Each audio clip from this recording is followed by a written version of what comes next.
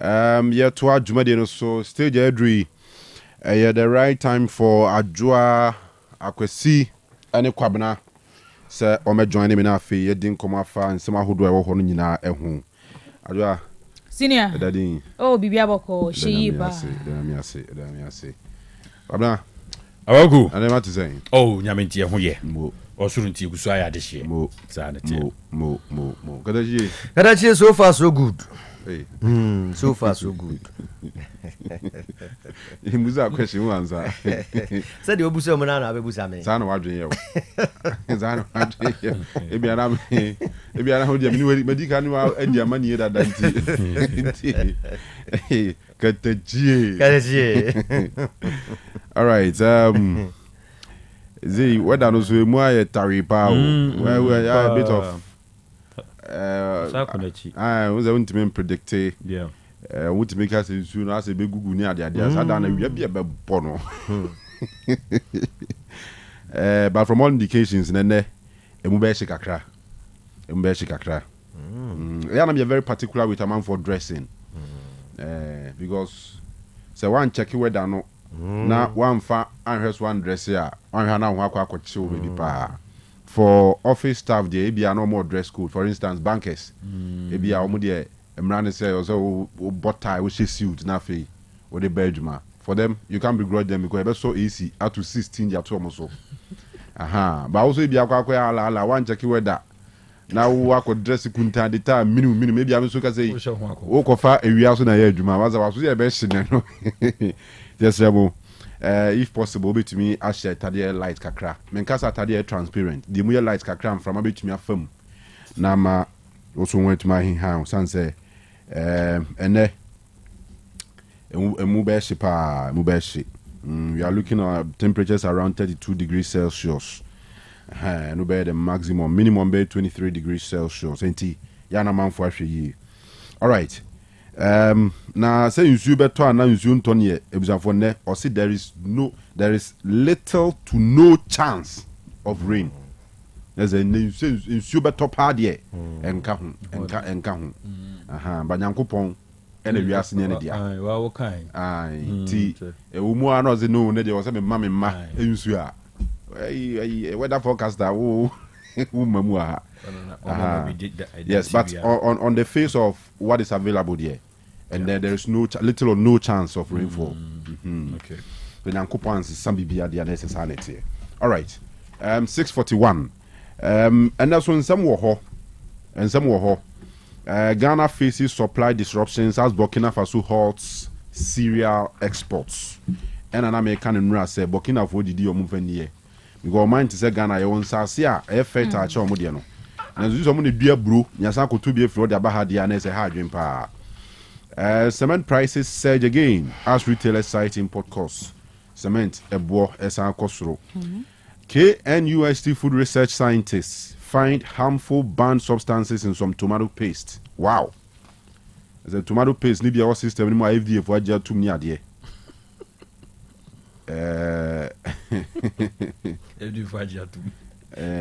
Anyway, I'll say okay, well there's some of the details neighbor. And as Sona, on penny John Mahama, the first Sona on his second term no basso State of the Nation address. Amount for expectations, a jadi for near there, or expectations near there. Ya compiled the Hunsem eba. Commercial drivers, almost so dear, Omodia Tuja. The Omo expect a from and penny speech and Oberman so and Hunsem Waha. Ura Godfrey Yabu Adame, former Attorney General and Minister for Justice. Ono any Papa Nidin and so Ede Dafia Makpo. Roxanne Nelson Dafia Mekpo. Ono a member of Parliament for South Day.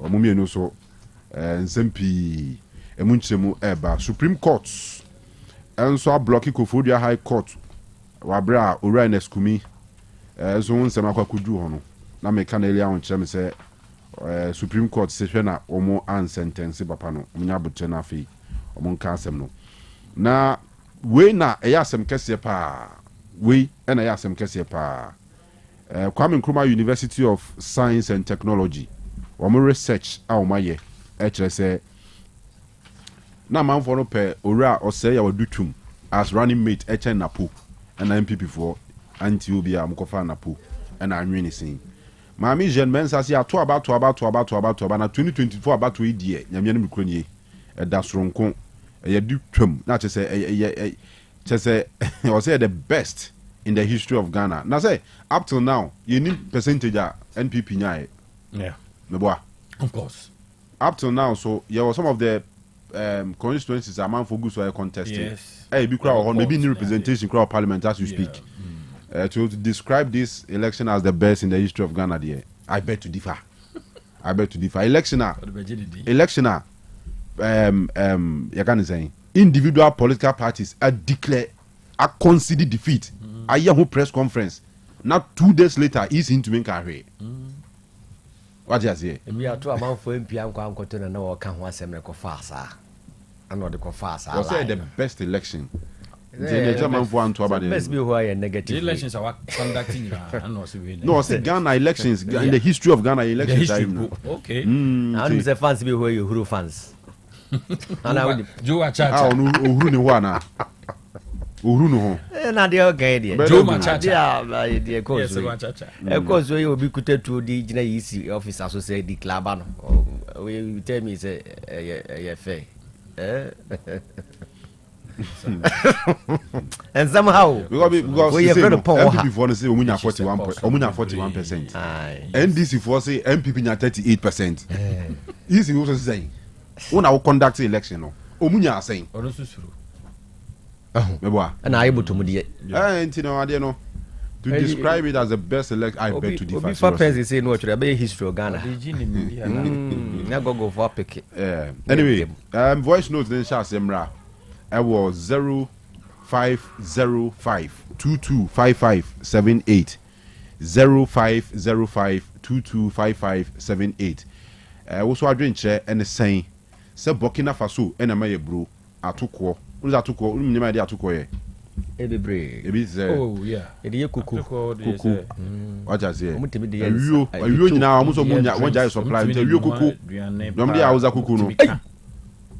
The Coco, Coco Boy, they were Ghana. Oh, for sure. What does he? Almost what does it be out for us? I would forest a year galamsey. Oh, no, there's a dibia, so gumne, millet in one way. And also one supply my beam. Oh, Monsingunya, Gosacoban said this time round, the Coco Boy said by the party. It was almost 3 cities in the debut, 5 cities behind the yeah. The Burkina Faso soldier ni ye no hono ene ma wo ye no hono was civilian ene ma papa ne ye no hono.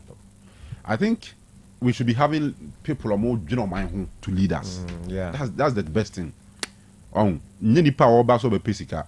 When Thomas Sankara was assassinated in 1983, Thomas Sankara soldier ni na 83 omukuno no Rollins are down for pa no omukuno eso mko checking account na $300 spend wom. Wow, $300. On ne down mine no man penny because on say a civilian mamuno omu din sem hunu two abani gu bet now so 33 years crazy 32 years 31 years small boy say a Traore ye and on one right hand man so je near odini di obene pa bless Campori okuno ebedi ade tena so until 2024 papa yesu be 23 so to tena so from 83 to 2024. Tito Jani ne be yi Campori su fru as o ma jailing for life or say o mu ni di okromo gidigidi.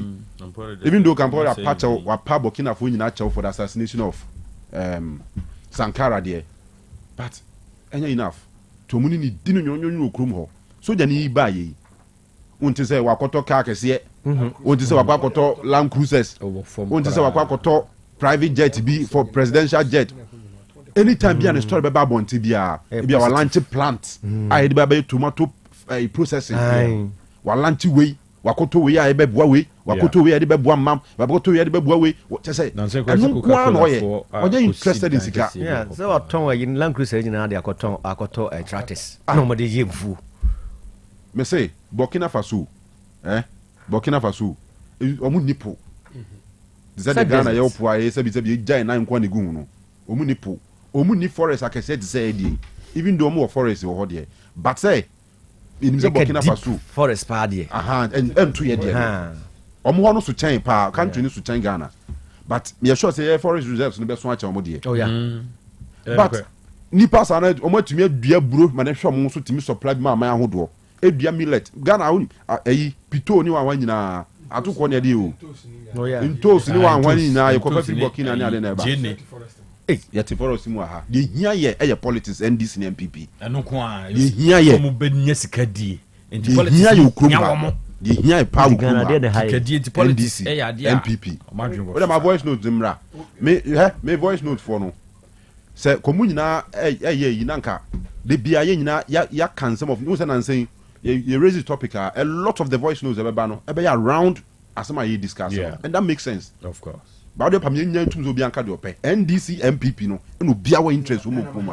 Mahama ye say Akufo-Addo ye say ba umia ye say ba umia na papa Mahama na papa sa so de bia ye mu ono akasa akra kom de no emfa hwe ma no ye politics ekom no de ye politics me se Ghana ya me ni amre so man anwene ye ho don guy we nhihye o de gu akwan mu anwene ye ho am make sure say o man ni be yi am nyina ho atoya de da ye nimu ba no obre chesa aho kire ni me da ye nimu ba no bra kwantuo kenu ade ba akone say ma hono me mic no so and that's a transfer the transfer kenu won se ma o kan na atume fi no suma ma baby won se de wo kan ye ehia leadership Burkina small boy by say so eku as for nyina so mo mpena aseme bo a ekuro no wa ye na dwen se wo develop Burkina ade bia wo ho bia sika bia wo ho bia no mpacho wa pam France omno mutu uranium wo ho so mo nko waje e de amakuro no se kuro no tu asoja for France asoja for nyina so mo nko no ono abo no ho ban isi won na tu uranium no ono atu na mo de mpacho wonim na France tu a omo 5% omo de ko France no makwa ko refine ni nyina watu ni nyina no wode ko no no ono a kire o se me 5% eno o se mo nko mo de mo beta de matu ni nyina mo ko se ye etu ofa sika emunya no ho no the same thing ye oil yetu no Ghana hey ayu aware say yetu oil ni nyina awie no mo de ko abrochi no mko ya Ghana e wo 6% nti omo tu ankrema akoma ko ha bia Ghana nyansia eno so ye de kwa abrochi no aka cho se me udie ni unsia no ni bra be fa yasa bo ho ka ko fa ba ansani abo ho ka ni aka se ntimi mfa mante mo nton na de mbenya bia mo famre ni eno no ye celebrate how are we celebrating mediocrity hwede Rwanda ye ni kuro ennecessary ampacho Germany mo to abatu etia olanshoro oto so 3 na ban to so 3 e kuro bie hu se kane no ne ye de nipa dodo ne kokon enne satam ne eni ho bie me mfa nipa dodo enkokon ene ye di sika utu kuro obi di drone no odiaba ye di technology di nyansa enti ne sese opesika e wo kuro na kuro mu develop if you say wo sika na develop ampacho sanse be ne mfa ma Russia dia ne mfa ma Russia enso no se o di ne man for feel even at on ekra na Ukraine for no mu kokra no e ho ne ekofa hwiti ne de be pa no amedi Ukraine o mu kono ene ekofa e de breye enti se de wo ka no edu bra esese menua mu am atiefo ne Ghana fo a mutie yen munye yen concentrating nyai sa MPP ni NDC na yen forwards yen force your leaders no munya depa because ye tramwa free Rollins penso ene ye nyina no yakwan but why de hukuma se memeti Ashtown crew Ashtown yeti kwa be na ye okuru ya tena asai sei no akora iba ye Burkina bai wose na kwan nyina no kwan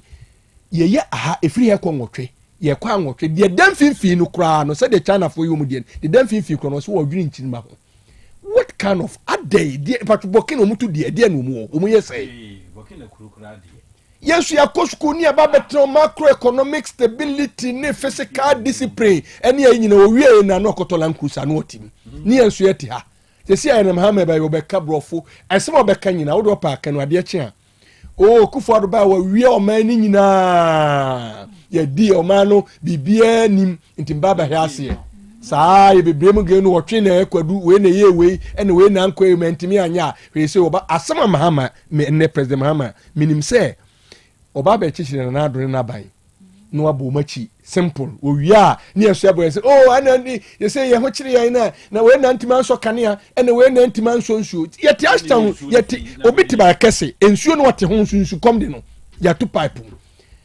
adwen be na de yitrim ye owie ye na so be ka che na we na aban kap kanu misusu say yen hwe de Burkina yen hwe de ye friends patcho the same team Niger sap kufo no miensa fo no Mali ni no ni Mali ni even Guinea omu nyina pam France fo no nyina France begu onyu pam omu nyina akọ so omu yi omu kuro so omu chichiri omu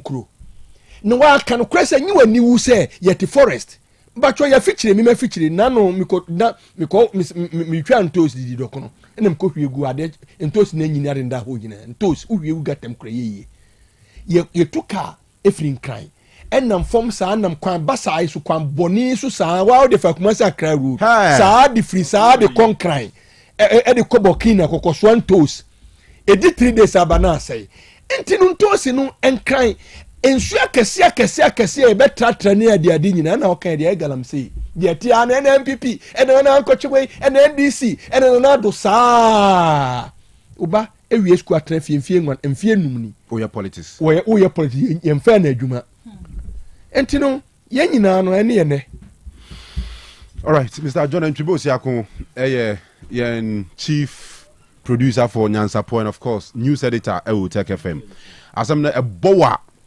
ojane siwa adwas why is slow how you say papa kana smano paper hardwin Charlie me say Ghana won Ghana ya di bibia ya politics bibia na da bia me ka se sa niama wo ya ye ka no se ebinkan wunua bi wo efie na wotimu a wonte bibia se eniama bi wo ho a ye mfanya manyo nya bibia na krom hede be politics se ebinkan wani a kan wunya politics ne ye na se wo nua bi pa titiri wo sansan opanyini a watena fie be mfie num nsia na wo akorempo na ayi skama no a de ye kan beti ase be hune ya na wo fo ne kwa ma be mabu ne school kura ma akoye dey ya diskane ye investment bia sanka kwaku ya bo business bia sanka wa ye yie wakọ vas awie 7 years adwuma kro ntumi nya bi pay a ya dem ma private enu 600 Ghana cedis. What are you telling me? Then the bia school ne dia beko nanso nipa sen na personally private sector no awie school betumi bia adwuma ebi ne ya tina galai dia na nkrofo di ena galam se o ka mo ase beka se eni enyai nkrofo enya adwuma nya ye mo mo nya ni nyina ya adwuma ebi ni o manim ya de bibia ya manyo de bia me kan se nya me ya ye kan se bi nkan wa nansen ya communicate ba ya se ye man nkrofo nkotena fie ya se na se ye bi nkwa akotena fie na nka wunua bi ka ho eni e posti no wakwa dan 2 weeks pene se kotena fie a no o san beka ho ofie a mfa niam bi ni agro mfa nyama nyosem enka wunti wo de koso ya amanyosem no na be wo na twiwa wo kasa be different well 4 minutes to 7 Otek 102.9 the pride of Ashanti no asugu out the ento aso na yenko anim na yedi akire dia anhwa ene yen 4-5 hours here there ni na enso ye because nsem ni bi won maya na abufu me say Ghana ye o maya ho enka se na US for live UK for live Holland Switzerland ya man for be live betimi aye sa pepepe kan kiosko oh yeah ko bia na nwene ho se me kwa kwatena ma no ne hwe Ghana fo nkofo ka se ekrom ha discipline ni ha hwe time aye ne ye de badwuma yeah wo nipai adwo meti hei me wa manone a nyensanka misika nya buru yeah hwe time sorry no 9 Monday to Friday ka usika nya buru kofo ye adwuma no system ne nya adwuma system ne nya adwuma enti wona mu kura beka so wo man na enye nso Ghana yi eye papa obi so omo abroche na kwa mbeka kire wo se nka abenya abroche de okoye ja wa hwe adaso bi na akọ vacation bi na akọje wani cause ye man nkeye ne nchechire ye no bibia nya adwuma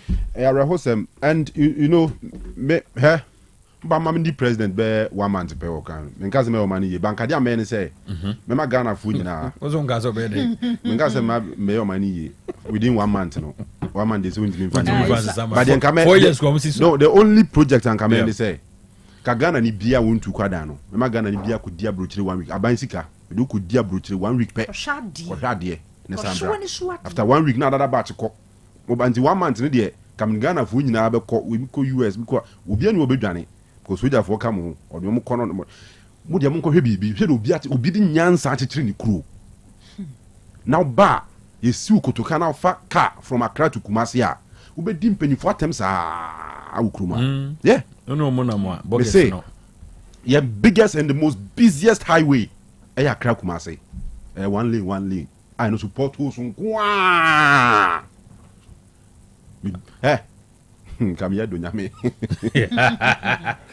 kanu asemna rehu no correct me say ye call AFCON 2019 or Egypt no ye ko dru Cairo Egypt asem do nya kanda ye ko dru Cairo no na Ghana ambassador and the ka be fire media guys near the odi e call Bibiana Black Stars e bomb matches Ismailia e be say bia enu Accra be kakakra me edu Accra me say number 6 lanes ye nsiaka 6 lanes wow driver no ko be 120 140 saa ko pem say edu yi si e na edu kwa no so e da so kwa no wow by this make it to be na ko buy ti en waste time baby traffic ni baby ah what is traffic highway so 6 lanes shim omo ba no nsi omo wo si omo be say omo interchange be fa wo na wo akofo mo soro like people among for their journey develop your mind yes your mind ye no obi ahoto na de na bezi anya okura na ho ato as a leader okura na ho ato where can we about time say ye ntimamufuo ne be ma politicians no so ohuru say ni ate ya sakra yensa asesa yensa ye huru nyansa ya adwene mu do na wo fa adwene say na onwua bi a me ma fa adwene so kwasi usu adwenko adwenko wo so adwenko edie nyina no ye ntumi enko benkro e mo mu huru say afedie eni ate ti de bia no adekro na MPP bo be yen NDC bo be yen ti inu a ABC na de gusutimo ABC na I mean the only punishment akroma ye my politicians say ye dem co opposition people no co opposition ha no because me say cha 4 5 8 years obesamba wo short memory wa adwene obesamba it one who no co opposition ha no 8 years time what chai 8 years obesamba abro so ka ko go kra no no wodi abo na 8 years no okudi no so no wa boa no ho ka so nya adwuma da obedi sa kopim 8 years na obesamba ba mu so na wo chiro wo sika ukoto nsuo kura azene boyde nsuo anipa no kuruma nsuo is it 20 pesos in Torio and ayira 20 pesos in Torio ayira eno de anim bi 50 pesos kura se in Torio yeah like me be say dakro won ka yinyi dakro ensi ho aso man na yensu usu ama hwan yensu ama ye ho hwan yensu because Ghana on ye omunya necessary holidays omunya declare a failed state but we are very close to a failed state just like nothing is akwan ye nsu ni ho nkane ansem we say we ha take just be a problem the be asempro no to beti news and be kenkan no asempro no ane yanko yes yanko kwabna mo hwe nkrata mfita no so ga ma memfa we say emfa ntwam na MPP amanyokro ne nyina ye nim SMV champion you ene adudu nan no obokọ abato so we na wie na omowie na yamanfo nwa pa ya atese nya asem ketwa na odo ani ekire eye Kwame Nkrumah suapon mu a ehwemu surunku bi akoso Department of History and Political Science omo na ye sa ehwemu na ehwemu na omo ye no omo se Dr. Matthew Opoku Prempe ya dodo na efrene se napu ya obeboa Dr. Mahamadu Baumia senka Baumia be yamampani a na ono waye na be de akire no amwa kra enya nsusuaso bone pa ewa abato na ekoso fi champion minu ene aduonu nan ne so na ekoso a ekire mu se wohwe a wonum a omo eye nhwemu no enipa ba be se ohamu enchemu aduwotwe enum ekiripo aduanan enum ena omo na omo di eye enkita ho se omunim se yewura napo wagina sɛ sɛ yɛwura ba omia bɛyɛ mampani a na waba bɛyɛ na bɛdi akyiri na hwɛmu no ɛkɔ na no ɛna ɔmo sɛ emu bɛɛbɛɛ so wɔ ha mu nkyɛmu aduana nson akyiripɔ aduonu nkron ɔmo no deɛ na ɔmo susu sɛ dabi yi a ɔmo yi no yɛwura napo ne kampe a wɔyɛyɛ ne kasa ne nneɛma bi ɛkokɔkɔ soɔ ne adeade no ɛnya nsunsuasoɔ bɔne papapapapapapapa ɛwɔ abato no a ɛkɔɔ soɔ no ɛso ɛna ɛmu wɔ ha mu nkyɛmu aduasa mmienu akyiripɔ aduonu nan ɔmo nso so ɛkyerɛ sɛ ɛnya nsunsuasoɔ pa na kyerɛ sɛ ɔmo sɛ ɛnya nsunsuasoɔ bɔne no ɔmo dɔɔso sen deɛ ɔmo ka sɛ ɔnya nsunsuasoɔ pa no na ɛno na ɔmo ɛkyerɛ sɛ wohwɛ negative aspect na ɛso paa sɛ amanfoɔ bi kora wɔ hɔ nom a na ɔmobɔ nnwo so sɛ yɛyi napo so ɔmɛbɔ yɛwura ba ɔmɛakyi dɔm ɔmo so saafoɔ no na ɔmɔyɛ wɔ ha mu nkyɛmu aduasa nsia akyiripɔ aduasa baako na ɛno na didididi mu a wɔmo kyerɛkyerɛ nsɛm mu na ɔmo kyerɛ sɛ amanfoɔ dodoɔ no a na ɔmowɔ MPP amanyo kurom sɛdeɛ na ɔmo si susuo no ɔmo na ɔmo dididi nkɔmmɔ na mfinhyia mpem mmienu ɛne aduonu a abatoɔ soro nkɔ ɛkɔɔ soɔ no dodoɔ no a na yɛwura napo ɔwɔ sisi fia ne bi na ɔmobɔ nnwo so sɛ ɔbɛboa yɛwura baomia na saa nhwɛmu wei ɔpani a ɔdi animu ma ɔmoyɛyɛ no ɛyɛ Professor Samuel Adujamfi ɔna ɔdi animu ma ɔmoyɛyɛ na ne nyinaa ɔmobɔ no tofoa no na ɔmode ba bɛto dwa sɛ ɔmode ɔmo ani kyerɛ ɔpani baako a na ɔno so ɔdi tintima paa yɛba bɛto aba no yɛwura adutwum adwumawura ɛno nso so ɔmoyɛ nhwɛmu sononko bi ɛde ɛfa ho na yɛwura Dr. Ɔsɛe yɛ wadutwum no nipa maako wɔ ha nkyɛmu aduonu mmiɛnsa akyiripɔ dunan na ɔmo didi nkɔmmɔ na ɔmo hu sɛ papa no ankasa no nyameanom no kwasɛm ni ɔwɔ nsunsuasoɔ papa bi sɛ ɔno na nkɔmmɔ yii no a kɔbɛkɔ n'anim papaapa yɛ ate sɛ ɛnyɛ asɛm ketewa nti ɔmode bɛto dwa sɛ mfinhyia mpem mmienu ne aduonu na abatoɔ sononko a ɛkɔɔ soɔ no sɛ nka ɔmo yi Dr. Yaw Ɔsɛe Adutwum adwumawura asuo no hyia miame papa a nkanya ne sɛ ɛwie MPP amanyɔkuo ne sa sɛ ɔmo akɔ atomasi ama nsuo akyerɛ ɔmo abɔ ɔmo femfenam ɔwɔ sisi fia ne bi sisi fia mi sɛ wɔn ankasa nwuma yɛ ɔde loki na oyara de ahyɛ na po na hoto fam yɛ na de ama na po nso adeɛ wote ha sa na wohwɛ stage asɛ de na po si sa no chinchin kyɛ sɛ mo ahu saa video no wɔne ne bra wontumi wɔne bra wontumi sɛ de dancers anyway yankɔ anim kwabena anabi wɔ asɛm no baako ɛwɔ ha toa so nyame yɛ adom a yɛwura John Dramani Mahama aba bio na obɛgyina sɛmpie so na ɔma tibrɛ ɛne ne bɔbrɛ sɛdeɛ ɛsitiɛ no waka mu asɛm obɛdii mampani yɛ ɛtɔ so mmienu no wei ne deɛ di kan a State of the Nation address no ɔde ɛba na oteko de ana wo de asɛm yate ho agu mmɔnten so yɛne nipa binom adi nkɔmmɔ deɛ edi kan no yɛne ɛyɛ adwadifoɔ binom ɔmo kuma ase kopon mu adwetwe nkɔmmɔ ɛna ɔmo de ɛtodwa sɛ ɔmo bɛsrɛ paa sɛ ɛnɛ ɔmampani mmɔden a nanka ɔnka bibi ɛmfa ɛyɛ kegyetia second phase na anwenwen ne se no ho na wɔse so otimi yɛ a ɔmo so bɛnya adwuma yɛ ama nneɛma atimi akɔnkan ɛna ɔmo san so ɛka sɛ sese aduane boɔ nso so ayɛ den paa nti ne nyinaa ɔnyɛ bi mfa mmoa na ɔnka ho asɛm na ɛmfa ahotɔ ɛmmerɛ amanfoɔ mu kuma se kuropɔn mu sɛ de deɛ mo sɛ yɛne amanfoɔ bi di nkɔmmɔ okay sɛ market yɛ wɔ ha yi ɛne ɛbɛsagya na dawuro mo yɛ ne ntɛntɛm ma yɛ na yɛtumi akɔ na ha yɛ te no ɛmmoa awie te ɛkwan ho kaa ba a ɛtumi twifa yɛ so wotra nyɛ yɛ kora mpa a woyɛ na ɛyɛ te yɛsɛ na dawuro ma ɔhu yɛ mmɔbɔ na agya adwa yi ɔmie ma yɛ nyɛ saa deɛ adeɛ aduru deɛ ano ɔden wede na dawuro ma yɛ parekyɛ ɔn sɛ obi wɔ hɔnom a ɔni sika wɔ hɔnom a ɔde bɛgye saa sɔre nti yɛsɛ no a ɔno so ɔmpɛ baabi ma yɛn sɛ yɛ a yɛnni bie no yɛbɛtumi atena ase ɛnya baabi ayɛ dɛn atena ase yɛne atɔ nneɛma no ɛsiane sɛ obi wɔ sika a ɔno ɔba bɛgye ɔbɛnya sika agye nanso yɛnni bie yɛnya bɛti yɛpa no kyerɛw a yɛsɛ no ne die kɔ so ɔmmoa yɛ kakra na yɛnya baabi ntim of certain goods in the market and they also say be like the prices echo from because mostly say importing your man on say your maybe one my importing duties who cause agree to acquire this and your man it's be out to me no who asem na okan nanka aboa yi nyina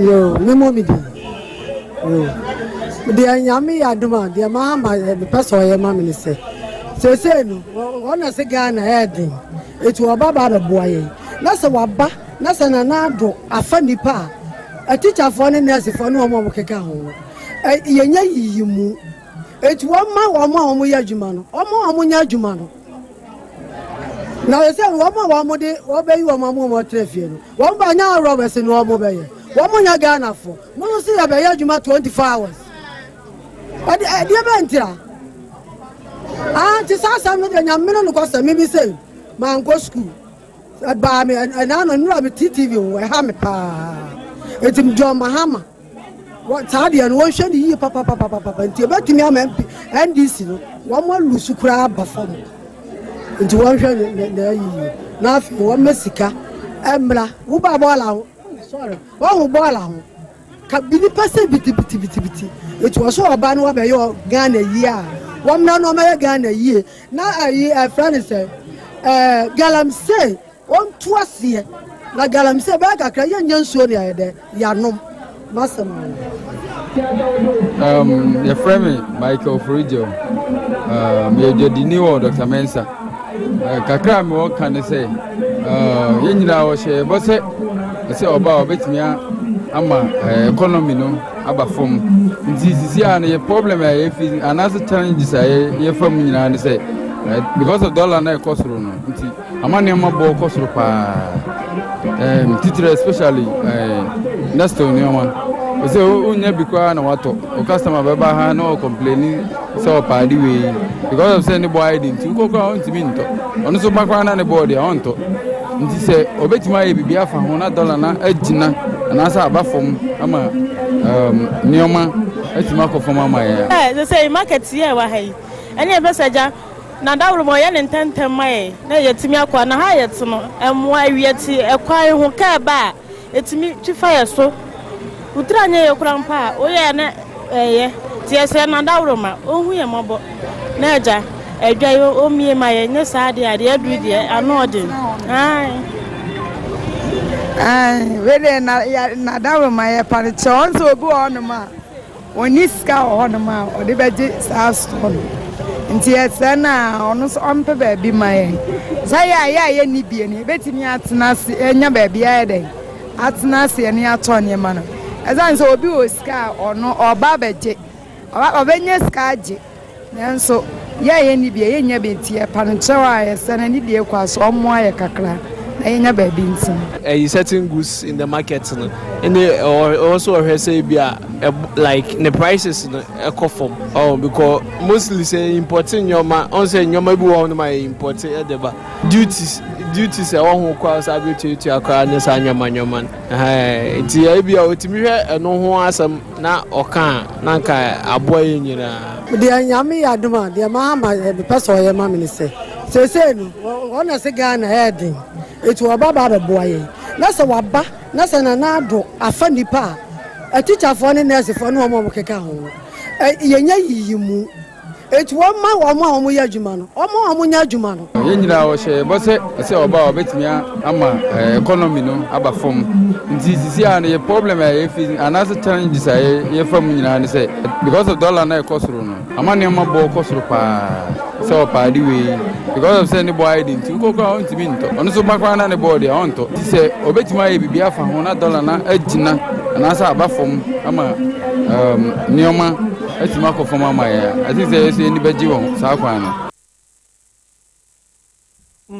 Gadache amanfo bi ya mo kuma sekropem ho mo nsem a o maka no de ne o mampani bi gina ho no ma ye ni trimu de o mo kire se sa nsem we si no mabobo so na no mampani on kasamfa ho on kasamfa ho na ye ho ntimi ntoye kakra ho ha ye ewo mayi mu na ye bredodo kana wo kan fa ho no de nya ne hia o ne ye no sa ai fufusu sola sa kwa no se from Kufuor time na ba budget mu ni ade o ye ka de bia nzo nye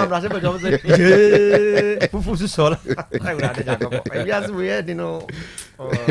all right kwamna yengo yo eljon for ye ku eni ma ye nto so na ye nko kwame nkrumesu apo no mu Australia na se bia ya wom na hwe enuane anase enuane no se ye hwehwe mu pa no wodi mu akotren food research scientists safo no na se department na babonten so wom de ye nkabo no aba nkabo ya wom de boye anase kase wom de boye e de se wom ahwehwe tomato yiebo ya mansan dwa so do ahwe furu se ye wo no ma bia ye wo mu a agumdie bi ye wo bu a kire se sagumdie no betumi e de susasopo ne abre ni pada sani ya pomden eti wo mu esini people pa se ya de mu evrem na wo kire se ye frɛ no ye red and I say red dye number 3 sa de frɛ no red dye number 3 wo mo hwe mu no sa tomato e wo monten so no tin tum ne de wo paste ne mix ni din se na mo frɛ no sa red dye no ebi gumdia de egu tofi mu tofi no femfem de no ebi wom na candies sa tofi no ya ebi wom a afa no nom de drinks awro no ya be huru ni aye tum na cola na fanta sa no ma no ma bi no bi on say your original ones wo but you wo de abeba bo chire say no so ewu mu pa ha dwene eti de wo wayin man ka say number 3 de wo tomato paste num no number 3 a ewudwa so papa Erunti wo mu kan kire food and drugs. But we was it research ana? Research ya wo mu ayo. Wa mu na ye food research scientists. Ya wo mu kwa me kuma twa pomu. And ya no mu suro name na nshemi. Se bi o ma product bia mu fi say bi say wo mu name and shame. Protection be the one. Say protect brand. Yes. Because up till now, because I know no, it was legal issues for her, but so we research now why you need DDR. Credible research. Because between now, copy same pen, ebe take action, or people will still consume our products. And now effects. All right. Yeah, pass. Red dye number 3 no I can what 7 and na Ghana Food and Drugs Authority crowd no yesi we hwebu a enya dia eboa de ye wi nipa ne bre na se edo hawo ne amane pa ne bre yapom den tia ne iguso a ye dia de iguso a ye dia ko edimu am wade bi ti se start say crowd no mo makwan se ye de begu ade bi ti se tomato mu anase tomato paste ye de ebe kan bo mu se ye de aba adwa so se ye tone e ya de ye chiri kwakwa enti scientist wo mo che no so no bo montrin so ye ton for a right trusting the crowd red dye number 3 no anka ne din scientific name one eda so I don't know to hwe so samples no a wo mo gg bi awro ben wotwe e no mo hwe ye call lab ho nya botre hwe mo no Ghana for say you are chopping things mudin your mo Ghana for you are chopping things papa e wo mo say we no akoye adebi adwa ye say na na fo amoto ye say no de we ya smart move fast food we are to me and quick kitchen or hwehwe gu mu am ko nsu ya ye bia ne ade hwehwe another ne gravy abomu na wudi ejanu ne amane pa no akofa ede abambre santi no mu se yedi dodro no am eti we no wo mu eka asiri people se yeto aya yenhwe kola no ane wo mu no kanu to bia ya mahwe wo se ubie so a ani fesuo no anasa ho fesuo no hunu sa se nye kokko se tomato bo sa se kokko tum bi kakra tum kokko dark red as a red na sa braki as ya yam bidia fra de kokko bi no sa bia ana akwakwoyo a edon ewo adwaso no kire se nka we no kura de nka natural tomato no nka ewo mu kura no nka nye be 24% edu we kura no 0.1 kura no tomato no behwim na ebinim. Enti food research scientists ya womo kwa mikuru metwa mu enhwe ya anase nhwemu ya womo ayo e de ababe tudwa e do no pa yekin kan dia mabo na yento so na yenko woman Ghana nsem no instrument ntumu nyame ya ntumu ene se ne na February boso ne de to so de nu enso no mo adwa mo 27th of February yeah and net the due ye de 9 cities ene to badge no so Okomontin so wo no wakwa akoto instrument no ekoro no a ye de eto so yaso binum kura frase a wormo tonton wa binum toton wa na retailer ba ko a odi hu dwa bi Samuel Azu eno de etu dwa se ai nyame ya tomu ene wo komontin so ene ya wada ya 120 na beto cement no tie mu ebekɔ site ne de dua yi ye bedo cement anase ekɔ cement shops ahoro no ekɔ akɔtɔ de a ubedu on 120 ede ye to me ede ababo na de enti binti ene ebisa sɛ opani azu de enti ene o kyerɛ sɛ hwɛ enyo mawro ya ye de ye cement factories anase companies ahoro a wo ye cement no wakra de a wo kra free ama ne eba no anase cement ne mu fa kese nyina no ma de yo nyina ye kra ti asa kra de no wo hwɛ dollar no ne bruce di no a wo bu no brand so no a di na ni se prefa no a busua ɛno na akɔfa no nyinaa atumi ɛte aba na retailer baako bismarck wosu tete bɔno nso kyerɛ mu sɛ ai tie sɛ deɛ yɛ bɛtum edu ba mountain so na wakokuru cement sɛ wo misi bia warehouse bi misi bia me mansion bi ni ade a ɛne na wai ready pa 120 na abɛtɔ no na wɔn a cement ho dwa odi mu akoten Ghana Chamber of Construction Industry sɛ wɔn mu yɛ si dan na sɛ contractors aforo no ɛyɛ ke tiri dia pa mu ana sɛ dwumakuwa woro no yɛ ke tiri dia pa mu sɛ cement ho dwa di ɛno a ne adwene wɔ so wɔn nso si o Emmanuel Cherry ɛno de atodwa sɛ wedi abɛhie o wɔ sɛ aban no ɛnumanu yɛ otumi ba mu na gya pomasi brema pa ehia sɛ fata biara wɔde bɛma sansɛm yi na tumi ama ɛho atumi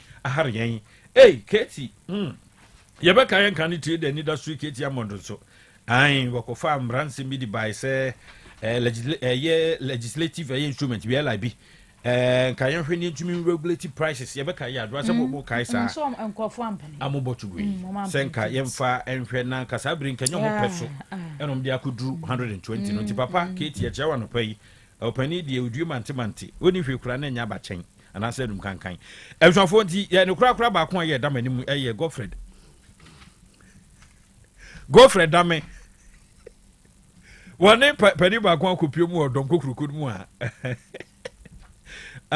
wɔno na wɔyɛ training ɛde ma bɔ mu dafia mɛkpɔ South Dabra hyɛ bedwane abusafo ɛne wɔne former attorney general minister for justice pani ano hwɛ atɛntene ne nsɛm so no Godfred ɔmo de ayɛ gyere so na Godfred and bofu na sɛ God adai ɛno sɛ nyɛ akwa no bɛfrɛ no Roxy Nelson dafia mɛkpɔ no na asɛ North Dai wo mo bra hyɛ bedwane no sɛ wo ayɛ de no so fɛ na sɛ wakɔtena TV baako so bohu ɛna waso pame sɛ me mabrɛ so pa metua na mo bia me de asrafo convoy sɛ sasuni manim ni machi ɛne moto wow na fe so sɛ lavish lifestyle sɛ asa konkusɛm abrabɔ me kasia metwie mabɔntene korɔ hwɛ me yiska me nwene ho ɛsɛnsɛm bia nsɛm fata lankuru sɛ sia ne na opani Godfred ye bo adame e de atodwa che se wo bra ye pa no efiri 2017 bisi 2025 ye mfa na sa mamu bre so be mfinsha be nwotwe a wo mo MPP aban no ba ye betene dwamo no wono wonanta posini ba ko pe ne de nachi ne yiranga no ne tie se wo fa ba benkum ba nifa sa no ma no wono de o kan nyame so no korɛ enti nya de ya wono de obetana ne to so wo hwɛ kwan said afia me ko be ba monten so ano pa ya firi na kuro bi onya kwanya wo radio so a wontwen san nti sabre de Godfrey yebo dame atoni je no ya enka no di djuma no e no de atugenti kanu anope na ye hye ane ma mento aso e wo ahase ebeto dwa se owura enasia akumi ya wayamra shebdwani ema adesha wa akwatua ekofodua court no de injunction bi ekoto ne so ene ewo ma akra sisi akra de contempt beka ho no na se wokomra hye fie ho kodi ne dwuma samra hye bedwani a enye ye ne nyina gina tama na yato abawie yaso ankrofo ina na court asam wo ho no wa yaso brache ekokina mu koye ye enumu na contempt ache enesia okumi na Supreme Court no NS di asemi koda no contempt ye di atentam ni ye ne nsama hodo bi emasi se Supreme Court no ekọ asetena no wono mo de atu edwase Kofodua High Court se wo be sentence NS ni manim ya de wo mo ntwen ma de wo de ababeda wo mo wo Supreme Court wo no wo mo enhwe asem ni mo yie ansa na High Court beto aso awatoa so enti court no de aba we court kasiem Supreme Court en wo hye Kofodua High Court se we mo sentence no wo mo ntwen ni wo mo ntie de ebefiri wo mo ho aba ansa no wo atoa wo masam no efso na Burkina fo nkrata wo mo de abai ene Ghana ye ka atokuo bro awio ya ye kofa di free Burkina wo mo kire se yenyai wɔn mpɛ so wɔn se Ghana trailers akɛseɛ no aba abɛgu Burkina aba abɛfa saa nneɛma wei na amabɔ ɔbɔ so nyina da ɛde abɔ ɔma yi mu wɔn kyɛ sɛ wɔn adeɛ no wɔn dua no sisi wɔn bɔ ho ban wɔn mpɛ sɛ bɛtɔ berebi na shortage abam no wɔn dua ekura wɔn nya bi enti wɔn atwerɛ krataa ne December 19th November no kora na krataa edi kan ba yɛ ya wɔn hyɛ Ghana sɛ wɔn mpɛ so wɔn bɛhu sɛ yaba hɔ yaba ba bɛfa wɔn nyinaa bi ɛwɔ hɔ sansa wɔn de ban ato so aka ho bi ma foreign affairs ministry wo mayi mu wo mo so de aba beto dwa se wo mo sere Ghana fo dwadifo a ankonkwo fa toku awio ne aburo wo Burkina no we Burkina fo se ye mpesa mbeba ho a obia ni so muntina mo mem ye de ne anya ne kakra ene mbehɛ baabi foforo ma hɛ baabi foforo na mom se de Burkina ban no akasa wo mpesa obia beba ho no obia ni so sade wo mo ɛsie no kama na sumdue sade anwa mo ntamutie no enya bɔkɔ ntosi de mante we serious ntosi kam de na sankie wu na sankie so bɛhye na maame Jane Mensa abatro komisa maame odano enu ada IPAC meeting afi we de edi kan ekoso de kasa emo no de ato dwa wo kyerɛ mu sɛ wo hwɛ abakwa sɛmu a afi atwa mu abato kasia wo manu ekwato ye no we di edu twam wo ha niamom de gu akwamu komisa ne fa wo ye no a bibia kire wo se free and fair no komisa no wo niama nyokuo bi achi o said the case election is won at the polling stations and the ts so and wo bi bedu ntwa a polling station wa enti abesa political parties no enye bia wo ambition so be wi ni dia ene no polling station ho no akọ in charge ko take charge sane be ye beboa mo adi nkunimuo sansa batu ekọ so December ni muo no eno a na eka say election ye wini wo polling station oberem so ani nyina ye hɔ a ogira mu da abatu commission ne nkrofo ne omo ye adwuma nyina ase ablekuma no ofode no na si ayi reseta besi sabre omu nyanya MP nanso anu ade Mensa hye bosem de wosom de du akwamu bia resolve sa issue no wom de begu akwamu animanim ya no woma yi bibia de afiri ho biem political parties ahodo nyina womo ba ye beta commission na chi ma 2024 election no free fair transparency ni ye adwuma no ni nyina da wada go nyina da ase wo de atodwa se commission ne de na sade ne se Ghana fo beto aba no abobo de on beto na no obekinkan che to da nkrofo na bato commission obetumi awiom da bi said de oto ye no result ne ba sada en won be hwe no mabobo e de amawo yanko enkrata no mai o ma pia braso sam the chronicle de bia ba ene anopei na otwa yamame Jemens yo twa yamame mampani abade akire otwa ne mfodini e de aba ne mfodini no e de da ha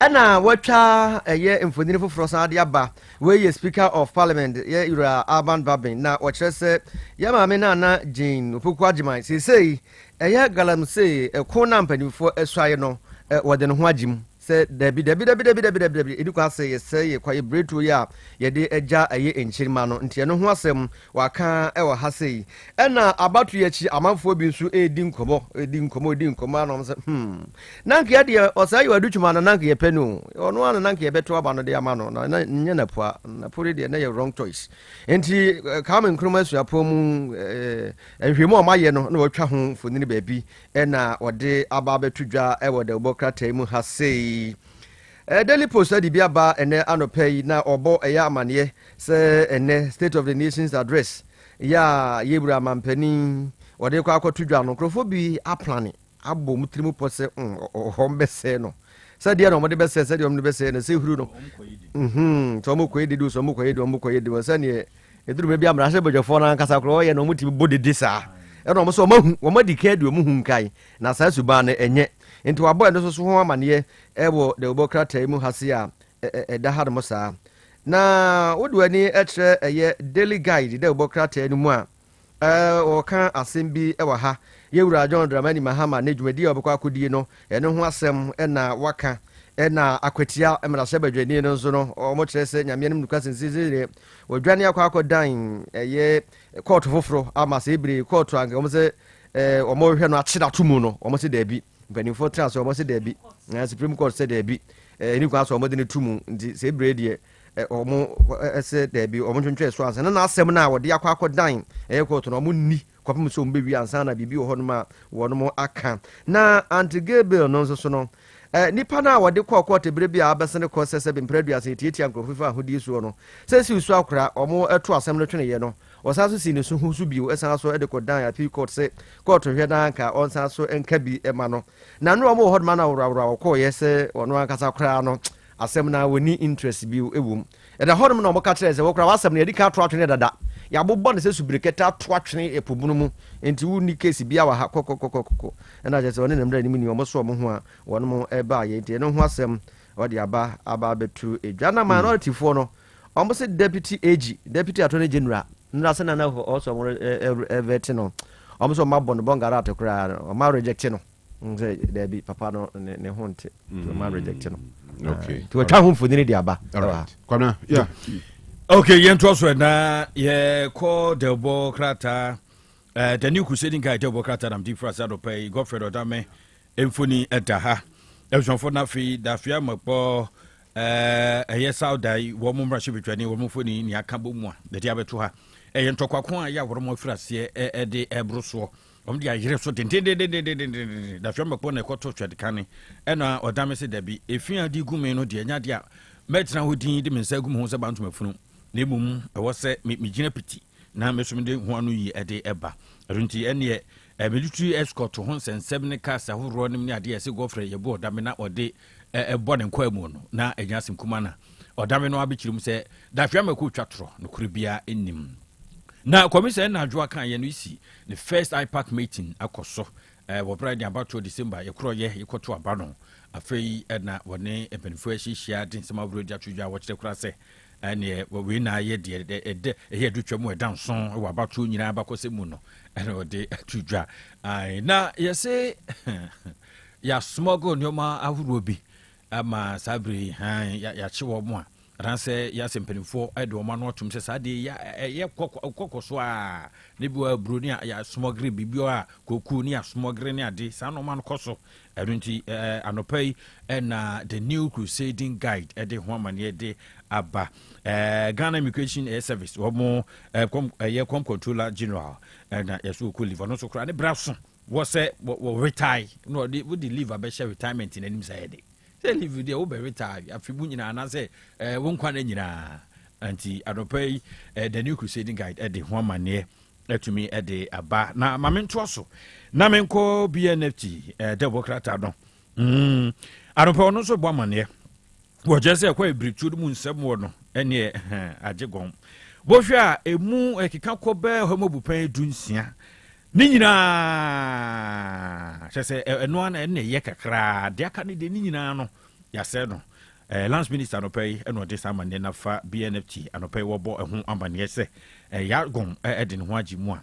ɛmoa korakora nti ɛno nso ɛwɔ ha Prince Khan ɛna yɛsɛ Republic Bank bɔdɔ no yɛyi no sɛ chairman a wɔnkɔ da ano anɔpa BNFT abɔ amanneɛ dem de twa to koraa no ɛyɛ the insight just one headline na yɛnkɔ insight yo ɛne China ni bi a yɛ a wɔno nso yɛ friends Dr. Libo ɛne wakasa na wɔkyerɛ sɛ abantwugo wɔ nkroma brɛ soɔ no sɛ bibru ɛno na ama Ghana sɛ mpenti nkwateɛ yɛgu so a yɛboro hasuo no yɛhaha saa na papa wɔ China ni no wɔbɛka Ghana bibire mu asɛm wɔ yɛse ɛfa na manɔne ɛne bibire mu nkutahodie no yɛbemfo wabempa wɔ mu a Dr. Libo no anɔpɛ wɔno na wabɔ namanneɛ saa Daily Graphic de ɔbɔ krataa no ɛde Professor Jane Nana Opoku Agyeman Vice President ne mfonyini ababa bɛto ɛha na wɔbɔ amanneɛ ɛwɔ ha sɛ wɔn de ato MPs ni nyinaa ɛne prof na ɛkasa sɛ the fight against illegal mining galamsey no MPs ni nyinaa wɔn ɛmfa wɔn ho ɛnyim na ɛko no ɛnwie pɛyɛ na ne soro hɔ no Speaker of Parliament Abababeng wɔde ato MPs ni nyinaa ni mu sɛ gala no montwe mu ho o sɛ de adeɛ no ɛkeka kwa na ɛkɔ bunum yɛkyɛwo a woyɛ mmarahyɛ wdwani yɛbɛhwɛ sɛ mmara no wodeɛ wonim nti ɛbɛtwe waso nti speaker ɛnso ɛmfonyini kɛseɛ paa ɛda de ɔbɔ krataa yi anim ha se yɛ anɔpa yi wɔfa bi a wobɛnya bi na wakenkane ɛwɔ aha se yi mefa the daily search like de ɔbɔ krataa no ɛde atoa so ɛwɔ ha na enche kra na budget reading no ekwoso ne march no ye hyase a na owura to force finance minister oboagwa no aba be kinkane yakọ ma bosika no ede amai ntu fa the daily searchlight or the owura Joseph Obin ya wono na eye panyina woda gutana no yuji mami daily searchlight no wo boama ne wo ahase wo mo besre ka budget no emra no na etuo bia traders no atuni the nuisance taxes no yenyi sa nuisance ni nyina free wo etuo ni wo tuatua sododo emwa wo mu dwadie enti won besre finance minister anka samachi mra no makenkan ne de na sa to na emu adwadie no wayi ni nyina dade free ho madwadifo ho to no wo fa de obokata the daily searchlight anopay wabo amane ewo ha na ne ntwe so wo ho ewo efa ho no eno abo amane ewo ha state of the nation's address ne mampanyini John Dramani Mahama Ghana baby yedru baby obaje ya oman no ye obeto ye de ye kuro nyina da ene ye hwani mu se wone wo man no ebedi enkomo ye nkodwa so straight teacher Osbel ye nyawudeni uye boy Osbel ye nyawudeni uye boy teacher Osbel ye nyawudeni uye boy ade bem no foma na oh yankobi teacher Osbel ye nyawudeni uye boy Osbel ye nyawudeni uye boy kantika no never body kasem kai teacher wa man kenye Osbel Limited abusuafo ono no twa blocks papa de achenchine awu jamba teacher Osbel wa man kenye na me se the blocks no opakura udisi dan ya ompra stampo no wapenti obetimi adem ama na ye nim kwan ofaso twa blocks no na afidie bia wakwakofa bapa busuafo me se nyase enu ntina Osbel blocks no number 1 e okure mu no ye ka mo ntiase obia nko we order ma musi dan contractor fo bi si musi dan fa mo Mr. Mada so anko ankofa blocks ibi amfa si dan na mesi watwa don to kese pa wan hweye ye be fro buga contractor wate ebusuafo blocks be na apa ye ntimi ntwa mfa ma ana ye nya mfa ma ye holo solid ho enu dan chen a ebusuafo all the seven country mo say open stone pavers and as a glass pavers ni nyina won sabe cabin Osbel honom stone pavers pavers omo ayifo no ayusu they talk stones type ni bi no and also see a type of yasheshe kama I say terrazzo no opese no bi no hyehyɛ instead so beto tiles and no I want to have and no you such a way say be hot yaso da pow we say no so mo hyehyɛ bi okay and na bi won so asuo twa eguso be say na asase na eyi rough already the other just handed you ebusuafo me say enye se ade na ope ya onya mfa ma wo mesrew kono hono mo wate de nti ama ye kasa ne se already the na abosam na tsimi no papa enya gro na meken ye ni akire bia kase bridge no so ope ye ne mosremi fo nya mfre dan na de hwe ne mu mesrew beduru hono no Osbel dan so no kakraka na watwere ho Osbel be unko fa ba bia na esa ko ba betepo mu ha adwen dodo enkoto hwani ni bi ebusuafo hod man wa saw komo yemfre Osbel 0244 377 612 0244 377 612 now 0244 043 005 0244 043 05 Osbel da so gina ho biewu papa no ye na nkenye kasiro de biaba o yefuru enjiranka yefuru wo sa ba mai teacher Osbel wasem nkan to so no na Osbel Motors oda no na adwuma wo bo no nyasem geto kasa wakwakofa ba na manfo ko excursion nkotwa se fini ade ho ma yes na woni Honda cars ne die e also bia nya bi ye wo Civic ho Accord ho CRV ho Parrot ho no Odyssey ho HRV ho and Acrelity ebusuafo me se ye me kwan no pa enti obia enko hono man na onkonkonko gibi ye wo Toyota cars so e wo hono sa wo pe Corolla anase wo pe Camry RAV4 Highlander 4Runner and Land Cruiser na Land Cruiser ne de abusua me se nya se oh wow because tear rubber obi atremu da bro ni ye ya no se da bi teacher was be for Ghana no fine or the bag Ghana or the for France aba wa lunch bibi Venza 2024 Venza 2024 Venza Osbo Honkwani ai ebi ni krum hanom ai ti wo de bonko da bonko gibi wa de bono so da fom si team men ko ton twin fam bia na wide lander enso so e wo honom na no de fat nyame anim ebi ni krum ha bi mada afa ne bi ebi beba minim Osbo nkwa na akofa bi dia bakumase ha da kwadwam hodoma ye ne despa building ne di eye ehwe ni abusuafo bo mienka momoi na ye mfra Osbo bo de bo mfra na mo chiacha mo na baso because the offer dia pa ne piano 0244 377 612 0244 377 I'm done. Okay. So for your trust lot to some that you trust on page my website ya ye kro ni nyina no ye fa ko wi mu e wala to some na wo moa eni apempran de ni akande awro wo mabo no ba form ni o man so papa ebebo wo ma dwumadi awudie don esimu pi ede ama wo PVC pipes no wo de aba bend any fitting safuro latu di ni nyina de aba take apron no so papa bi o kala bia wo hwebia no obenya atumi ade aba afi paint no so kama o paint ba ko bi wo ha o di paint dan no a ezuku fo nkora no nam dan no do ensa no fa wa na efia nya fi na abebu su dwatiri bia kwa no tumi akora don't do that again no aka sa kire no fa boroba na wo de abunsu na de apepa awurade a ebisofo na sa ye hyiren na oku anim sa but the lights are brought their chandelier light no wodi nyina dia ba so de ko fikasi mu na fikuma mu ni nyina ta ebi ho wode twamfo na de ma la to Sudan so no se wodwan kasa so adi tua onya bread no akọ factories ahoro no na wode wo mo nti wo se na wotwe mienu bia na wotwe ba ko bia so no na de na wodru ho no wo kurukra no ma no ba na busa se data na de eti na de bia wo kro guso kra de no obeka so se fe bra na de enti bi nti se Ghana nko an bia ye nsu to fo mo din ya edim se ho kire ya na se no man ko yi ti no hwehwe aso no what the wall lights any afropi no dia electrical cables no biaba kitchen sinks and taps tiles WC ni afro ya ka normal babu to no bi ho pumping machine ejad anase adwaye nyoma right this is unyina odi biaba na what telephone shower access no ho complete shower bathtub jacuzzi basins shower glass corner bath ne panel toiletry holder yi WC no so also wo type obia ne dia o de so mo hwehwe no so wa opese bi kura no a ye design no ma bi de fifa fa ho so asa ni nyina latus e de amam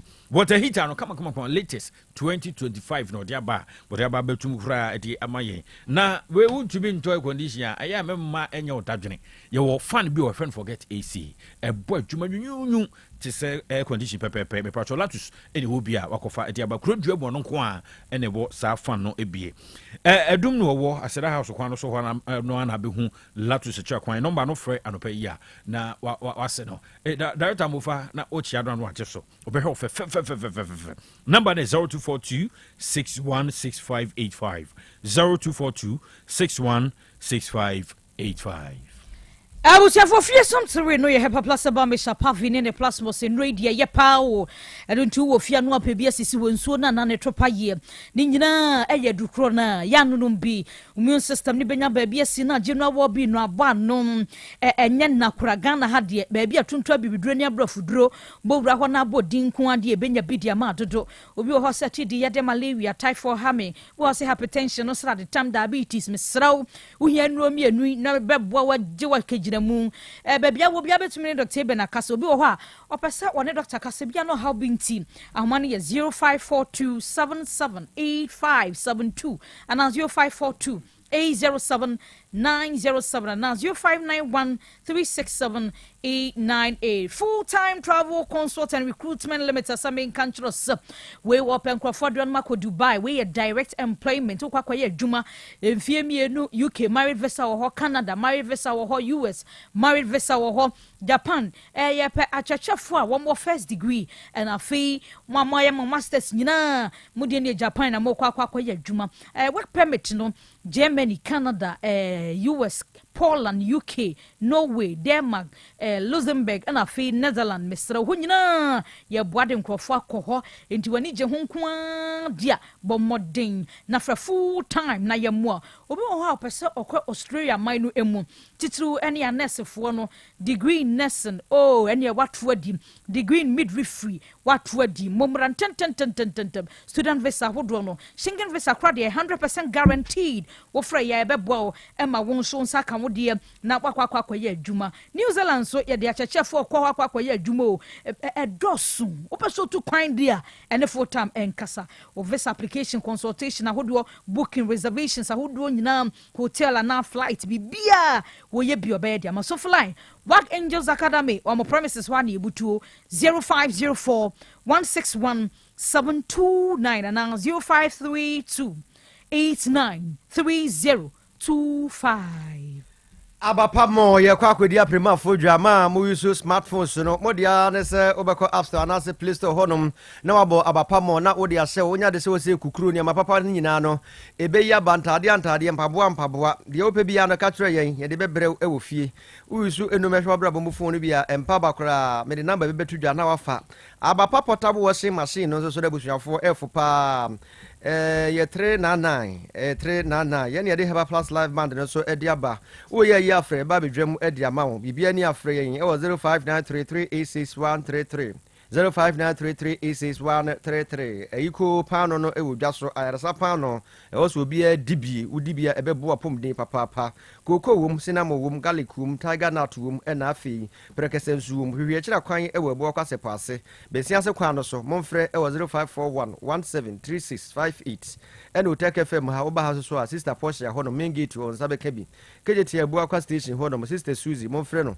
ewo 0246041423 Fre na GBCC Elton for Ghana Garages online up na ye kan for the ma konka iti adaruba den saka ya eboy app store ni Play Store will be adaruba na wakoso pepe na fi won saka Ghana Garages online up no bebo we mo edeka edi asin free na de biara de no so na boa yen titupa no ness no moko mazin sa na fremu na we me pa chobra na betu kid mam na ye de mudi nkomo am nti sa pepe na ye Ghana Garages no ye no de ama we bejo so ye be krokro bibia se ye manu aka na se automatic cars afuro ni nyina ebia mechanic e wo so a obetumi no ato ekese the GPS address wo so numbers awro wo so edi se ko ba ne se woni pa no ebedi kita ho bia no no se wo frɛ no na ntentem so no tuma baba bo na ka de wontumi nkyire ni su ne bai prekope no obetumi agya wo kwanta bi so anase bi kura mpofrimu na wo manim guase bi kura akwa kan erunti ye Ghana Garages online app no e da mekanfo e de ababo sa app kuro yi anso spare parts dealers awro e wo so sanso no mo etunton kase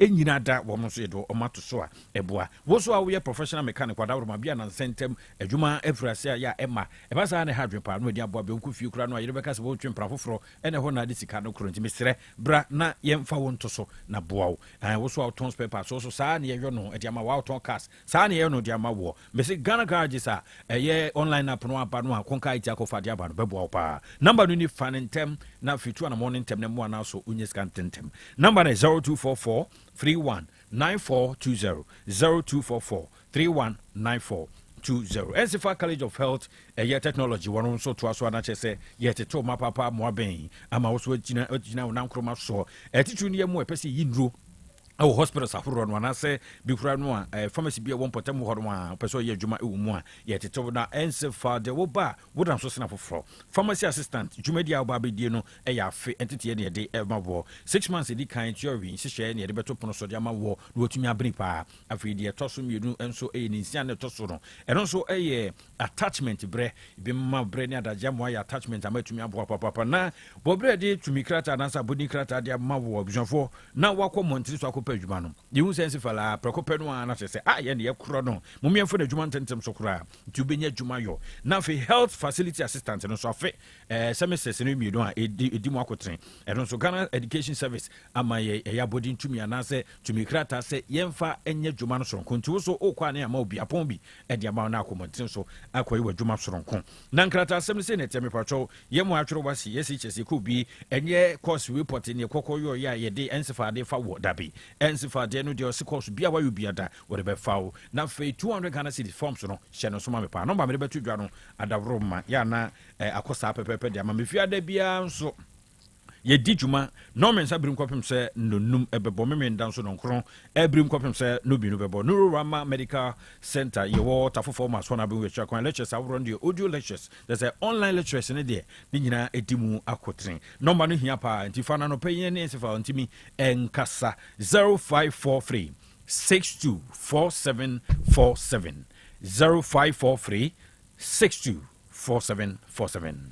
Youth opportunity and transformation in Africa. Youth assembling country sa wafadom no ba wade ofantiti ye mu wi no asama boarding krata wi hospitality industry no baby obasha kwa ye juma housekeepers waiters waitress receptionist cook na fame security personnel munyina youth asamomra we no no de enye hwani wo santetew wi asama set de aka wani je ho ne yankasa 0501499432 Ote School of Journalism and Communication Studies suapon we no satire de ma wono diploma in journalism and media studies we emfie mienu tieme emfie mienu ne detetew entu be wie na sensentwadwuma no wahu bibia courses ahodo a ye kire wa hadofso newspaper reporting broadcast journalism media law and ethics communication skills public relations marketing investigative journalism account news presentation DJing vlogging video editing audio editing mesraw ade bia fa adwuma ye ne nei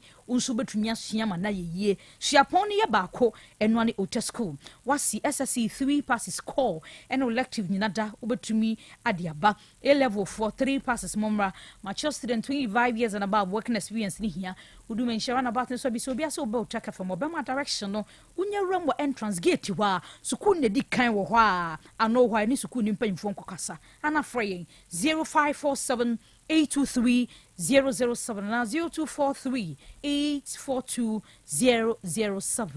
Ejaba kwame afiri ye sian kantin kanu no bema bo digazem sikani premeni ejaba sa menka nkyira mo se abusuafo se ope good anase diamond rings a ono ne dia no na yaje atum ono ne dia na Utech Radio University yade stamp no atim so se otobia onya problem bia mengoto alumiyazo fala bia ni o abusuafo se wode ye promise anase engagement ana wedding ejaba dia no na me kamfo dia mabo me recommend fancy rings ahodo e dia mawo ebio necklace no danje baby set lady set ena me man kapo na mode totombuko mu na mode bia tomonsa na ehu esi you sikadi premani neba no abusuafo ko ejaba honom ejaba se bia na wa amonane opese wo ye order ode be bro basa hareso bia opese repair ma wo be repair e dia mawo no danje on policy ejaba paza ne polishing kama eno danje abusuafo se bia oba ne bema mo ba be ye wedding papa bi mo ko hodoma ohwewensa na ohwewensa na waye ne kama na afei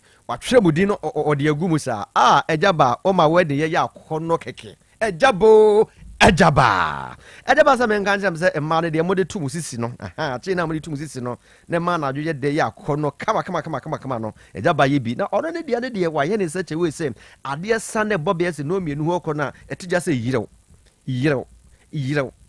sa obabi ahia bi ejaba house ho no ma premped the second street ho eduma sem na meken oko ho no ma wonsa be ka bi mentia traffic light na se ejaba family house ejaba bo hopotwe ejaba sem mfre no ene siseye ewa homasu na wode wode ne ntwetwe nkomo munni nkomo emfa de dwumadi a wodi ho ate ejaba je ofefefe 03220 26708 03220 26708 and 0277 104488 0277 104488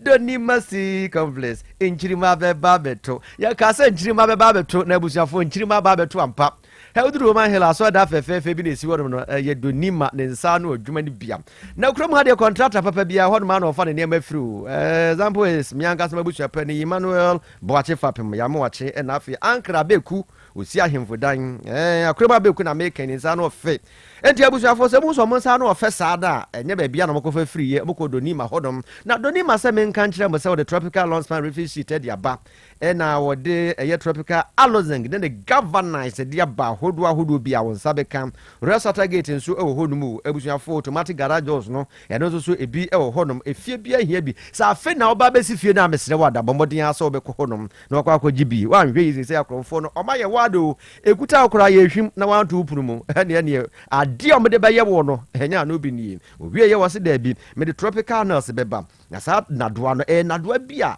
se odi didwuma abusuafo enkoako enye dadoa tantani bia mesrew nanam ye ni the carpenter fo na ato din dia ma me omo fra ne carpenter's choice sa eno mo fra sa nadoa ntu hia bi waten bane wa ye sa hodo wo dia ba mesrew da na wasie no mentatra ho sa so obo ho bike fa bi na fa gusu na ne man konkan emfa mam ebie wo the iron rods papa dia banya iron rods na wo di sidin a uduro lentera na adwuragu ni bia da bi ade de soso kama na di sidan so a ye bia owie ye no so wo the balls paper tissue esan de kan eda moto sa ye di siesie ye ho na no ada akora bi ko zuku bi kuta no anu danfo bi ato so we me de ye handkerchief na me de apepa manim no so wo nka bone de nemom ye di siesie wontu kwa ka kire o maame no papa se wo mun tobi si wasuru mu hodom na mo fa siesie mo na ne ntimi nkonkan e ma no nso na mo wo hefa doni mama free technical advice nya so ko fa dadoa na de ama se ko fa yesi esi free do bi se odum de pa de se we carpenter no ya konya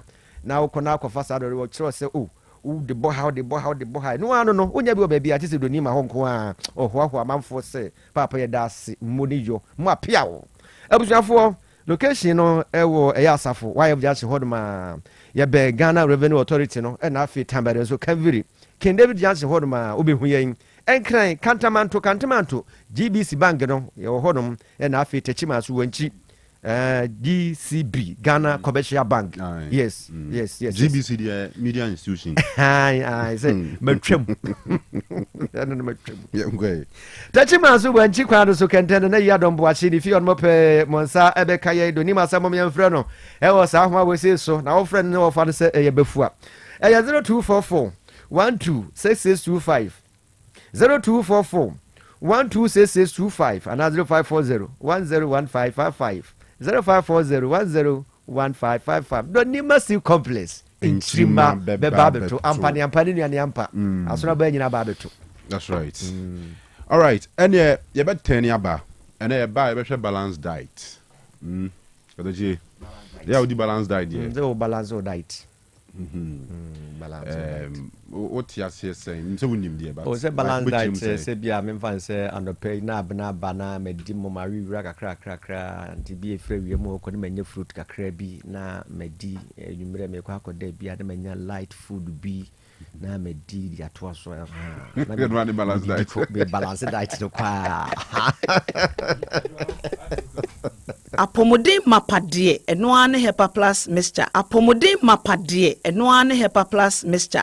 Unia, Pavi, and the black smokes mixture no malaria dronana. Ani, say nam sa, wo be je di some wife nyina ye tested positive. Ya num bie no say e ku malaria mo ne nyina am ye nyina ye negative ade ho won ma wo ye hyper plus mixture no and wo de we nsu aba sentia e wo say wo immune system e ye strong de bia antipavi e support immune system no na plus mox no so e tu malaria no gu malaria symptoms et say etipaye afiafie wonu mu ato ahomre no sa achekura 4 days na pavi and plus mox mixture wanom no e tu malaria na sekura anya sa dia ko hu doctor fra 0542 778572 and 0542 807907. My dear Dura pa Pavi Plasmox and Hyper Plus Nina. A painful about or more manufo and Quada when you do you come. Our pharmacist in her bar shop. FDA aje dweden kra to ya tum. Mami money adwuma. Udan ya ye fe. Mira me da say. Na esomo ye no na aka o. Ano de anyine ho mame. Aha dan ya ya boso fefefe nyina. Eye Donima C complex ahunu se. Etoda enua ye de boya dan so no. Eta hunu anase mpo emuta akoko a. Eba sa na dan ne nyunu. Enti o de DSL DSL allozing steel trusses. And Nadia, ye do go down swaba. And then Pia Utum di Goso. Elfo. And then you natin. And this out the DSL allozing steel trusses. E go down so we are. Now the Donima NMK premium roofing sheets. And chancing a boswaka home. Oh, natures have Jumanes. Na NMK premium roofing sheets and chancing a Donima diabe. Yo mahuduo. Yo NMK law span. Allozing. And the governance. IBR. And NMK nails. Emupia so unisika. Donima. Emo trian kakran kakra. Wenum ye latest producer. Donima diaba. Abeka dadane. Entimen kwa hen. Kwasafu YF Johnson. Obenjiari. Anafre 0244 126625 and 0540 101 555. Donima Steel Complex. Babia at the power F no. Mami pharmacist memua ha. Hey, we biem. Wunya nguye. Betiase. Heba malaria duro lepequin no. Mami 10 cartons. Limoja duro lepeton. And also mami 10 cartons. Na typhoid the duro enterafa fredi. Mami 20 cartons. Papa, adai. What's anya typhoid ni malaria ni biem? Anase se otu nroton. Debi mu atomi dada. Efri mra menum lepequin ene lepeton. Malaria na amama ye hojo. Menum no nyoro. Wona mre joint pains, fever tipaye. Enya wo ni nyina akọ. Wedi medical mama sorry for malaria the time for the how mo pa mo me se ko so adi lipiquin any lipiton ho danse na malaria ha man for do typhoid the draw entra 5 no so saa na man for di ho danse o me se enye entra 5 a anka ekutwa me so no typhoid nti eya dokutafo a wasua he ba wo KNUST na ye research sronko adi nroyi abadwa so yanto ho nchia entra na wa wo hwe abibidro pa ne packaging edi no kwa ne kumi lipiquin lipiton any entra 5 e wo pharmacy ni heba shop bi apemfo emma wo mo manufo no nkoda wo ni fie dumie de won ka ho atufo fra 0244 827228 obi a medwa benu ma kira me nanfo se be me wedding papa bi hweregi basaye bi a wakoto tatnya buti I don't sweet as and then mama bounce sometimes so amudie budia but we jam wo ka bia mama ana so be ka bia ma de wa fie kan de kru sa we rings we de ne papo monko ejaba jewelry e ho no di pure gold e ya gudie bia Ejaba jewelry. Ahodi na mepe. All right, yebeko ejaba jewelry. Ejaba jewelry. Na wo pe pure gold. Ya dia ye wedding, any engagement rings, bracelets, anklets, waist chains. Asumade komade papa. Ne border from wa ubenya. Wo ye bi e wo Ghana no aye bi nsu amanone. Enye kire hoy. Wo Ejaba house. Adum Kumasi, Prempre Second Street. Monfre 0277 10 44 88. And menshia wo Ejaba family house. Menshia traffic light. Monfre 0277 40 44 88. Website www.ejabajewelry.com and email info@ejabajewelry.com. Ejaba Jewelry. A good day papa fee no. Order 4. Uchichi osia eya moja fi wonu mo ba na unu munsu a enwuna wo se ekikimi ana ahyemese eya na niema bi hyehyehye sentem mfifi ho se bi hyehyehye ho eya na enka efi wonu mo ba tu kaso bi ho na twetwe ni ti kona chi ana wo se bi abu ana etu ya pese wusi na pese wusi gold silver ana mpo o pese the braces egu se so ana se wo de ne ye wo faase a wo pese yiyi efi ho de ma wo by Grace Dental Services ewo ho de ma wo eti fa wonum ho nyina bra by Grace Dental Services by Grace ewo Kumase Breman DVL ne nchen pe o se kwadwo area hwa bibia ni amenkasa 0244 97 68 05 0244 97 68 05 Yedamase Otek 102.9 FM, the pride of Ashanti.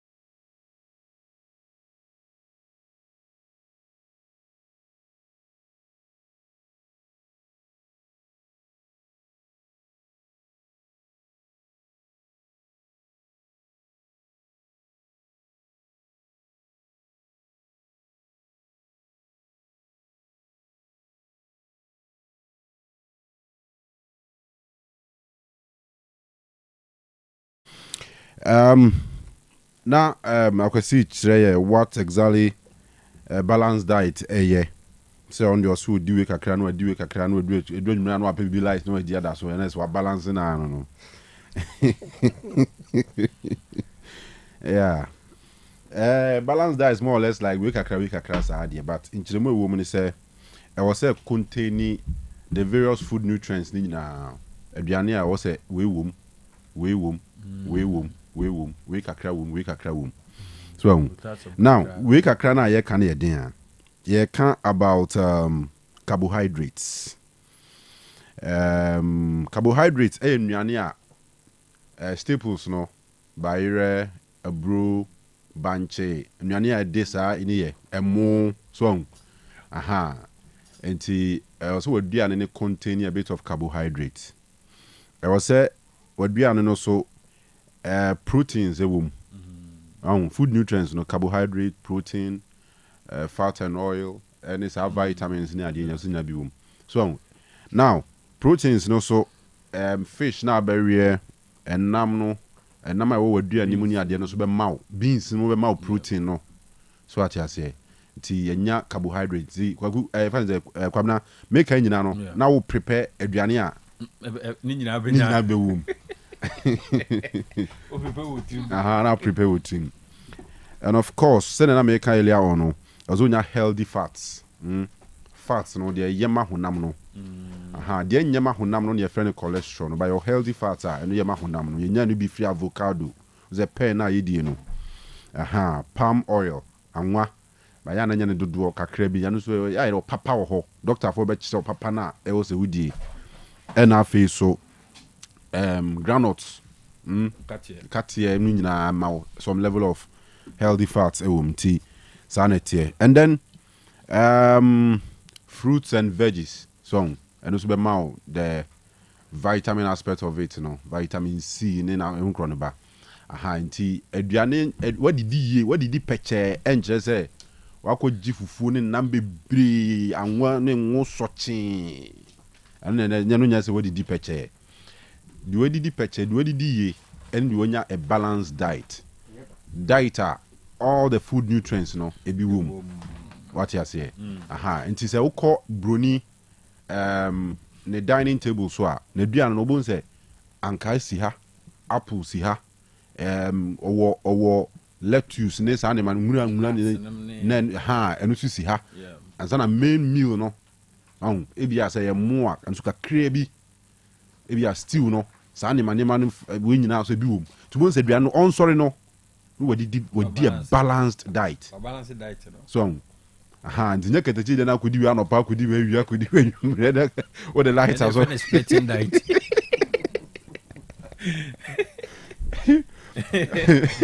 Splitting diet. Splitting. Yes, advisable say you be a balanced diet. On said the other captain can say Yarabia Benebiano as a result of a mineral deficiency.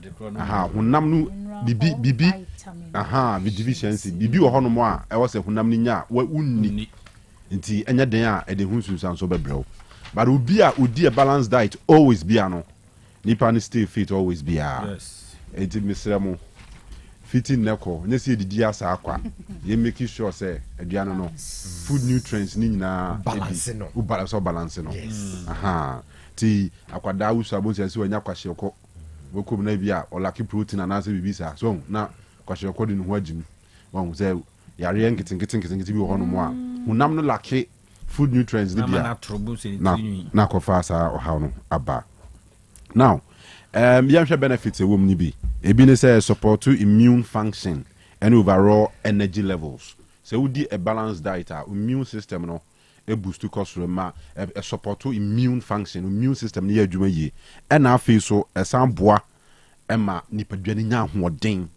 what you say e reduce the risk of chronic diseases diabetes pressure this animal no we do a balanced diet the risk of getting some of these things are there ba for me pa obesity so sa kese mro so ni nyina ya dia otwe hu fi hu because odidi so ate ase ɛna afei so sɛbi ɛma nipadua no adwene no ɛyɛ adwuma yie ɛboa ma nipa adwene yɛ adwuma yie so nti saa na ɛteɛ alright now ma memfa foto ntwa toɔ na yɛntoa so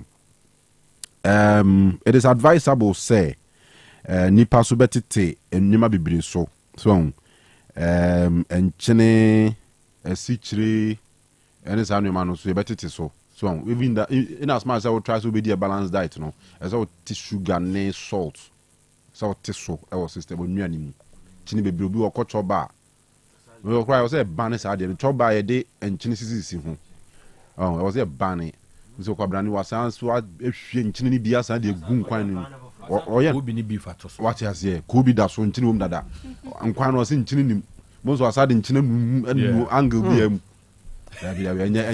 why enye good practice cry enye advisable enye last doctor be catch me or said what be an de enkyene de agum no eye onya de anu awie no enough for you eno just open nkyene to be catch me say that o man ntwam praku enti enkyene kakra na de ye aduane no enough men sam fa bi nka ho nsam fa bi nka ho because choba bi abeko okuruma bia no omo edibia sisi table no so and when access to nkyene so simple by any advisable enye good practice kra ti yenhwe na yensua sa ne manyina na yentumi ni diye ne apomuden so enyina yi benifo se we dey asempa ana dia Bolivia so no dia Bolivia no so because ya Bolivia no food nutrients ni nyina wa kan bom oh yeah eno mo dia ye ti bibia bi wom so wo say cereals ni bi wom nyima bibre ti ebujanfo anɔpɛ deɛ yɛtu yɛ ho fo ɛwɔ yɛ didie ho yɛmma no nyɛ a habit sɛ yɛbɛdi a balanced diet obi wɔ hɔ no ɔnam yi fruit a yɛfrɛ no fruit ɔnkae the last time a ebi ka na no sɛ yɛ orange sɛ yɛ pɔpɔ apple deɛn ɔnkae the last time ebi ka na no ɔnam mu saa ɔdi banku ne fufuo no wia no ɔno mu so agu so na ɔde nam mu dabi ɛnyɛ good advice ɛnyɛ good practice at all ma no nyɛ wɔ habit sɛ on daily basis fruits ebeko mu because say fruits na ma o diet bia ni wa obetumi aka say balanced that be so fruit the consumption of fruits no ye man nye ye habit enka ye ho did you so pa anka bi so pe bofre bi so pe like some any of these fruits are when you ho bia na we di aguso eboa pa eboa tigadachi balanced diet no kakra wo ho no all right nyuba ko bia dauma eno mo boy man no pe bia yedi nkomo efa apomuden ho and ya Bolivia enterprise account future life nuane Well, Madam no the future life in number way 23 vitamins and minerals, 19 amino acids, omega 3, inulin, selenium, high energy protein, and a dietary fiber. And when you know, she must say, Future Life Zero, Future Life Oats, Future Life Protein, Future Life Smart Fiber, Mortabella, Life Tonic, Repair Food, Beauty Food. The Abubo Boyna, Yaniani Biamedofo, Fawaya Dianebania Maumiani Bi. Combination ye kekambom na wudia wo lab test abakwa kwa result ne mra no ye bebi sasade na wo ye sansa wo ye bibia wo ye ne kidney na eseye no liver na eseye no eniam eseye ni nyina repair esiesie na sa wo ho atɔ ye ni achi so fala he ya ne wo alignment ne multi home ne hwɛ ni mu medofo se wo ntumi mampo na afre ya ye package ni apaso ni deliver e dia bro location na wo nsaka amanonefo agio ntu wa Ghana entna ho emanuani ye ninya sansa wanwa dwuma ena ye ahoma ye 0246 010150 again 0246 010150 na 0242 878 awusiafo yakwa hansoma ni akwa akoto niama papa hansom niama de wadiabo niama ne ye fufu blender na wopa ni nyina da ebi ewo ho washing machine no sound system de modem krofo de ni bi wa de wom kakra bi ana sai na repair ye de papa na ema wo gas cooker blenders juicer cylinders fridges no tap ben na apɛ kɔhwɛ wani so adeɛ ne nneɛma wɔ hanso mu papa TV no brand bɛn na apɛ faka ho manchance anua mu nuane no stick no ebi wɔ isu light ebi wɔ isu light ahodoɔ bebre no na hanso mu ɛde aba wɔsɛ microwave oven no deɛ wo pɛ bi a wo ba benya bi ɛwɔ hɔ ceiling standing fans ahodoɔ no nyina rice cookers ne nyina bi wɔ hɔ wɔde air fryer ba we no ehia so wo yɛ ade a wo de ngo anwa bi abɛhwehwom ɛno abɛ fry bibi abɛkyi bibi akama de ama your blender bi wɔ hɔ no so de blend ade a ehia so bia we ɛyɛ handsome nsa no mesuradum ne yɛwɔ yɛbɛn Prudential Plaza no hɔ pɛ baako wɔ soro baako wɔ fam kɔhwɛ wani so adeɛ kɔgye nneɛma pa na no fiada me kɔ hɔ eniama handsome nneɛma dodo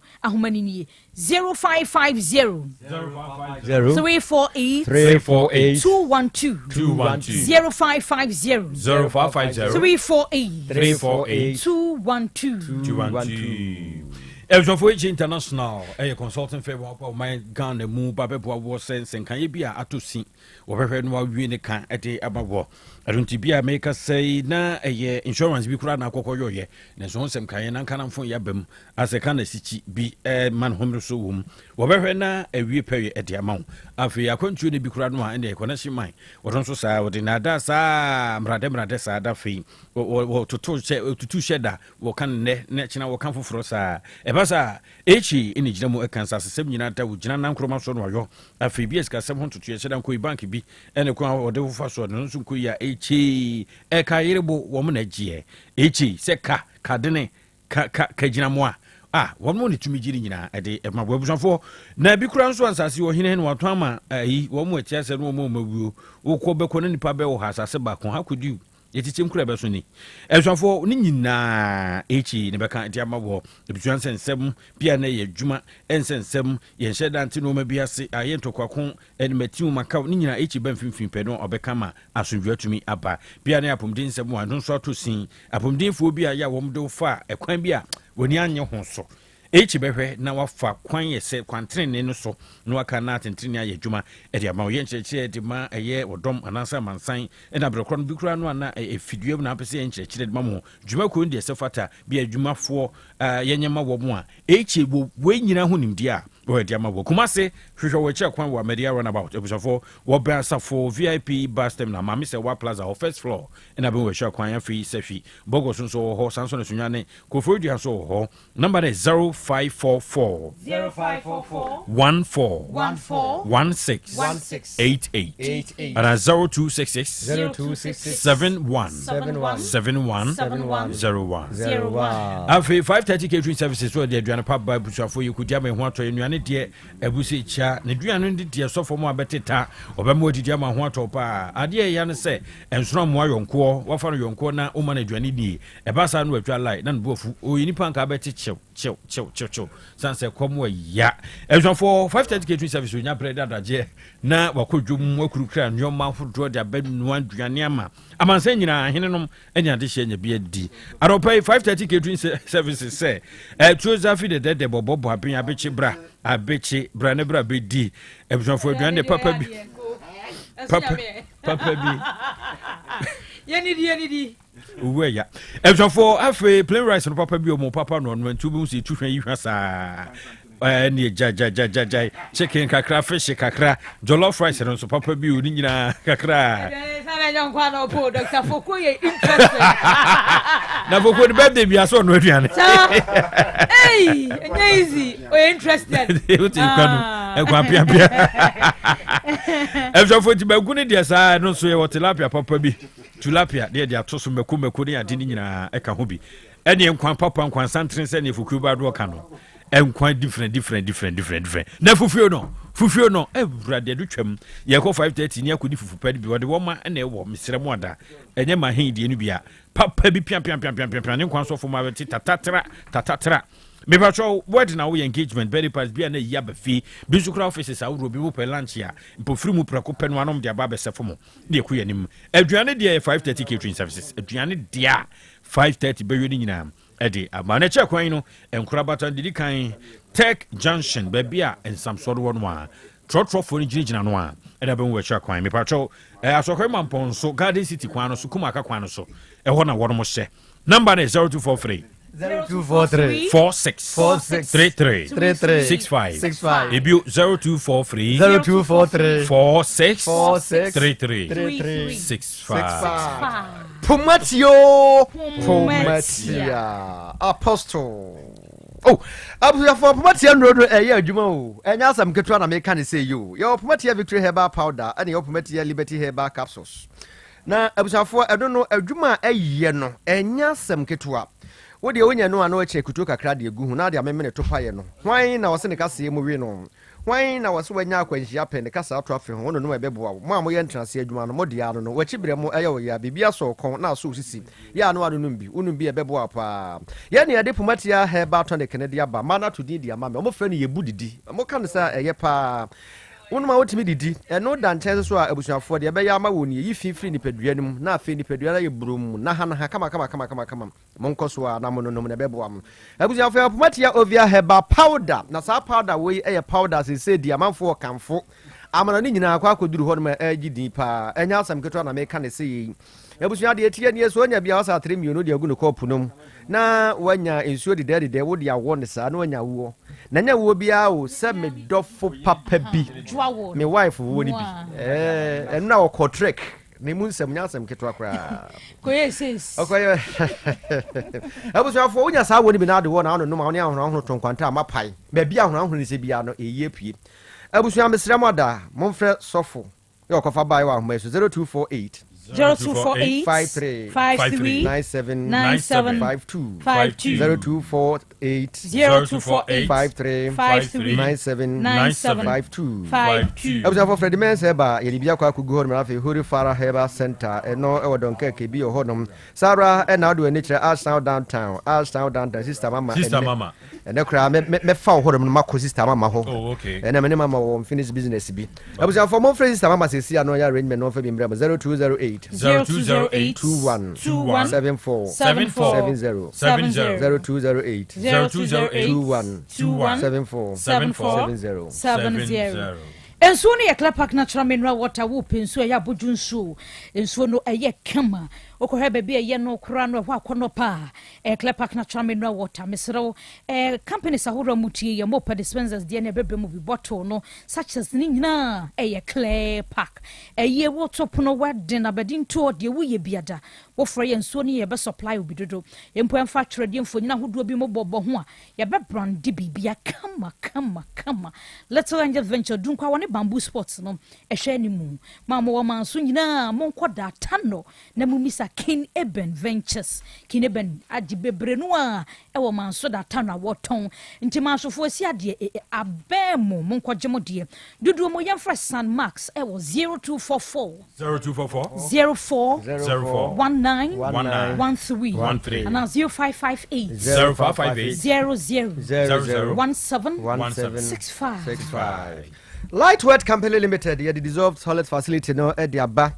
Nabusha form fast way a woman no and yasam get to akra. Ebusia me say yes. Men come will be enquire Kora Bia Mount or be see a flash yana or bois or flash de benashi. Mr. Brabe dissolve on not trying to people. Why? You try to shake Debbie. We will try to pin a bebo. We take a firm, your baby you had in a yard and see the amount for Ben on behead. Now, no, maybe buy or was will take. Most why you had my shame from because I'm saying the show on my chair. No, was sanity identity. Debbie Arnam say insanity. What's the more tremendous young tune? Yeah, and fear what tree a coffee fear baby and crony and train that. Pramson and I jump put ya. I quack be the amano, or no so as I said, you recommend him on him from command so much soon be. And to schools are hold on more here fans, so the sorry I hold on more here for hostess, I hold on more, he who tells I hold on more, he fear hold on more here for. I was for me say, yes, it will be on my Yama, what dry use you, Jerry soon in a bit from Mobius, one was there be with the Janan Quan and Femo. And for so baby, just all go to my hood and I didn't tell Fred Babafino, oh, now other bug a be February to buy it. Over to my who, or see a go be money, acquaint Tefre pa, you, or no, do a mugudem high and qua. Miss say, yes, from who you crowd would run with a brute for a monte who Tefre. Oh, I was for Miss say, yes, some track farms, any acquire any other man or any crowd would be, as a son would be as in Safaso. Be a good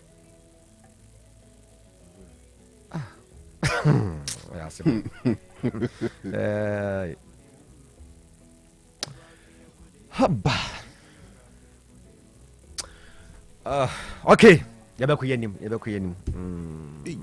me day na say but and say sa eja jobo e wo mazi zone 3 hoduma swaga down ne de ne ye akwakoye de ama no generator expert na omo ba be page generator na omo repair generator na ombusa sa ade na o take fo aka no esa hefa wono so de wakwakofa afidie bi tetefo afidie ni bi wireless ni bi ni si wono mo endu ebo ndi se obi twama no wate wose na ko kirem no wate wose ne hye ho no enti se de amanfo asi akire gusu wono kiri wonkom ene wo so mo nkoso ana mo nyeye na beboa mo ye tete abetie no na ne cha no wafo dane mo adane bi o no wanhwe ye dane aba bawe o enka ne yese Kumasi ventilated pit KVIP zezo ukotu mo kra de ayi Kumasi ventilated improved pits KVIP yeah. Even Kumasi important people. Kumasi very important. Kumasi very important. Yeah. Na say block to am na kra ide. Ebusuafo atwam. Momfrɛ director CCI 0244 591 861. I repeat the number. Repeat. 0244 591 861. That's the number. A period cry school no afi no mutete ka mu. So ya mum hu say enya born ya born di agro. The word is that we look at it say repeat. I'm just say at this stage cry ya di omu school nyina te ka mu no papa. No papa ko. Your daddy wa kanti. Wa papa na friend wo so e chan no. Wa bomba wa kanti. Awu. Any akora won kanti. Ne mom ni nyina ka. Era kam no kan ye preko. Matias akora bi na ko so di made amesoma bon. Made amesoma bon. The only answer chemi amesoma jimi. Madam fu bi kasa no. All right, then I say pa, e be say hia about 8:25. Hello bra fear body o.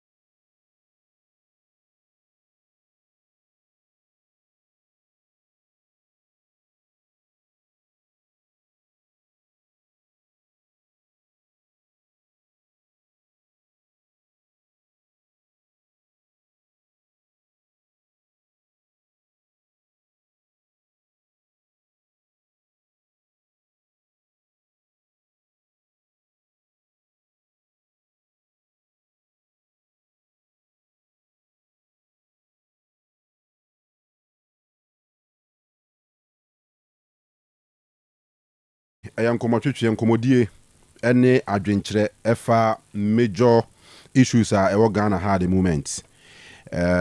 Seated Dr. Solomon Foku Kwartin, who Kumasi Technical University or lecturer penyin pa obo adwuma yi pa wo ho a kyerɛ sɛ wudu on ma fans pa. But I say me tell. Oh, me just so. Oh fans pa. Drew campus I be friend Ura Ku. Rasfo Ku. Just say SF. Teacher. Oh, AKA Bibri. Oh, heavy pa. Doc wa had that. Doc akwaba. Number 2 bi aboko die. Adum kan no. What you say? Na me adum. Ni manu bi ye pa. Da. Ana pastor here no that. Anya better o. Fine. So a young boy. Yeah. Yeah. Oh, nyasa me nya bi da for 10 consecutive years na me sori ahomache. Bananse mu ho no you health ni one or two issues bi na o say poso kakra. Ana ma say TSMT. Anya big of a problem there but enkukwa. Aha, me nya sure say obi o say me ma sori ahomache ama na akukwa me. Ebi o za ya, ebi de minim de. Ahomache den. Ai. On ton dokro mo ye dokro. Hey, oh, I'm bro. Time beat him. They be able to doctor no my time I beat him once or them. Like come. I never tell. All right, doc. I don't pay. Issues be brew ho. Production are lining up two. Say yeni hun komo. One of them, the issue of State of the Nation address, and they showed him say, His Excellency John Dramani Mahama the president obe deliver ama Ghana fo nyina Kumasi traders concern on commercial drivers omu nyina pese o mampenye bibi fa fuel taxes wo ho ni ade nyina ho na bia kama eno ye one issue later on ye be hwe Burkina Faso fo ma to yesu atua say the bro sogun atoko ne de aka bia de omu ntomi ma Ghana biem ti yempe kwan be fa so e benya bi na yada di adwuma e o man yimu enti eno so da ho but yen shall say with the state of the nation's address and the ebaso expectations and how we said mabisi akone. Okay, that's fine. Kanu, I'm in charity for. Yeah, you should be in charity for. We are welcome. I jinamidi pa. Granny, you know, so pimpen so. I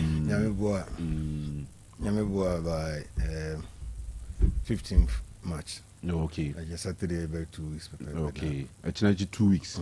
Wow. Kruma be butu. Pitch number 1 be butu. You can say invite you be. Okay. I said umbrana umbeja. Anti dine akwai. Then I go say do fee. Okay. Abre. Kanu. Doc.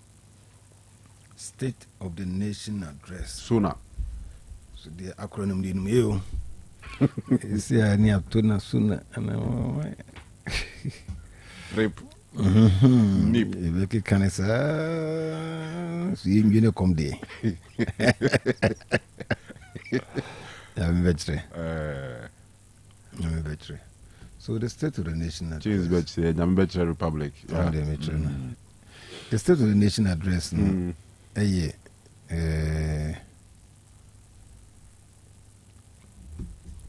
To say Obeka the Oman and the Bobre CBC pepe. State Bain Oman you in Primpri. Yasatine Moti saying. You're be at saying. Based on that, now what to me are projected into the future.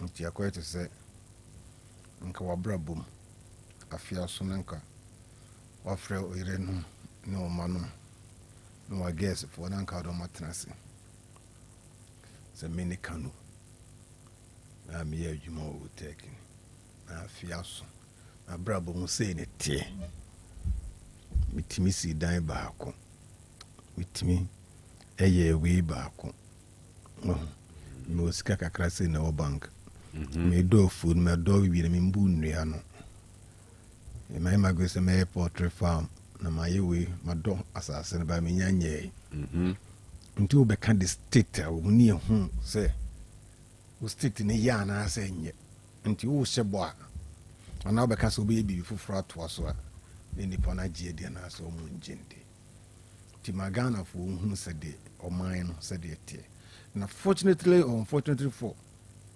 Ibra Mama this time around no or beka ade on inherit or beka ejapade and I say car aban foforo no edija no so says ubi bi ni kanka bia aban dada no ubi bi ni kanka bia owu a o amo hekro ja okawa nti obeka the intimate the amount for can more expectations na budget ni beba budget mu na nkiye ka the expectations ba we ni den kasa the omine bobre tiere na ese odi betudwa by nam politics nti aya yeta ku enim de de woni trim ponso e for mine no eta de fra e betu edwa on the pension to win den kay past and immediate present but can yet the future. Nti sana kanu identity sana akoye. Nye the immediate up to the immediate present but nye the future but most of the time aya amanyo semun na sefo muntino yetanya kwanya edidwa yenum the Ghana force yasumi ede PBT ena ade ba konso wo munso yese I say literature review over true over publications be na wo review nkofo dia o maye na wo gina so dia kan aya wo dia wo betre na me example ba okay say kanu pese o drive free ha concrete what to Porsche guy okay says o maya mana was park ya mana FFF yeah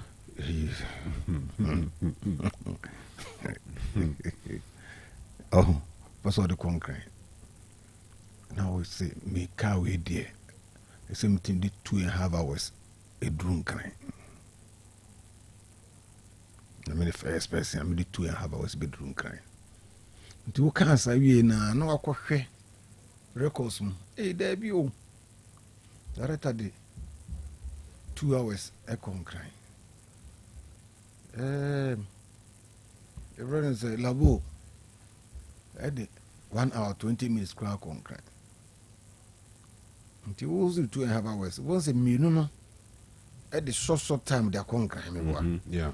Nti ba ne sana ka so 2 hours 2.5 hours o ka so aya de o mega so onya de ba wo betima condemn o mo de ne so director the other kon cry no no na V12 engine na weekend Sunday na ekwan no mu da ho na bibia ni ho nti no tim de ne sa labo de kra de ko kra no ko betui nti me die we no ene ye we. So sometimes you can condemn and also you can critique the obi dia waye no no wagina so e de aka o de ba amanyofo no particular no the obehu ne nepa is said obe condemn instead of critiquing obe condemn the previous government nema waye dodo no no wagina so ntisa no o ye bi okaso waye bi kitikete kura be ka se ne waye ade na beto kanko a obeto amenanko a. But that is not what Ghanaians are looking at for. Ghanaians will appreciate say ampa obeka said the mind obeto ye no etie pepa chire Ghana for. But ni trim po de be ma Ghana for no Ghana for be gina no so na omode ajaje no. But also to them. Yeah. Ghanaians are not so much interested now. Sabamba ko na nya hwe na we dada no be. Most of them started can be so the backlashes unyai. Yeah. Or started because economy no it is a crime scene. Ghana a crime scene. Oh say when your backlashes be blame so nya kwanya won kasa asem ni bio. Because to me it's stronger word. Reckless. It wasn't the best. So we used to say we said because the economy was criminally managed. It's not that time crown o say why we naming in Amanaka Dumpe one can say criminally managed. You understand it? Penny de okasa na because okasa bia e will wait. This is the economy the criminally managed. And you know high a crime scene na obi o to go the nisike ba o man famba because crime scene in fact Japadi enko. What did I mention? I say you don't say things like that. Sani mudianki jaima Valanda boys and we say unakika. No necessary. But sanity. It can the expectify say Obeka the state in almost all the sectors of the economy no on Kamagana for. That's what Twaswa you who say the same Twaso. Unse say Obeka say agenda 111 Oba ba akuna anye akokra ba akope no timi wie e kire na who say Dr. Ziasare what kind write ups no? Not yet. Oh, so also ebe rabishi we ni nyina be kan the state omu de omu duru ye ni ba bi omu de aka omu de beduru ye nyina we kan nyina percentage a bebre du bi edu 100% bi edu 90 up to sa bebre a o chire mu. You want to I was he wrong, Doctor President? No, you're wrong, and because I said back any area be no crown bets. And you might be bringing bets in your living. A confounded works say, I'm never in a moon and never in a confounded see what that be do, Sammy. You see, an amino union, and never winning in a moon. But essential ones a manual operative. It's a so confounded as a scan crano, kiosk for one change in a scanner. ana ko hache o min sami hu yare wo mom dani ba kiosk no won chen je adwuma no ko ache kiosk no won chen ho nya de no ye usually yeah the minimum says around every hospital be a man for be such businesses stand for ne meaning say nema on ko abro chen ko to be the kiosks in chen kan say oba na me hojo so ahamo you understand it so when me kaze bibi enim me make us BBN. You understand? Me make us don't condemn it so that you appear to be holier. You can say there is a state and this is what I'm going to do to add. Because Ghana na every 4 years be so bu akonta only ebra continuity adding. And assessment and judgment. We judge you on what you do or what you have done within the 4 years now. Nti obi aba opeso otumrika eye bibi na manfo gina so de judge no. It obi ba o medua rubber and also medua besen. What's a besen che? Because okaso betua besen ma Ghana ha. Enso nto no motu no. Nti o ko kofa besen no Burkina Faso abegu ha. Na mawe na mato aba ma no. And that is the pain. That is the major challenge. That's the major problem. How can some people and also leaders know? Now, example, we say, "How do we have a quadruple 1 month to say 1 week?" Now, mom dear, so 1 in 2 almost a binum San George. Me say week be now me interest you. Or more sometimes a mum defend the blind. Me say, and yes, a defend blind. Or mom dear, so say, you're San George. Suppose be an offer look to abrochiri kusuya de ba do akosuya no de ye adwuma oro kuje to so mko abrochiri ba ani mpenifo mo free so call nyina so mko abrochiri ba de bia mko hospital mko restaurant mko washrooms maybe you crash mo crash Ghana omo tena cars e ko up and down ba you understand it but then nyina omo nyina omo ko bi pen dige so do bia akwa ansana ya bekase ansana ya ye weni ya na. That is how the whole thing is. It is mestre the mestre is the state of the nation address no. Papa no encan the state obeto Ghana. This is 2 months aba mewa. Yeah. And I was not 2 months. And my mom, I think 7th March.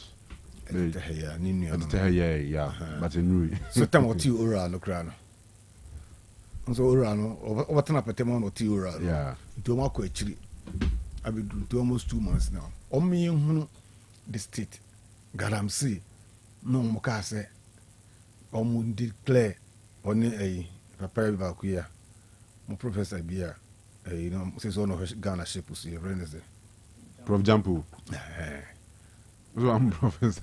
I'm professor. Muna nuku kai. Oh no, this is Ghana shape nyina so ya o ka say my teacher fo nyina nkokyera de because galamsey. No, your man ko he shape so say galamsey nyina de bi problem nyina solve. On can the state and a woman.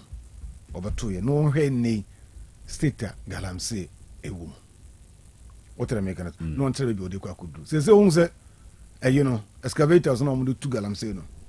And no can be tell pictures. Kwa you know, trailer na say this is low bed na. Yeah, mudisi so no. And the no. As at the creator fra. Trap the bro for ding. That's greater. The creator trap. Say 5 family you. The first excavator no you. Atego. Number kokobin free pechiba kwa no ho you be share no be 1,000 taboos so no taboos ekwan say ekwa ya djuma the state of the nation the state of the nation no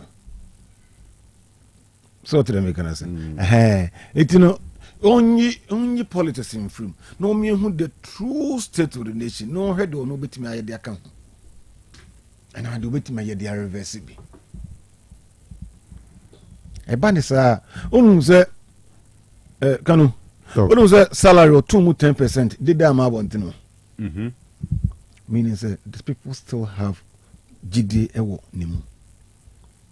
Because we be 25%. Not the day amount for iswa. Hey, Sani Pami and Seven. Ali Kabono, any Musa. Don't the teacher, I'm the teacher for any more. Sami and saying Ali Kabono and a Musa. Tete was I said 25% and inadequate. On the 5% crack, but 10% you won't say, or because until Biaka said you. Oh, meaning say, yen cry yen a teacher for other than for it in them where I had the eye jab says the I am ready. Any uncle Wallace, Wallace, or it don't want money be a bravo, no, the word is no fail. Crank it to any echo. Wallace, pick a crazy woman. Sure. I don't know. I can just be I will. You see the book. Say, so may state in the year. So be due of idea. Now, my mom for whom a brabonus be an hour for Boku see. Ah, can also cancel my bush and footy. Ba se o katakata so na mo for amobra bia ogu mo fa ni wase bo so for bobra so na ye kan ko a sei sa on ti man kata o fa chi ntina so bi wu a ni edi adanse a sei na mutedi adanse no se yan carbon in fa na tu so bi da hopa se mo kapa o tum se o mo kafa no e wono a but you have to say the good things ntia ka tre politicians ni say when they come over or when they take over, they should project the good things in Sokakra. Okay. When they project the good things, who project the good things now to us, I in a year, a money is mobia accepted. Still, I'll continue to say, you're a Mahama, or you're very fortunate, say, people still have the confidence and trust in his government. Yeah. And he has no right to fail Ghanaians. You understand it? Sure. He has no right to disappoint Ghanaians. So, fortunately for him, also, Ghanaians are not demanding anything from him. Ghana form you be and free, you're a mama, apart from the one no kind. Some bonyombi. None we ne kafaba you. Jiji. To me here, Stone boy. The Ghana for be free no ne ono any promises niema o kan se oba obeye. O ha se yi bi pa. So oba corruption, omo mudi corrupt ifu no ha se kechi omo so ha se tata bi no mewa. That's the first thing. They can do nyanye. But one of the most we have say the Ghana for expect no university for budget in beba. Ontimi kan nyina o wi mu. Ba budget in beba. Na university first year for struggle activity to your fees kakra no omo masalai no bi akwa gene de man san fan go see university for so say e fan credit to omo da bi uboni din no the admission letter ni school no akọ no aba be gina no waka ya shedin sem no age no de ko omo twen sa ne manema no taxes also be year free ho na sa ne manema no ene ho assessment wona mo kan na ha ne o assessment is 120 Ghana cedis per bag. Per bag. That is the state of the economy. Until you can't the state, and say over 2 years, and they say I jump up, say that is the state. There now be a man born above form because the nanka papa be Katie nanko mo mo support na nanka boa. What the airline will say then they be bound cement as a form. How opposition they will be or so ye behind your face. Sana says, opposition for who say your mama do ye behind your face. But the year woman, I am among come one among support. Because a buyer and kind in Kenyan assessment 50 years here too. By power, we also make Kaiser Pandas because I will be a young woman, don't be a free market. But certain commodities, I am about very essential. Baby to say France, Europe crown, any Arab countries na unum say pound no essential omo page ni say price no shouldn't get to certain level. France the minimum say pound bi Le Pen bi baguette or whatever no in here say it drew €1 oko Egypt so oko Egypt mu say your omo pound no omo ne Algeria na se for no bread bi no omo di no in here say the price na certain threshold and no kwa betimi dey 2 of akonya no so but I'm sure we'll set it thresholds as well. You make sure so you provide the necessary, so at that level. It is there. Yen ni atena ho ma niema ni bi. First na ka. Bibi to say kunkunte gari ni adua. Sa han duane na se fo no. Na what threshold bi say how the more than 10 cities kokrank yen timo. Ados lolo. Danka. Na ye baby a first seven produce I mean ka say we for but at least na ye baby a wo kire wa wo ko a wo de ko ho de den aben bi adi ina mosca fu san de moni akokire ho na ma ne bo aye den eno busa akosi wa ma akosi sorry mo ai ena petition na amomfo fi say wo so no tai so vi anyway a petition na nka amomfo bitim de 5 cities 3 cities 2 cities coins ekotobi no any black label boy ya yepe ti se sanye mono utna homa utna ukru masa basic things na solve the majority those down there no e solve one problem no so utna ho eyenhwe ha e mane bo no kosora no yi nkofo no escalability wo yi nkofo bebre free system ni mu and they can survive they can survive wo wakotna wo club bi anim no more drinks and no ordinary down. If you enforce will rack yours, baby. Now got the 2 cities, 4 cities. I could talk a crown. I could do. Dear, you go ahead, dear. Oh, dear, what you wanna walk poolside now, or no, be about 50 cities in the other coin will be uncarried. But see, we and 4. I was one name about main project, main promoter, and say it. Yeah. But I'm using it as an example. Sure, yeah. Into what in the 5 cities could be, could do us on near 15 cities. What they are walking on chain. Now, if you drugs and any be brain or the air substitute, if you enforce it, won't mean one fried rice, or then they are turn where you beer 1 plate, 120 Ghana, won't mean to be. Because in the basic way, no, it's into Kutukum Kunte or Kona Hoed, into the 10 cities, the Kwaka Kutub, my menacey at 15, 20. Untiminto there were hot at dungeons uncle Nudaho. That is what is happening. It is all your mind oh bubu maya. Those down, you find something to cushion them. Certain staple food something will be or na be your way. 18 a metro say cement. Air bare necessity. Usi daya where they are here. First part and now be north. Up north pa no mutimi na tie ne down so mo weda ntin ba he ne kura won do do no the cement fra use so abayin si dan ma wa na o si udan the cement bo na cost bebrebe no ena obi dwene hu no say there be cartel na ya ko yes producers na so no the artificial o ma ne bo ne cost do do insane tie dia ye no mu nhia ne emfa mrewe ntoto ho Mbotugui.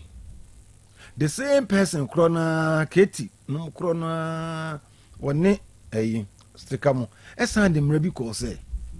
And near be imported by a Drian and near be over a win. Me shemra. And found na ye importu and chuku to dre. Kahuru 20 tomatoes are more kind of tomato puree ni be a banner. Yes, a 4-year test. Yeah. A woodrow be Sudi Umbua. Was a Sudi, not the correct friend Sudi. Sudan there at the camp of Buania. A Sudan 1, a chemical be a war, a rather nasty.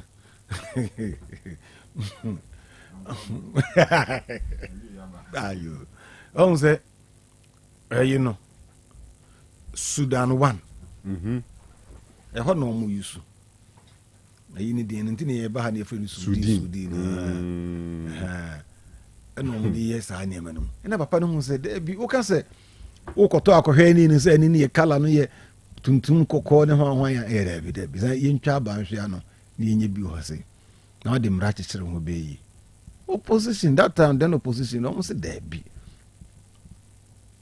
yemfe sika kakra dollar kakra no kofa tomatoes mra yemfa kofa watermelon fra brutiri mra yemfa kofa neman free we mra entomu tukui sisi okasa de ba who will support you and the country both sides ni nyina say Ghana should be paramount.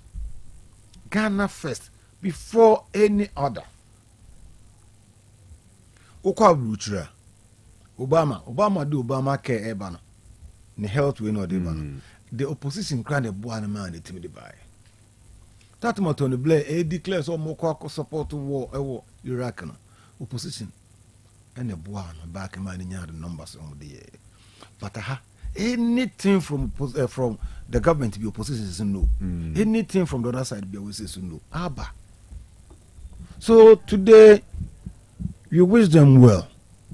Ghana shouldn't expect so much because we just the state of the nation address. I think in the following week, no, you're out to budget, and non the better the direction of the country, and non the better my interrogative further. But they say the mimit me asre or my penny say the staple those down there no to Obama and Kesepado, they are still struggling.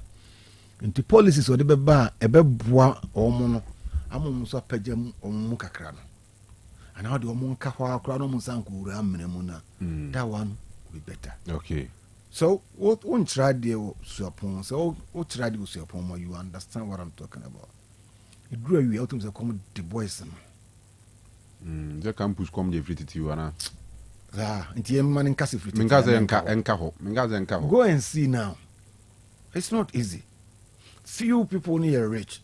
All my kind of woman. And you see that they struggle. Can we continue that? Not at no all. More can rent. Yeah. You go to the universities. Accommodation. Nipa 6 each is paying not less than 4,000 Ghana cedis a year. Is that the state of the nation? The future leaders, the youth of today, no. Some money struggles, what do you expect from the person? We school even so a Juma Crown's crowd can then this also the bar. Policy be brave. That's what Ghanaians are looking out for. The 24-hour economy is coming. What they bar? Who state in the mono we are not say in Tieba and Tinoma. Youth now, and this is what we are coming to do. Come and tell us something different. Come and tell us innovative way by which you can solve Ghana's challenges and answer the problems. But to be in the same thing, about a state of the economy, accident, also the emergency, also the criminally. No. Below belt. All right, Matty. Below belt. Même now our petty. You no petty. Docuno now say 7 cities, na do 10 cities. Or percent camera 2 cities, 50%. There now be ye. Ama a bro aba. Insu na tobacco kure. Se insu santo. A bro mu dua nyina ni tresiase. Burkina Faso maybe nto. Na Burkina bro be ne to flo mo. Omonso no ye rubber ne cement nkrata ne nemo be fa kuro nyina nse mo mfa nko. O de duro e be kirekirim. Simple. You drew Matty. Hey. Dr. V. Yeah, Kanu. Nice one. Dr. Samuel Free, lecturer, Kumasi Technical University. And I say,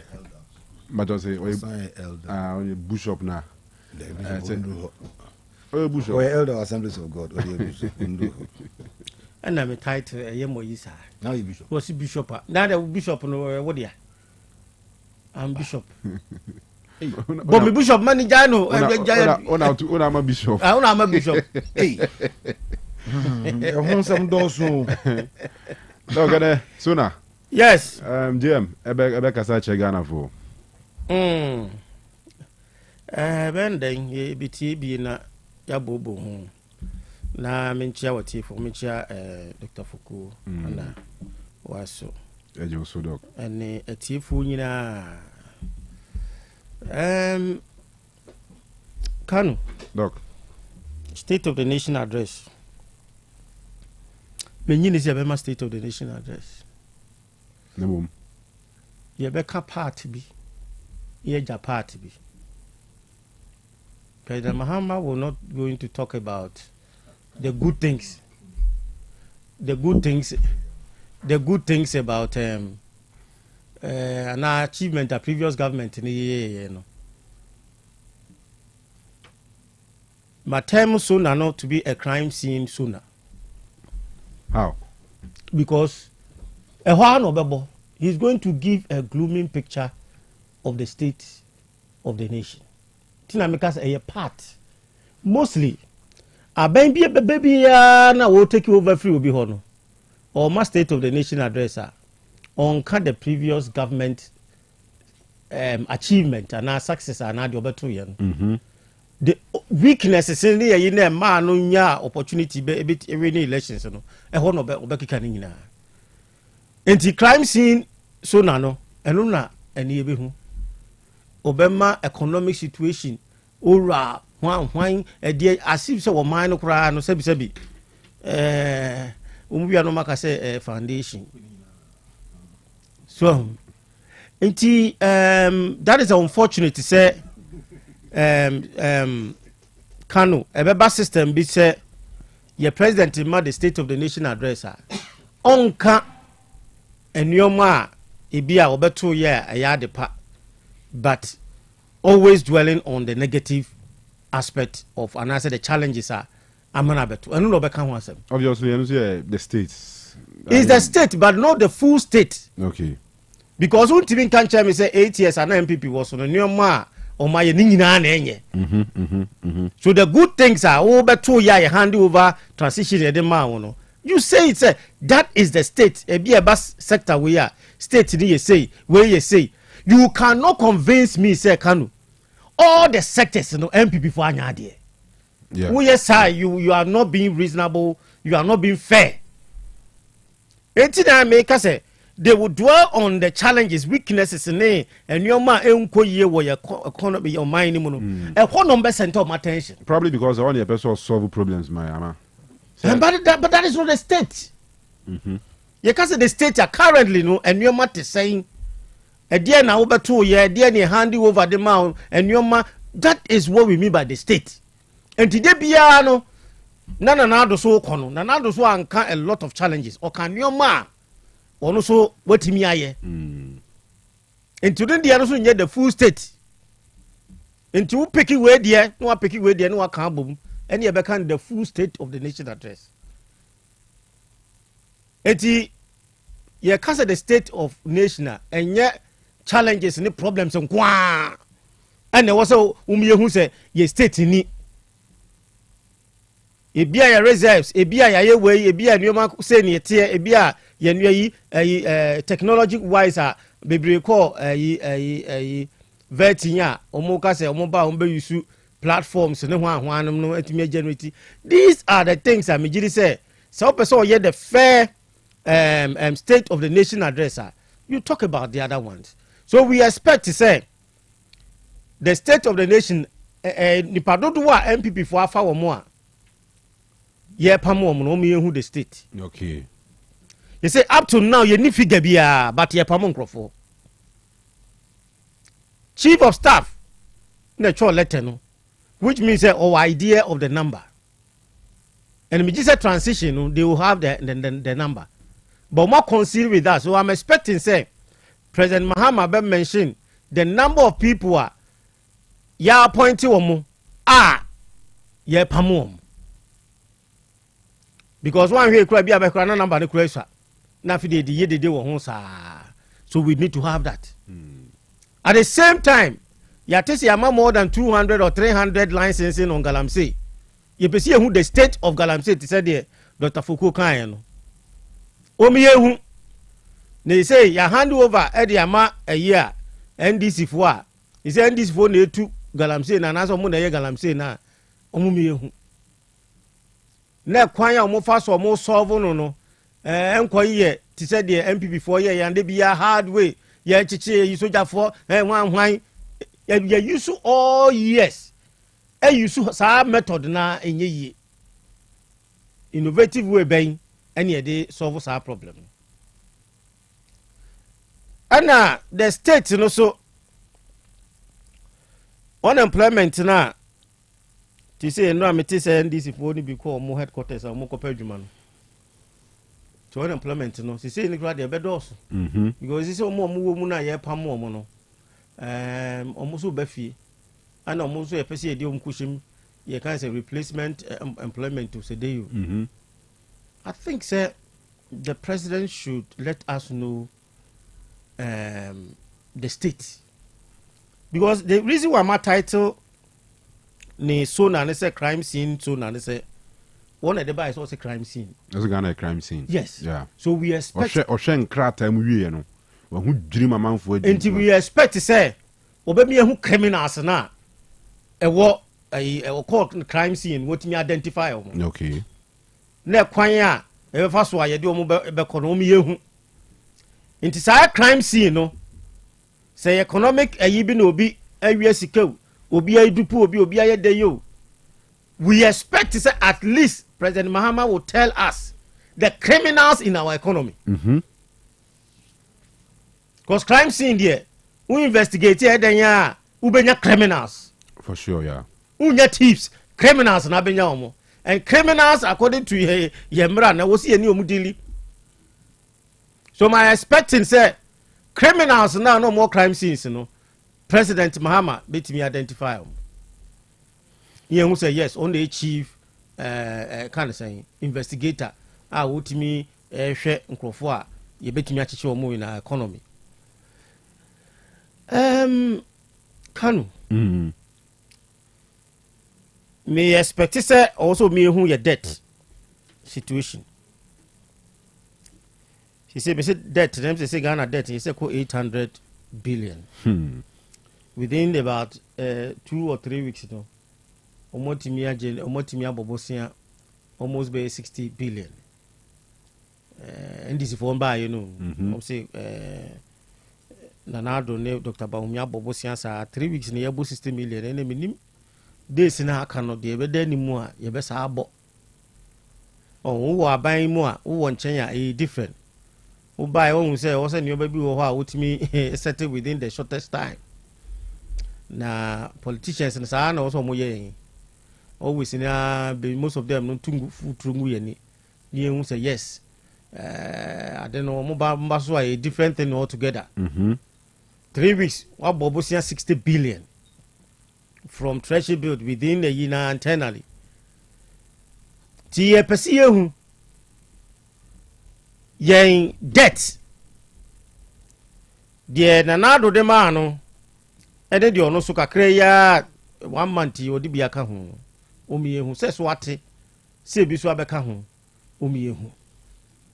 That is a crime scene. Okay. Enti enyoma e was a president emiyehu currently no say health no de wonya ka say o say hia 1 something billion to finish agenda 11 and agenda 11 kwa enti eno so ye crime scene. Enti crime scene health ayina all kano na menyini say obe commit such money to that project. Yeah, the president will not go into that direction. And to have we no any I'm saying budget in the end of the day ehye be ba say levy yi levy nim no ho na omu yi free ho no ni nyina we expect any taxes are ombe mamu aye free ama businesses are ebetimi ama oman ni mu ana say economic situation no akofom ni nyina ye hwe. We are all in expectant mood. The president, I assure you, say, Bibia beko kama. What to me, I convince it to use for more margin 10%. 10%, yeah. Ebe ye say one so ebe pekwa bi so obetim dia convince yen. Say enuoma o man no obeto ye no. Omiyehu especially enkrofo a kanu o maino edi bibi share o munsa no miehu the state of OSP so say yegu office no ana say yengu no omiehu OSP cases a watimi adi a wode akokota yenya so faso omiehu OSP so de omiehu na dwuma because 4 years 3 years ya wa baye hu OSP adwuma nti mesre na nadaroma omiehu se OSP adwuma obeye ye ni ocheche nkrofo investigative one hwan nyina benefit ayenya ni enye saade a gongu office no ana won pamo no ne faso bia ni so ebio the state of the nation was security matters also me who say are we safe o mine mu are we safe aren't we ebi ye safe ebi so ye safe o ko ba bia ebi ye safe especially some part of the country no for one bokodum ne you know say people are not safe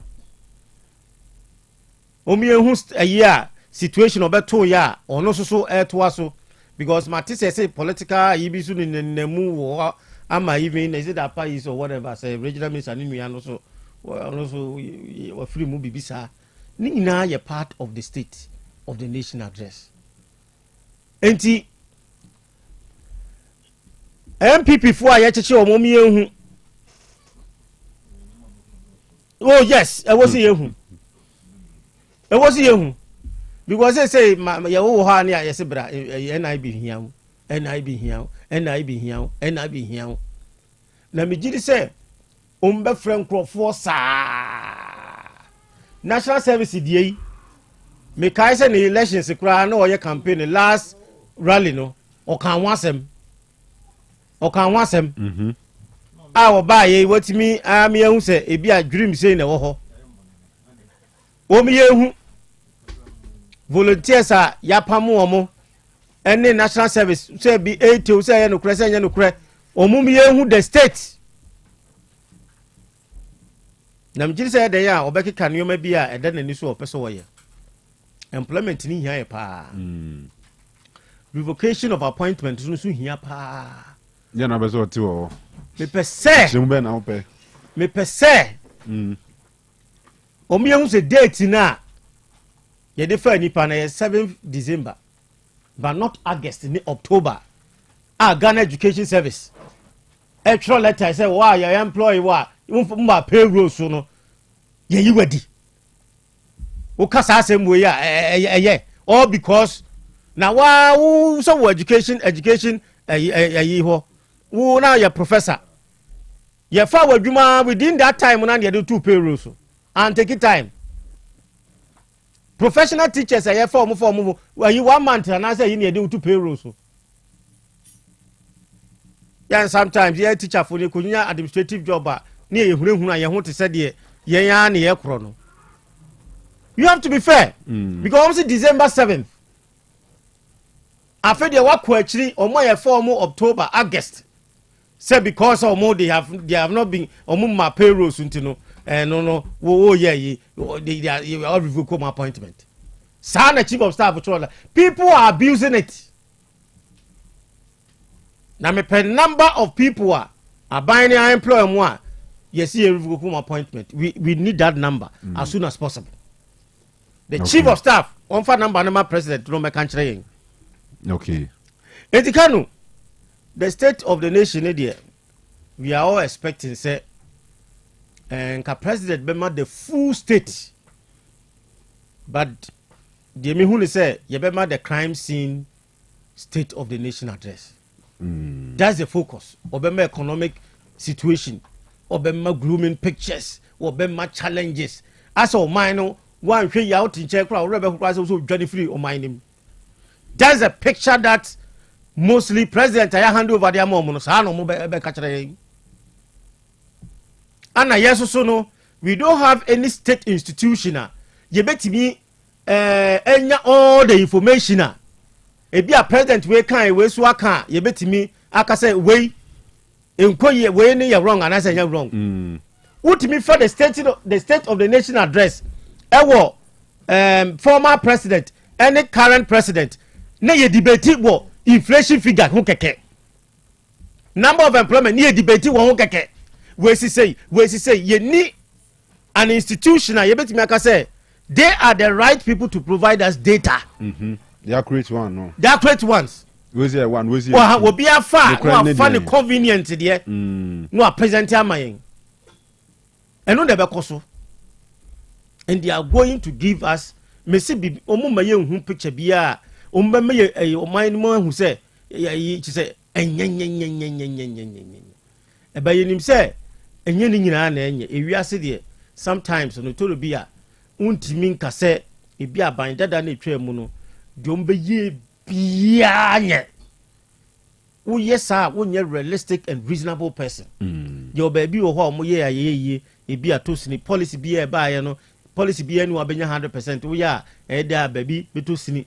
Yes. And no na me kire say the president should also dwell on some of the achievements. Say be hu say only too partisan in the State of the Nation address because or come and you to on one a year ye be me hu say oh problem na wa betom no say na TNT no or be solve am yen wo be create hunhunio situation am ye hu say enoma enko yie enu bi na wa sha say o kind of crime scene no the crime scene there and ye be hu criminals pa in the economy ye be hu say inflation hwan nim wenim nyina no they are going to tell us now. I will not be surprised say be information be or the be ba na be conflict what President Nado, the late president, the former president or also so anymore. And that's the only problem I'm aware the State of the Nation address. Okay.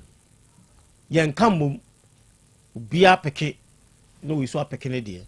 Intermediate State of the Nation address no a part. Okay.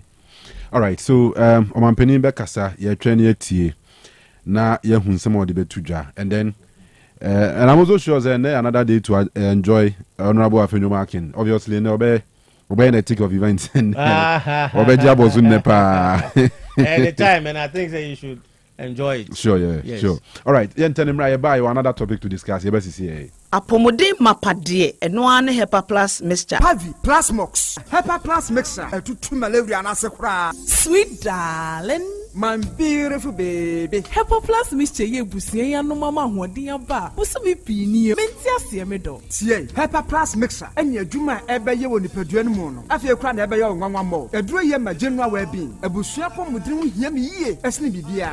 Entimi manom pefie ha. She, wo ye Hepa Plus husband.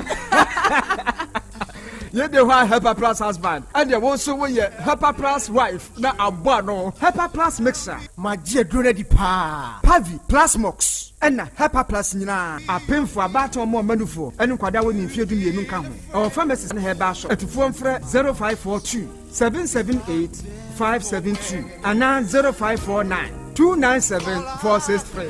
Hepa Plus mixer. Mapobudra mapa. FDRG edweden kraso ya. Chalice my food.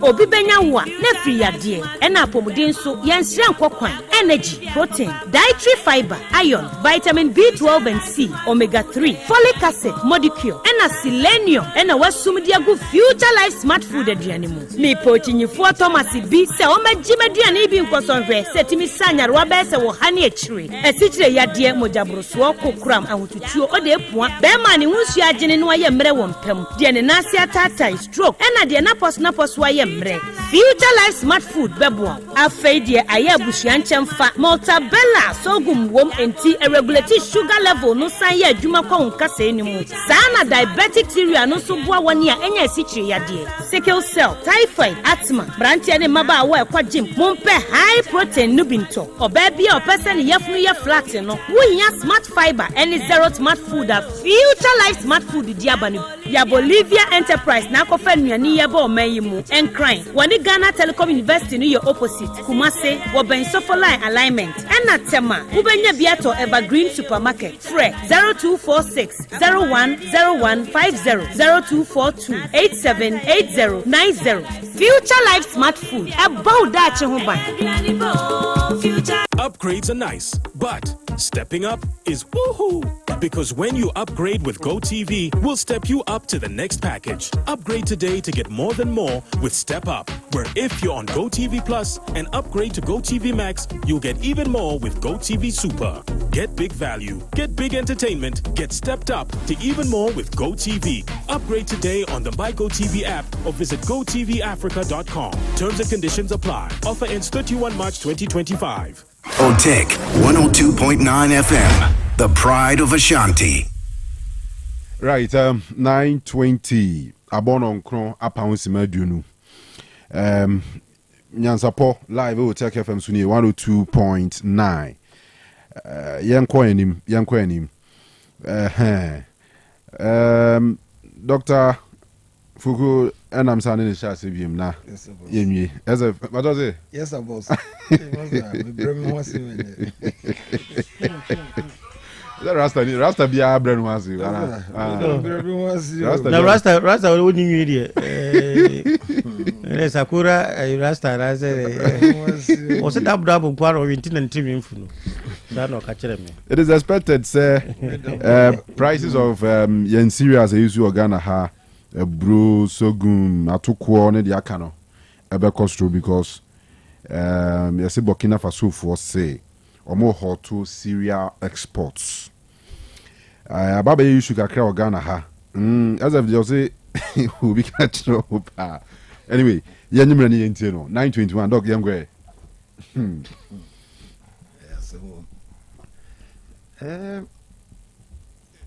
Kanu na yes everything your money be break. If you see wheat now the free ho neighbor. Wheat udia na Burkina ho enye wheat na so for na the flour no. The free neighbor. Ukraine for the third money pa. So check it yeah. Export of sour with the free mo ba na hopa the free ba. Importation of sour money na so enye free.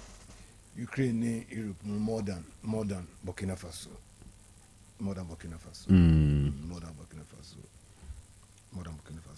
My more figures get to know who say you need Burkina for trade no near head or benefit kesi. Na na kasa na trabia a doso to say the Ghana yenye shi na na Ghana 40 hana Burkina hana mko import nyama na Burkina kwa masasi enye na hoda over the past over the past 5 years the exports of Ghana to Burkina Faso have increased at an annualized rate of 16.7% from $265 million in 2018 to $574 million in 2023. But so export to say after 2023 figures say Ghana nema e come Burkina Faso and on to free has in kono e $574 million. Now Burkina Faso ji free has it to free eto yenso to free Burkina Faso. In 2023 Ghana did not export any service to Ghana. In 2023, Burkina Faso exported, that's a near my to free Burkina Faso, $93.8 million. It compare 574 million Burkina Faso free as against 93.8 million. Almost about to free. Yeah, too free. I'm sorry. To hear difference now. Your net trade suppose kakraka down enormous. Okay. So you don't buy quantum from them. You don't. Now but Nema Burkina for you to free Burkina no. Nema you to free Burkina no. The source in your man now. All right. Burkina Faso in 2023 Burkina Faso per items no. Also the main product that Burkina Faso exported to Ghana enema yeah to free Burkina Faso na me bodin where I say only seats. Seats. Seats ubenya sa seats no so seats. Seats and nuts no. Seats. Tropical fruits. Seats no you talk $35 million. Tropical fruit 14.6 million. And large construction vehicles be honestly 9.29 million over the past 5 years. And you to flow more any side. You understand it? Do you remember, sir? It drew wait time on Metre Neman so Burkina photo free. Minka no son kan ho no go hu ni Okay. The main products that Ghana exported to Burkina Faso were refined petroleum. Refined petroleum. No, almost 12 point. No, 112 point and 12 point. $127 million. Electricity, $74.3 million. Plastic hardware. Yeah. Tennis animal. And on $37.8 million.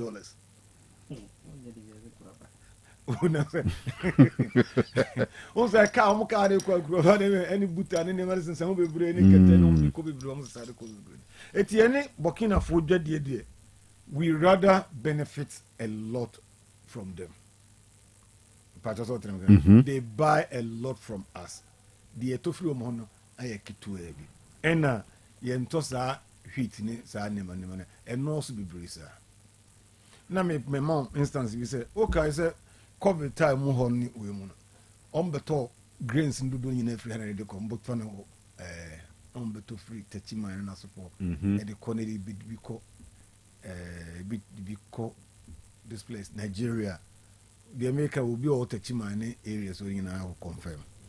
Emma say Ghana a boka our farmers no as subsidize almost Yamon fertilizer, it be free, be under the planting for food and jobs, nays, any money.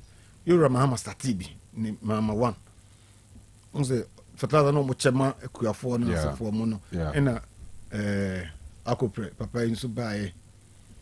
And also be so more or more fertilizer and other insecticides na F. Into product in Babon, and I think you're toning in our Ghana. Utieni, but Omotoma, Burkina for Betobe Brioha. Burkina ne Mali ni women have Betobe Brioha, the coy. It shouldn't be too alarmed. Say, Burkina never be a ton near my Diana do free. Say, almost a ban with no crana, a binya.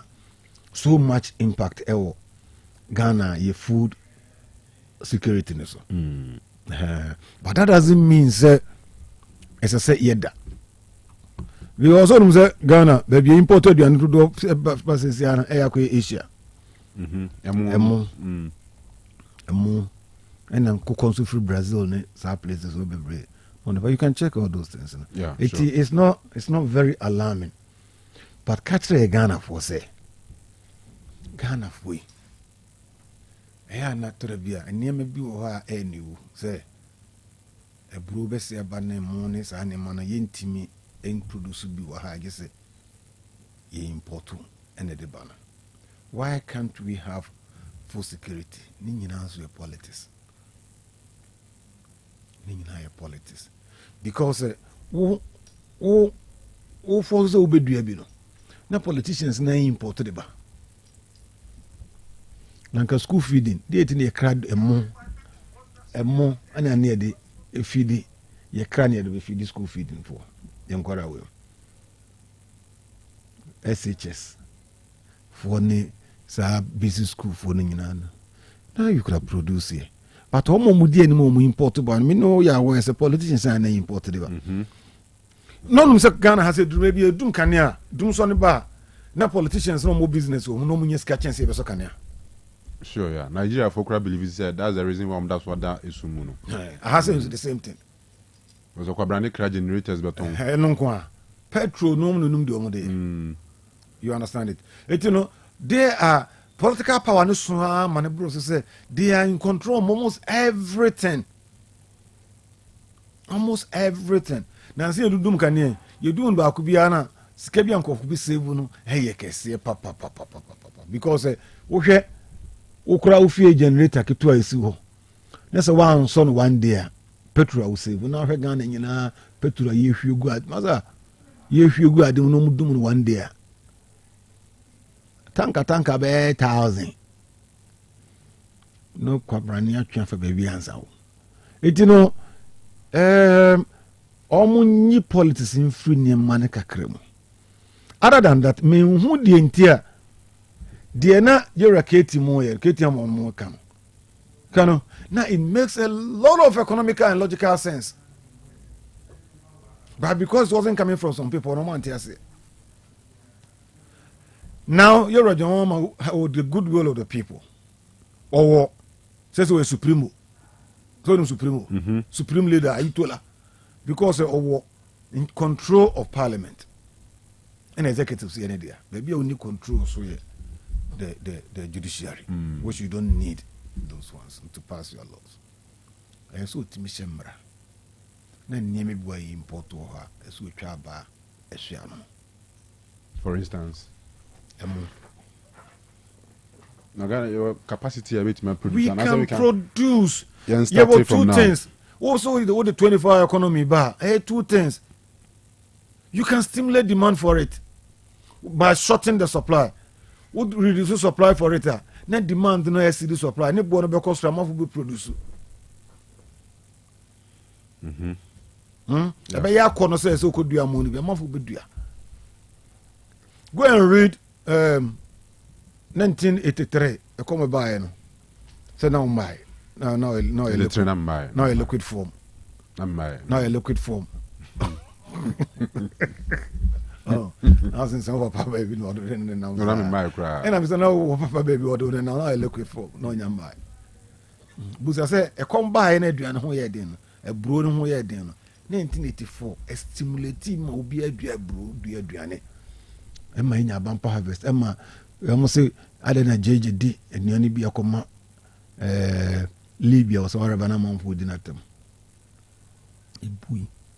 So sometimes you can. I want you to be back a crack. But you can use that one to force supply to come up. Now I understand politicians say I cry money, but one for Kona council of one for members and be brave near your way and you can never. It were the booking at the end of my and hydrogen be brave. We had the quantum of name I did Flobana. It need impact Casibia, impact be back a crebium, Kukuramon, pay Cacradia, Atoko Cacrayo, Kukuran as a form. Then you go and review. The government should go and review. Sir, one district, one village, one dam policy. Be no review. Dam on omu yeman ko fu dware mu anase omu yeso omu de yefu and omu ye de yenyu and omu de ye de ye na anyi. It was very good idea. Sir, anyi year this government shouldn't abandon it. It should go revisit it and make it more productive. Because a dam not me a year can rain fed we say no. Kasubati ama omu timi produce all year round. But I didn't see as any man a buy and so still you start to join the free Mali labor. Nigeria ni adie. You start to talk at the clote bet team free Niger. Area beduru ahomba no mo de ntomane ni masa hyehye ase bebre aba no masa be jan kofo enkora ne bi wa ha amon be sreska de bi zububu mo were wa ha ni nyina mfufuru ye ka na eba. Ene ntomane no se sene nyina be gum de ho problem bebre. Nti dam ne ntimi nu agye ne. Tomatoes are all can now come once of the free Mali bay. I'm so hot na papa. Now the airban, I have a benim. So I get motor boxes by 10 be in a banid in a banedia. But people are not getting money from politicians and the honor on Yashim free. When you see them rushing for a program, a project, now they know how much they will get from it. I'm quite wrong. Nenka na so be ma say kodua tomato kodua unya hwe mfiri eni nji ono be workshop tibatian say workshop ama hine for NMS so me workshop ama actually okada for them dem say yellow yeah has too much krono basa hazan Wona akwachire okada for de do nyina gudem ba akum na ye kire wo mu wo kire ne de ade omu mie budget ne bill ro meto kakraka wo kire ne de azan kwa baby a politician be ka so wo invest wo kesi bia na baby ono benya ne de nti obi odo banche e wo pechia ye mfa ne ho omu ye fu Ashanti region ha ye mfa wo mu ho dan hofo nyina ne so kakra bi ase ye ho anwan so hwe Ghana baby aduane free back ase pa eye ufri adwura bono enclaves no beko na fi wakọ oti yeah hopa ne baby omunya grains ne bayre na sefo kese pa ba na oba konongo agogo side ono mama obode anyway na vegetables na pie free baby kakra bi. So what are the plans? Aban ba ko no hu se ekombeba enam weda na sefo na ye we nsu anento no kra aduane bi de be gu bafa aban we ba ya o se mo yi ni nyina cha ma school fo na school fo ni wanti so mo ko tema ho mo so mo ko yi ni nyina de ma school fo e twa ma school fo de di the school at a point that is say no so any shortages me chere say o te say sa aduane na go sure yeah so mo yi so mo cha ma school fo de di sa aduane na ka be augment in case sa any mo bisia so ko ba bi no ko to ba bi na say akurati akunyo so na penni gina ho nkasa akura ni nsare bi akura na ekuru mo yene you understand it sure. It only be go ho na nkyere say bia o mo hodo kan ho nsam sa na aduane ase no matwe aduane akugu ba bi ado ne dey no na nka no be ba market mu kakra nkra opa free poultry farmers no enne poultry farmers ne say eburo ho anya den kese yes importation no man be go mu na ma eburo ho anya den poultry farmers no o mo nsu te se first ne bia. What are we gonna say? So governance, a serious business, and you can concern business. All right. And your crime scene business. And yet that is not how you do governance. That is not. You can't just for any job for two cook mass central market doses now. By your line, by your 1,000, but on point will be out on it. I didn't lie. Koto for them cry nefe. Will be koto ni free koto be the bano in India brother. Be our lances in the koto. Be a ton and near kama. You understand? But politicians no buy ya or by this row be a dear and son or so starting for fro. It's a lie. Do you know what the good time or do you know the good honor? Good honor. Lanka Sam Rina Mosi we motor to name almost Keba market in Makuma. There were alternatives. All right. Omo na buffer stock for no mo feed SHS for no. E dey no buy. Omo nya party for nti no mo person mo je aduane afri omo. And they were having food in stock. No mo aduane wo ho. Ba obo ko to afri omo ne da bi omo twa mo ne omo so party for no abeti company. No ma chire omo to afri omo ho. That is the abro. Nti de nka begu no market mu hwea na nkom do no ba be wurom kakra na mko se ni nyina de be chewe so mu chama school for se koya ampa ene koya wa upper west headmaster ba ko e di pick up on so fa na pick up ma won de na mu hunu ye omo hunu de bebre e bi bo mu dan so e bi ye we etia no mu nya butere. All right. The speed and alacrity omo de changing niema to niema guba sabasa no na master mo anti bokina de na nye hu kase no mate so na mo ma ne ma yim pa mo fo e penasem as head of state akora no young no why then odi tu okra be wura mo president so ko chia no man kan hwe mo so no so right Dr. Vidasi Dr. V yes do something yeah go but you too is here na me who is you say Ghana and Rwanda signing an MOU to implement a license passporting framework and cross-border payment interoperability. All right. A press release ABBA from the Bank of Ghana. The Bank of Ghana and the National Bank of Rwanda have signed a memorandum of understanding to introduce a groundbreaking license passporting framework and cross-border payment interoperability for regulated financial technology companies. The signing ceremony took place on Friday, February 25 to No more board on number. What does it? So no board on number. And I wait there. Bank of Ghana board. Send running who saw Modin Honor. And governor na to me BBS said, Siaman was so anti.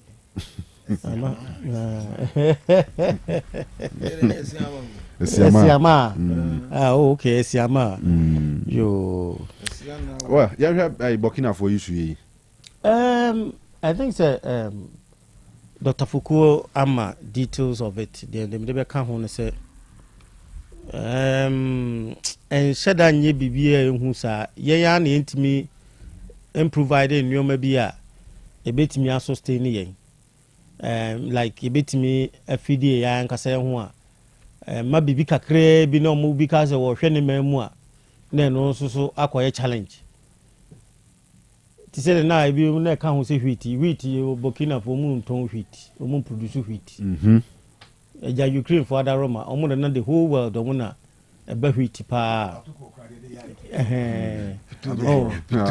atoko no pito no na mbe ye nti grains ni bia e be ye mo ana be ye e bro ne 1 or 2 ayibi but a bit man impact a bit impact a lot say yentimi anko yen bafa ho no na say baby ya store bi no for any ayibi an yentimi anya bi an supplement here and that is an ayade ma a good planners about agric na who says annual we do nyina na wo say nya baby a yetimi store in case of any emergency in case of natural disaster biana it we then come in share who say a problem bia if we have all these buffer a year e wo ho a ebetimi a supplement ba ba ye no ye ni plan bia ye de ye bibia enti BBC e wo mind man as o man bi ye na adwen say bibi wo ho on fa ma o man ni mu a ne ye ho kire ye some of our leaders are short sighted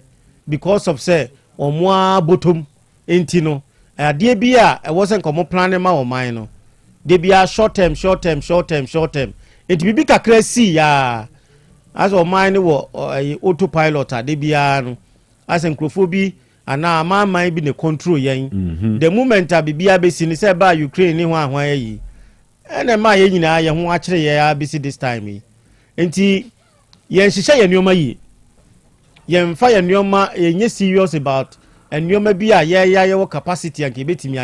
Yan hwe debia no bia per short way bia Ghana ni obetimi de ahwe ne nneoma and no na akofa saa asemu ya ba ka de we de Burkina country ba akope no say ni emo ne ho ahwan bi ni serious bi ntino wo o me emfa bi ma na wo ye ma hye also wunya baby wo a obetimi de akwa supplement saa we enti e sheda nya ayi bia where are our planners Dr. Techiwa over here wa ma ya ho kire ye sei so hu no kan kuro bia mo mfa na wo mfa wo nya ya dwuma na sei we Ghana ha planners one a vice president enti o se o ye na oboabo sa ankrofo yi na ye mfa Dr. Techi oh yes no clue I'm not like because of Ghana vice president. Oh, David. Na vice president no na me. Or no honest. What you Katachi. Come on, go feel you was Bahama. No, you don't do this in Canada. And then Toronto Ngwan the case study. Eti kanu there you learn from the best Anna. Yes, exactly. And you also have to learn from the best.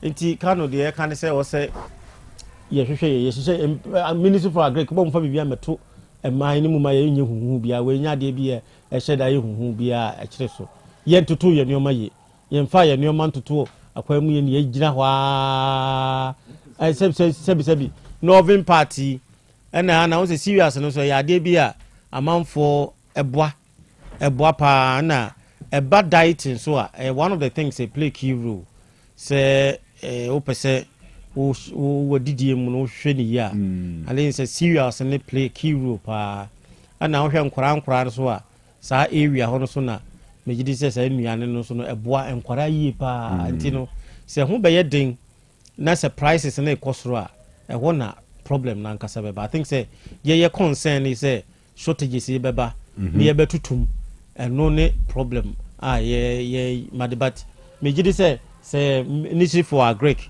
ɛne directors na ɛwɔ hɔ no a ɔmo plan ahead no kɔmɔtumi ɛwɔ saa buffer wei ne nneɛma bi wɔ hɔ a I don't think say we have to be problem yɛhyehyɛ yɛ nneɛma yie I think we are all short sighted na yɛmfa nkurɔfoɔ a sɛbisɛbi ɔmo dwen a ɔmo bɛtumi ahyehyɛ ɔman no akɔ anim ɛwɔ baabi woyɛ koraa na wobɛboa koraa na yɛma kwan na ɔmo amade na yɛ basaa and I think sɛ Kano ɛnyɛ hu ɔmo mpanimfoɔ ntena ase na yɛmo musika sɛ ɔmo fa solve your problems no mo solve my na pesa me kaka mate madam asipa no pay madam asi hope to see you some other time hopefully at china don't get that china be san banti china that was wo ya jentuam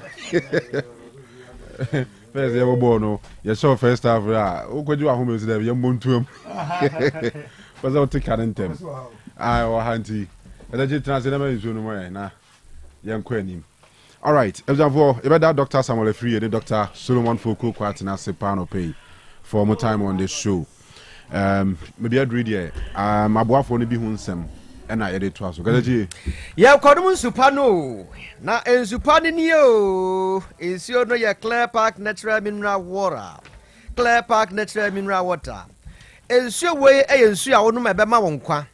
I wouldn't see you on a Bramono. And ma mo kotu beton no so obi sia no ka se o to nsuo na wonto Clear Park Natural Mineral Water what you don to kese pa onto obeka se bia wa how ensupa na wonto ntia ya monto nsupa na to bia nom ebusuafo de tia ne se ye wo jag mu de ho bottle one ho sachet one e ho eno adanche a ebusuafo dwumadie bia wudie bia no me show nkra se fa Clear Park Natural Mineral Water e na die na bebu awiye papa suku nkwada no mo wo hefa mo bi na mo nonom na mapo de ho nsam no entibe enkon kan me get through the duchu wo Tumfo International School Kenya se no a en ma recommended dia ma wo na nkwada no nom sa enti mo nta afie basa bi anie abuja for me say enya se financial institutions ahodo ne supply bi e de mamo eno edanche a abuja for say nyame yadma asante bekwa yie nyame yadma memende ya dise wo ye yi amesere wada momodin aso bebuku yen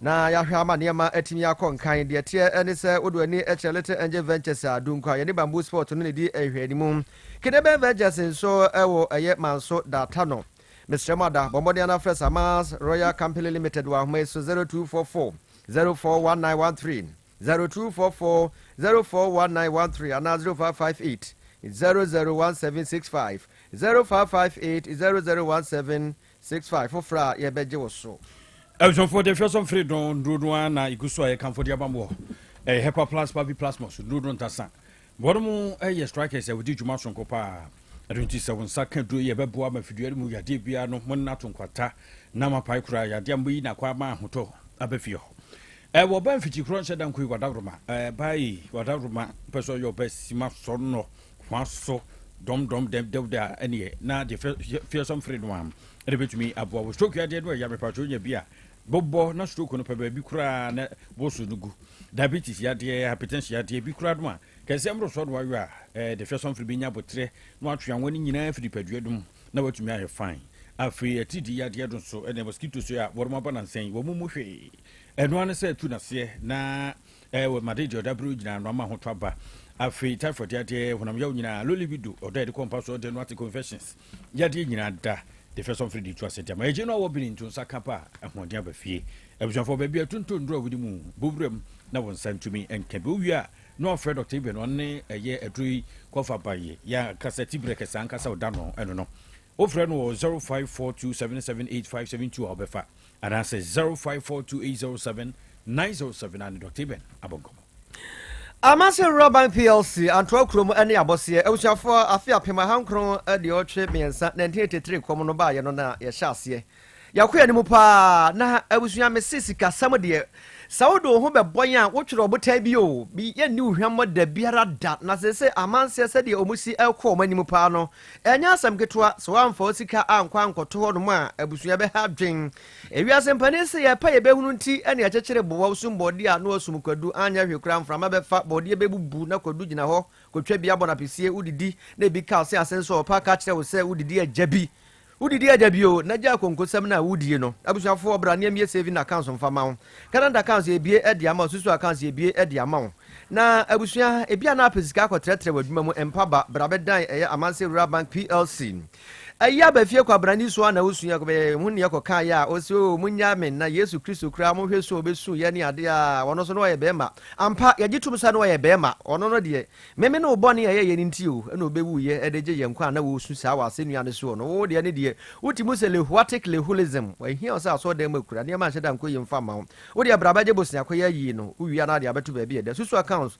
abusuafo yɛ bie ɛne no da nkyɛn susu a sɛ wɔpɛ ɛyɛ susu loan susu a yɛ de bɛma ebie wo commercial loan abusuafo brabe gibie na fa kɔtrɛtrɛ wadwuma mu na bibia ntimi konka emfa ema etu aka fa control anko ade a woni problem bia na tata de dodo na nso na wo benya kwabrane wo bedi didan ho kama na bibia timi awie pɛyɛ ade ama oni nyina gyina sɛ woni ne disika hodwa nti wo kɔ dan no ho a twɔ na de a wo ho ATM services wo ho Ghana Pay services wo ho mobile money services wo ho no mo yisration so wo ho na de tie ene sɛ sika ma de bia wa mfa amanse so de a ene wo de fa ba bi ama ya no makwa koyi sister ni o de na ya zan na ya jizika na di na mom o de fa amanse rural bank plc dia no problem bia ye kama de dana kwa mu pa se ya Ghana se ya amano ne fafa amanse so Western Union ye andro kurom e de abose manso kwanta ye wo ho na afi anwan kwanta obehu yan e wo ho no mobose kuma se kwantempon no so santase opoku ware school ho no e ho no na bra Ike ho no Isaac amawache woni yewura kwa chichi esquire opene kwantrefo ya odeska krabia na no ya chiachia mo ahojo atenga janse obehu yan Roman Hill so Kote station obehu yan manso adubia ye wo ho manso data ne ye ho bekwai asante mantemu a post office word mo obehu yan wo ho no akroche college of education ye wo ho na afi so fulan so new transport terminal ho no mabusuafo ye hye ho no na asem so cars campus word ma obehu yan na bom no ate abisa ene agro no mesrem ada ya no mafra mansiefo wa homai so na no mo dizika hodwa wo de ofra pa sika beba na mom hwehu se wo no mo dizika hodwa ansa na wa pai sa na mo so ade so fe 0277 599442 0277 599442 and now 0501 646414 0501 646414 for perfect service woman one the trust of the woman who boom on so then so they down so part one well approved that as empirical to mu GS naka wo edi trade duase ase perfect in one they can for the above wo English language bisikwan ko CGH free no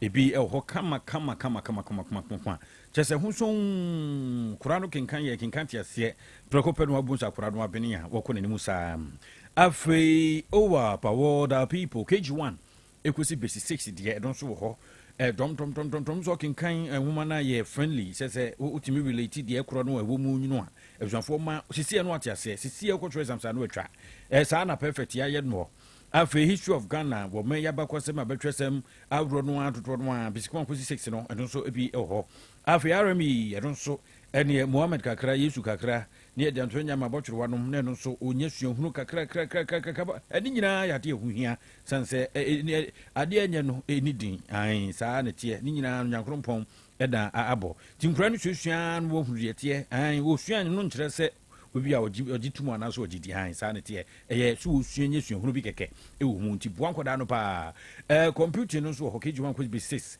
Africa creative arts basic 1 ko 6 no science maths ni nyina perfect ne de aba na juman ko KG2 no numeracy language and literacy creative arts phonics computing coloring and writing ni nyina te free perfect ya kachi wasa koda no abo wasa ne wan ko perfect ndira akoda no na adwene wo wan fa na nko perfect ndira unya perfect woman obebo apa wo mo Jesus one ekosi Jesus free no for English language brofo canon brofisuano ene ya nwoy do sonko de fe chakura no kenkanti ase bibia no konkan social studies ho ene kan nanka no super subject na twuru notes kese social studies perfect adavro ma ye pen ho ato no notes no enya ntwere ne sa afi science RME ya brofo ɛno nso ebi ɛwɔ hɔ de magye kyɛ so ane firi no computing ɛna afei career technology computing and career technology ɛno nso bi ɛwɔ hɔ yɛsɛte exams questions aworɔ no a brogyaa deɛ ahentodi no bɔ din sɛ yɛ mock exams terminal exams midterm exams ne nyinaa perfect na ɛde aba bɛduro ɛno nti sɛ yɛpɛkyerɛ kwan ne ɔkuma se nkɔ ado deɛ a abusuafoɔ aputuo gya bɛstation no ankra nso danso ma first stop na bɛwɔ akyerɛ kwan ɛroa ne sɛ ɔne ato kɛsɛ baabi a tontɔ books pii a ɔma mu baabi a tum sɛ tɔn books do so po bɛwura mu a perfect woma no ebi wɔ hɔ frɛmpani yɛn ansa koraa ne bi koraa nsa ka woma no a number de 0243299938 ana 0540755465 abapa mo yɛkɔ akɔdi aprɛmafoɔ dwa mɛsɛ ɛnkane no nana kwabrane wotwa kwan ɛfiri kuro ketewa mu yɛbɛhu na wonam adum wopɛdeɛ wɔ sɛ mebɛpɛ shoe ato wɔde bɛba ahosuo no na sente yɛtwa so w'ani bɛɛte ne yɛtwa so w'ani sente ɛde asɛm koraa na yɛhu ne saa wɔ ghana ha sae ɛna abapa mo waba sese deɛ ɔse ɔne mu di dwa online ɔdeɛ mese nyɛ se asi o ɛna ɔmo so deɛ no ɔmo ayɛ ne sɛkyɛ wei sɛ nya adeɛ a obiara bɛzan wɔ kwan bia so debera da na ano ada akwa bi sɛ wɔyɛ bi wɔahu no yɛ ɔno maame bi a ɔno sɛ ɔmo mfa nneɛma bi te sɛ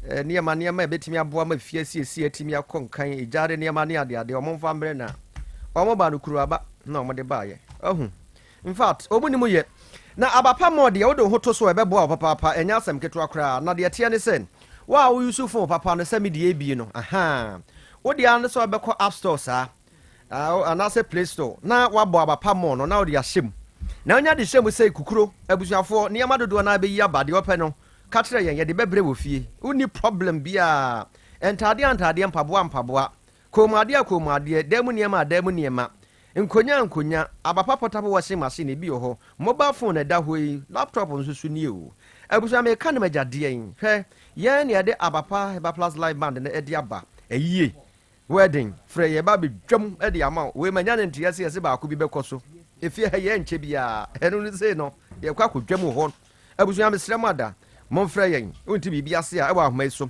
0593386133 0593386133 and 0593391848. As for your Drew Dapalong medicinal Sakachi, Dr. Dapalong Wadano, and I pay what free, what to who. Was just a medi Lupanaba do come. Nedro dear and of any team come off papa home, Nedro no dear. So far so good. Na bien pa. Lepequeni lepitu no jabano, a position for. Eye kama 3D ya de no a wo hadwen bo se basa na odu mu ato na sa wo de ovro dia ho na kan bom na wa no po che de nyina mutumi no wadi nanso so nya eye lepiton ne lepikwen no abushafo ebe ma wo ho asan ya ma ho twaba nipaduade mu eno nti bobo bi wate ukwase lepi queen en lepi ton we esi ade no na odidi tubi no ay fine oba bo so ahyehyɛ kama Yo happy man vies, I don't so bois, mema, madama, Mukudra so Mompechra coin. Now mononom kama, what did you trache at the bridge? No, I had a po, I don't yet the gribby, and I say, yet the bribby, I don't want I in Chad Babasha war. Sebra with you, a boy the bridge, or what the bridge, 2 months and Toquano, Dimpa, or Ban Beman Temo, what they are saying. Ubebrabuna, a bridge, yes, a Juanin and Irin, everyone, no Juanin Camamano. Now, Susin and Mobacrono, now.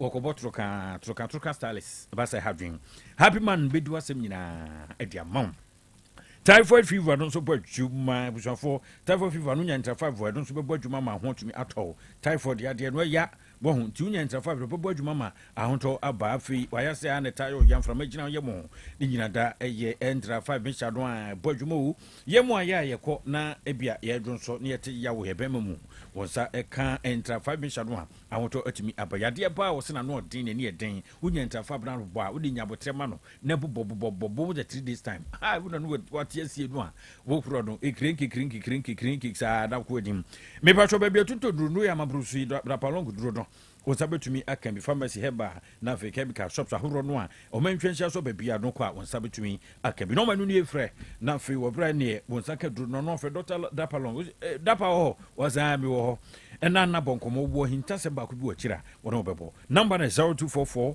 827228 0244 827228.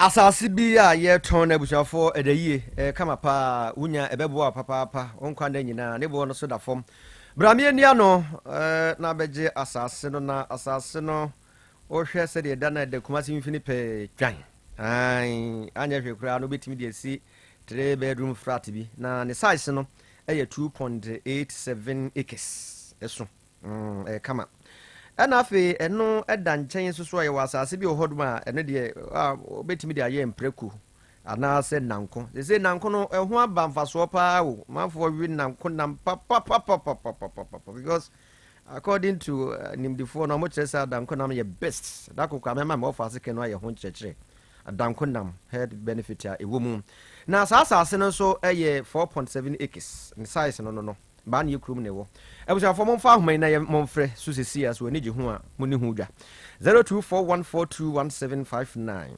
0242142179 anaa 0249499003 0249499003 anaa 0242 004017 0242 004017 ɛsɔfo yɛduru so na deɛ duru so no ɛyɛ Valley View University sukuu pɔn a wɔdo no wagyegye amanfoɔ taataa de ɔmo aduru emirikatuo mu ɛmo no ayɛ biafo Valley View University mfirikyia bɛɛ aduanan no mu ni ɛde ɔba awie a ɛdeɛ watete ne pia saa keka bomu ama saa bere amanfoɔ anya baabi asie wɔ abrabɔ mu Valley View na atete dɔm akɔmmɔnten so a ɛne amampanimfoɔ dodoɔ no a Valley View University ɛna wɔn korɔ yɛ a aboaboa ma ɔmo di adanse no na tibia wotumi sɛ yes Valley View deɛ wɔkɔ nso a wɔmmerɛ wɔ adwuma pɛ mu o sisi ɛno anya adwuma na wɔkɔ nkan yɛ a wɔyɛ national service koraa ne allow ɛwɔ nkran ne oyibi na abɛkorɔ wɔn mo bɔ hɔ wɔn nkora batan baako bɔ hɔ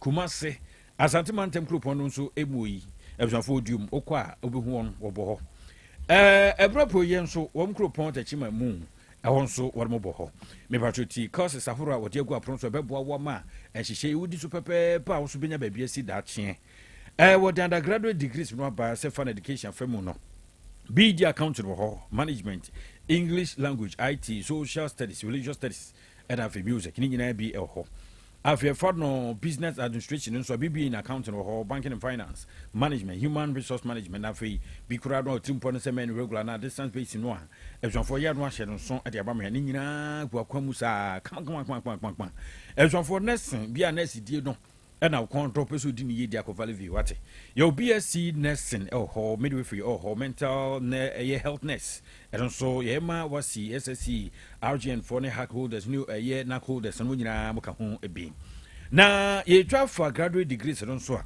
yɛyɛ MED anaasɛ MED and MPhil in curriculum and instruction educational administration and leadership ne nyinaa Valley View semiyo meyɛ MSc and PhD in computing science and as a computer science in no edimu akotene PhD in business administration say in nyina kampwa say fan accounting management and finance in nyina da obenya bre ne yatetew na usi montre so aso ni madwuma no arate brofo no nsuro ni say bro abrofo be apepia pem kura no abehia wo mo ene o maka brofo sa na Valley View atu wi a no akungon na montre so ai ehwafo bia na ye friend secretary asem na dadwen na bi kura me krata asem na ti say ma me nchuru mu Valley View say was an SSC and your okro ya otro ye no was just a credit passes no A1 equals C6 and I say A to D no nyina bi obetuma gina so no fa 6 subjects afei bia na call no ubisa English mathematics nyina ka ho bia afei so electives no so and so ka ho be 3 subjects and so edimu akotren papa ebehwe edi free ho for GC advanced level no so free passes ka ho ebi wonya be grade D kura na se ba ko ndi so akọ oni mu a ni nyina da the Valley View gina so no da fa wo age is just a number Valley View wo che se wonya mfinse aduonu mu kura no aye fa na ya tetew na wo konkan ya bo so aben wo na wa ben ya wo hye kura no se so aben sa for the intimate no be ka say Valley View wo se ye kura the ntia wo so kura ne se Valley View we programs abro de go akwam no a edan so pa courses no de yenkenkan na se twade bia otwere ya no atwa na konkan na okuadim saa afi fees no so chichide na nte kura des ukobirika eda fom brew ene yen to kesa mato for mai Valley View penny for be fa no pay na no abon komo was 02658182 66 and 0244 786372. Digital Heba Eddie Grow Fine Mujadro Eddie Abejaso Bubobi Nunumbi na ye fine.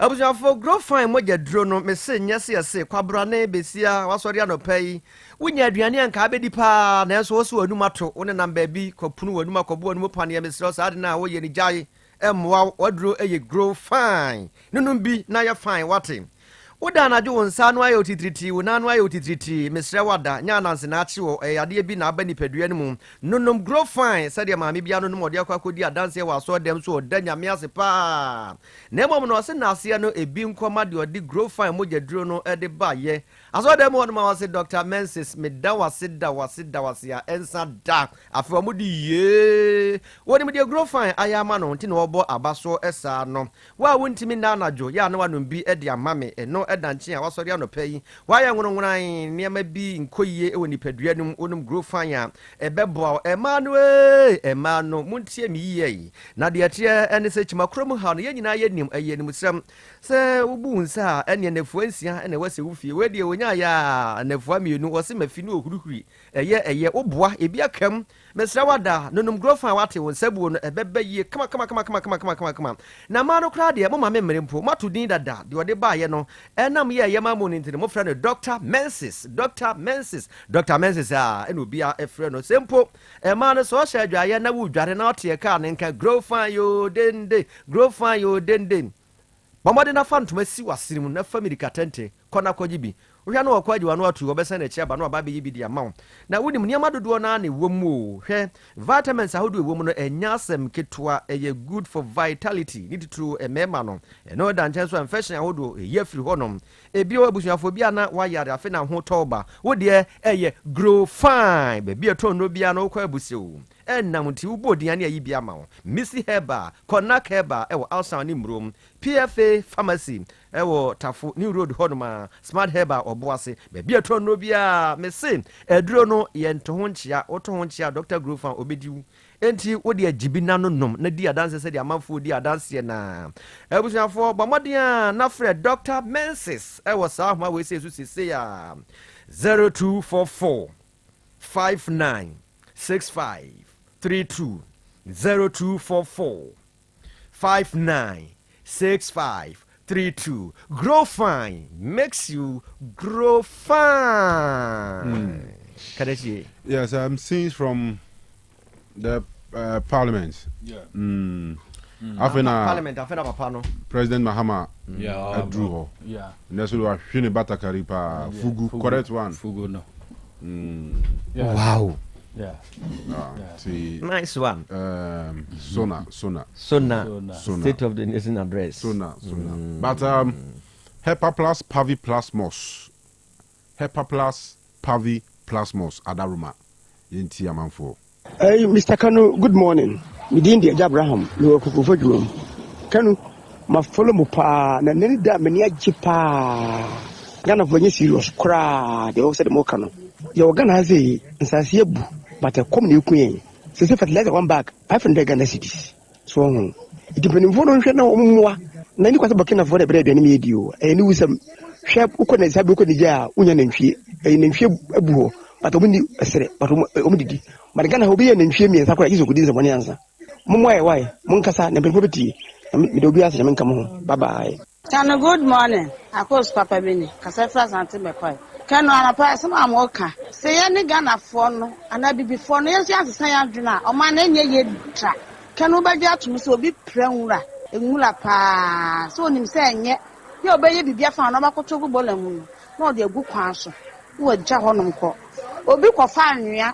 Triple back, what be sure gota and sure no be sure na see gota na kwa and sure to adene be and je wom say I am paying for no more money and so any wom ni asesa ya dwene pa o ma na enye ye ta na de be ye ana na podi no so me years ha papa na me kan say pipi belus ye years ha papa na me kan nti ene no kure pa no ma yensa hwehwem na me hira mo bebre bi captain obi ya me ye chiana na me kan no amen. Mr. Kanu, good morning. Akwesi ewa taxi driver ni me di wadu Abripo junction so Mr. Kanu say Burkina Faso say omo man atoko ɛmfa mmɛka kuku a mene ɔmo yɛ adwene fi sɛ ɔmo no ɔmo asase no ɔmo nsɛn no nti ɔmo bi de bɛdua atokɔ nti atokɔ no a ɔno no adua ɔde bɛka no kuku no ɔmmɛtɔn ma wo nkɔda kɔm wo deɛ ne sɛ galamsey ɛna so do asase be nti so do asase to galamsey a ono na to kono on to ma me ya adwene pa. Morning, Kano. Mama Moni Ejumano Pem, Nana Matano. I support what you are saying. They should come out, name and shame. They should mention the paste. They found those chemicals or whatever it is in it. Na yenja ito. Na yo company car. Next time obi sun ko yebi. If you trust the source of your information, why can't you name and shame? And I don't also blame the individuals. Where a Juma is a food and drug board and standard board. Why are they quiet? Or my dead institutions? It's more day and institutions are not working. Sanima way na food and drug board Juma and the standard board Juma. I didn't say Ghana Hankwa will be to me be biake. Share a work of food. Kidney, liver, one, then you know if it's had your way. I mean, who are mobile? Kanu, good morning. A 4 o'clock. Kanu, I mean, she'll take him California and a Pasamo game. The wow. And a pro, me a folk, me MVP Nipa. But then, ya, okay, obviously, we are Disney. Be on Canon. Just say, oh my God, no, say, I'm an approach. Some can be and this in your have you. And but to get you, you man a friend, Yajuma. Oh man, yet, man, I tell you, when you tell you, which is here, move fully. In put the children between this. Fantastic. Hello, Mr. Kano. Good morning. Your friend Raja, make a safe you. Mr. Kano, my program on it is a Mosigan, a Jumani Hanmaya, and Hamipa, a Juma Organa Hapa, a Juma Organa, name Mungana for Sebi, Ebinum, a quadro, and Amo Munyajma. Burkina Faso, Ocasu, Mudia, or Monco Scuda, or Marco Scuda. Ghana, how be so a university. Was apart from office. One time, baby, I know my word, Juma Crano, Corman, or so on. Now, by no Tigana for baby being in no be as a mobile school. I buy no Benya Juma Mobia. Sana could be assertive. Yes, Sana could be a stain to Muntu Mebun. No far flower or store cry. Or by near Jumana or bear no over you. No phone here, no here on social media. Kanu, I no pay Yame and come home, Bobiani Babia. Captain will be a Yetiano, make us a free asafo. Burkina Faso, president, no, why, ya, dear papa. Na, on mine own penny for no shen, no monsieur be politicians, no, I bet no mine swa, warmer fool, and one more general. You must say, one must say, and Sasaka Kraka, down my gun, no, a day, and I almost the air. The politicians never throw manos near who better and dear, and your soldier by Metraso, not your who Antoye, Kanu Yame and come on. And good morning, Monique. Mr. Tietio take an OPA program, no. Na ye Ghana wasem. Mantamon, a Mosman Mokotie, ye problem, what the shrimping in Fuajune etiso. Preoccupane dane politics. And no power more discussions now come to your funina, after now dane politics. This say, Dr. Steven Techino Bao Kagana Sem. Meson when we move one a voice note cast up a pay than a seda. Obia support politics no. It's in more the same when they son a bebano. And they say Mobasa someone sa then the Yajin Ghana, Wama Ghana, Junior decline. Nessa Ami and Penny for no more journey. Abba Ghana ya tibia situation so I must scan a new gnome the Ayam and what idea. And then Casampa. Yeah, Kano. Mechonia Bejafunia and Anaji and make us a free chance I Italy. Kano, Sabokina for so move for more brew, new woman in a Magana for deserve because Ghana for will sue the dead that all things you, Microma chance, or quite or fade the ho. A no one an affairs near dear Petra, a dear Kuruma, Dion Kuruma tomatoes near ye, and no Petra in offense, you know, or must say, Sunita, a hawk one says, you know, I am for no more in a woman, woman did this kind of woman, a hawk one is offense, you know. Woman, you say, I was saying, you see any Dawananka, a dear Petrana, a timid. Enjamp tomatoes not near the bed gas of beton. Been a uncutus, you know, for any abana mother momaji. Kanu Michiana Bejaphone of Femdin the Mavik in Casafi Central Market. Kanu, Naka Ghana, Yaman of Way. Tikanibu Gano, Betty Nipani Besiswa, or Ban and no so Becanonco. When you Besison and no Saminoko. When you scan a sense of this can be Bogana, Humran, Bayadian, Woman will be sure for the casa, Cassia, near Marcus, young tiny gray, and woman D&T. Not a more intimate phone. Yes, to my phone, so you have a fear wagon. Yes, Serbian say, and the President Mahama, or because of Parliament, and yes, Uncle Bibi first free education. Or Choman answer what was, so you can see you know, and also send me what I. Kano, good morning. Isaac Madomana Kasami, Chairman of the phone. A year heat me toast near a year Burkina for some may be near. I took one. Slim, as I said, the walker cracker. Banner so a mabunu ni passina. Umbet me a dumama, yen a beardy. And the Yampeni for a bro pan a yomode. That's. Hello, Kano, good morning. Your friend Matam Kasafiki. Kano me say, Quadra, Quabo 4, Ko, Babia, Ghana 4, a 4 be bri, Dimian Floba. Be piano opa unya, and to Ghana hasi. And she a PC buya huni penti. I didn't do Ghana hapan, should be a facas and a cobokina coto. I do the bar me the safe and anybody know the abuye. Ye baby made in Ghana Niamano. Your home soon chere, money I mean yeduma. Onunyamfo ozia kutokanu minu ya no pay me moache edike ne yu kabrechi mem na mekasa free na enne yesi ewura no e the state of the nation no ebeba eniti de esra no se yen ade ehia ye wo wiase pa ya aduane a ye bedie banku banche mole jene nyadoa omo eno noso se de ebe ya ye benya bia di na ya men bye. Hello, Kanu. As a probably for me, Mamachi. We take a tearful and church will be a family down here because I free table massy. Captain, I know Mampany Mama. Address Oberman, brim game gone over you. A Kufada, you see, party chairman where you say, while more minor is a Casamaya Bassa, Sam or the can. Ghana has Kawahu, Kanu. So Mampany, our bay say, or the Niscana, you wanna, at the Yanamo Ghana, Haya, Nemo, Yanko Gunko for close to a bridge. Kanu, or say to Dama Cassia, Manco for young fool, a ball man, no money tumpong. And without seeing a mission, near my family. Virginie, I'm not French, I'm a friend trust for any 3 years. Hey, Ghana penny. Ghana Yakupa me rich land. Even said we do cut a macratos now sanity guswa. Now cast all the dear beans, a beefy fear more trade. And said the assassin in air to 2 gallons, Siama, and assassin in our say, and never kina forces you, or Mamma, and you near to Kobium. They say the cocoa dinner put 26 minutes Philly for a general when they go for a papa. Otech 102.9 FM, the pride of Ashanti. Mene Dr. Ben, ma Renfi, ene yawada Hepa Plus Thursday. Doc, Marchio, yeah, Captain. Power to you. Power to you. Come on, you didn't actually honor. Ye deeper. Ye deeper. Power to the masses. The masses are happy. Come on, you be pony kakre biama. So a tea for so. A so no nesha miss me. Didn't you do? It's yamaka crasso. Yemfaka cran show monum. Hepa Plus, Pavi, and a plasmos. And me pese ubia uti utek. Yeah. Uhuno dientia. Inre friend Hepa Plus Pavi plasmos no. Esese odie ni dudonum. Bohobiu. Simple message in about 5 minutes. Maybe. Bohobiu. Hepa Plus Pavi and a plasmos. Dientia nurse uti me. Yeah. Pharmacist. Doctor nia uti me. Mason. Carpenter, banker, presenter, or software wutie me, fetish a wutie me nka, unipa sabi nkwawo ni mu ohome. Dienti say Hepa Plus Pavi Plasmos no, odie ni dudu. That is to say on try many teen ne yam pompombo no infections or sabi ne mema sema na enya no. Yes. Anytime, all the time. Let your food be your medicines. Yeah. Ma o food no enye odudu ma waduan. Eti se ye pese e ka medicine o twi mu a eni sisi an mesre say me nka say ye dru because so kan dru na people equate it to drugs.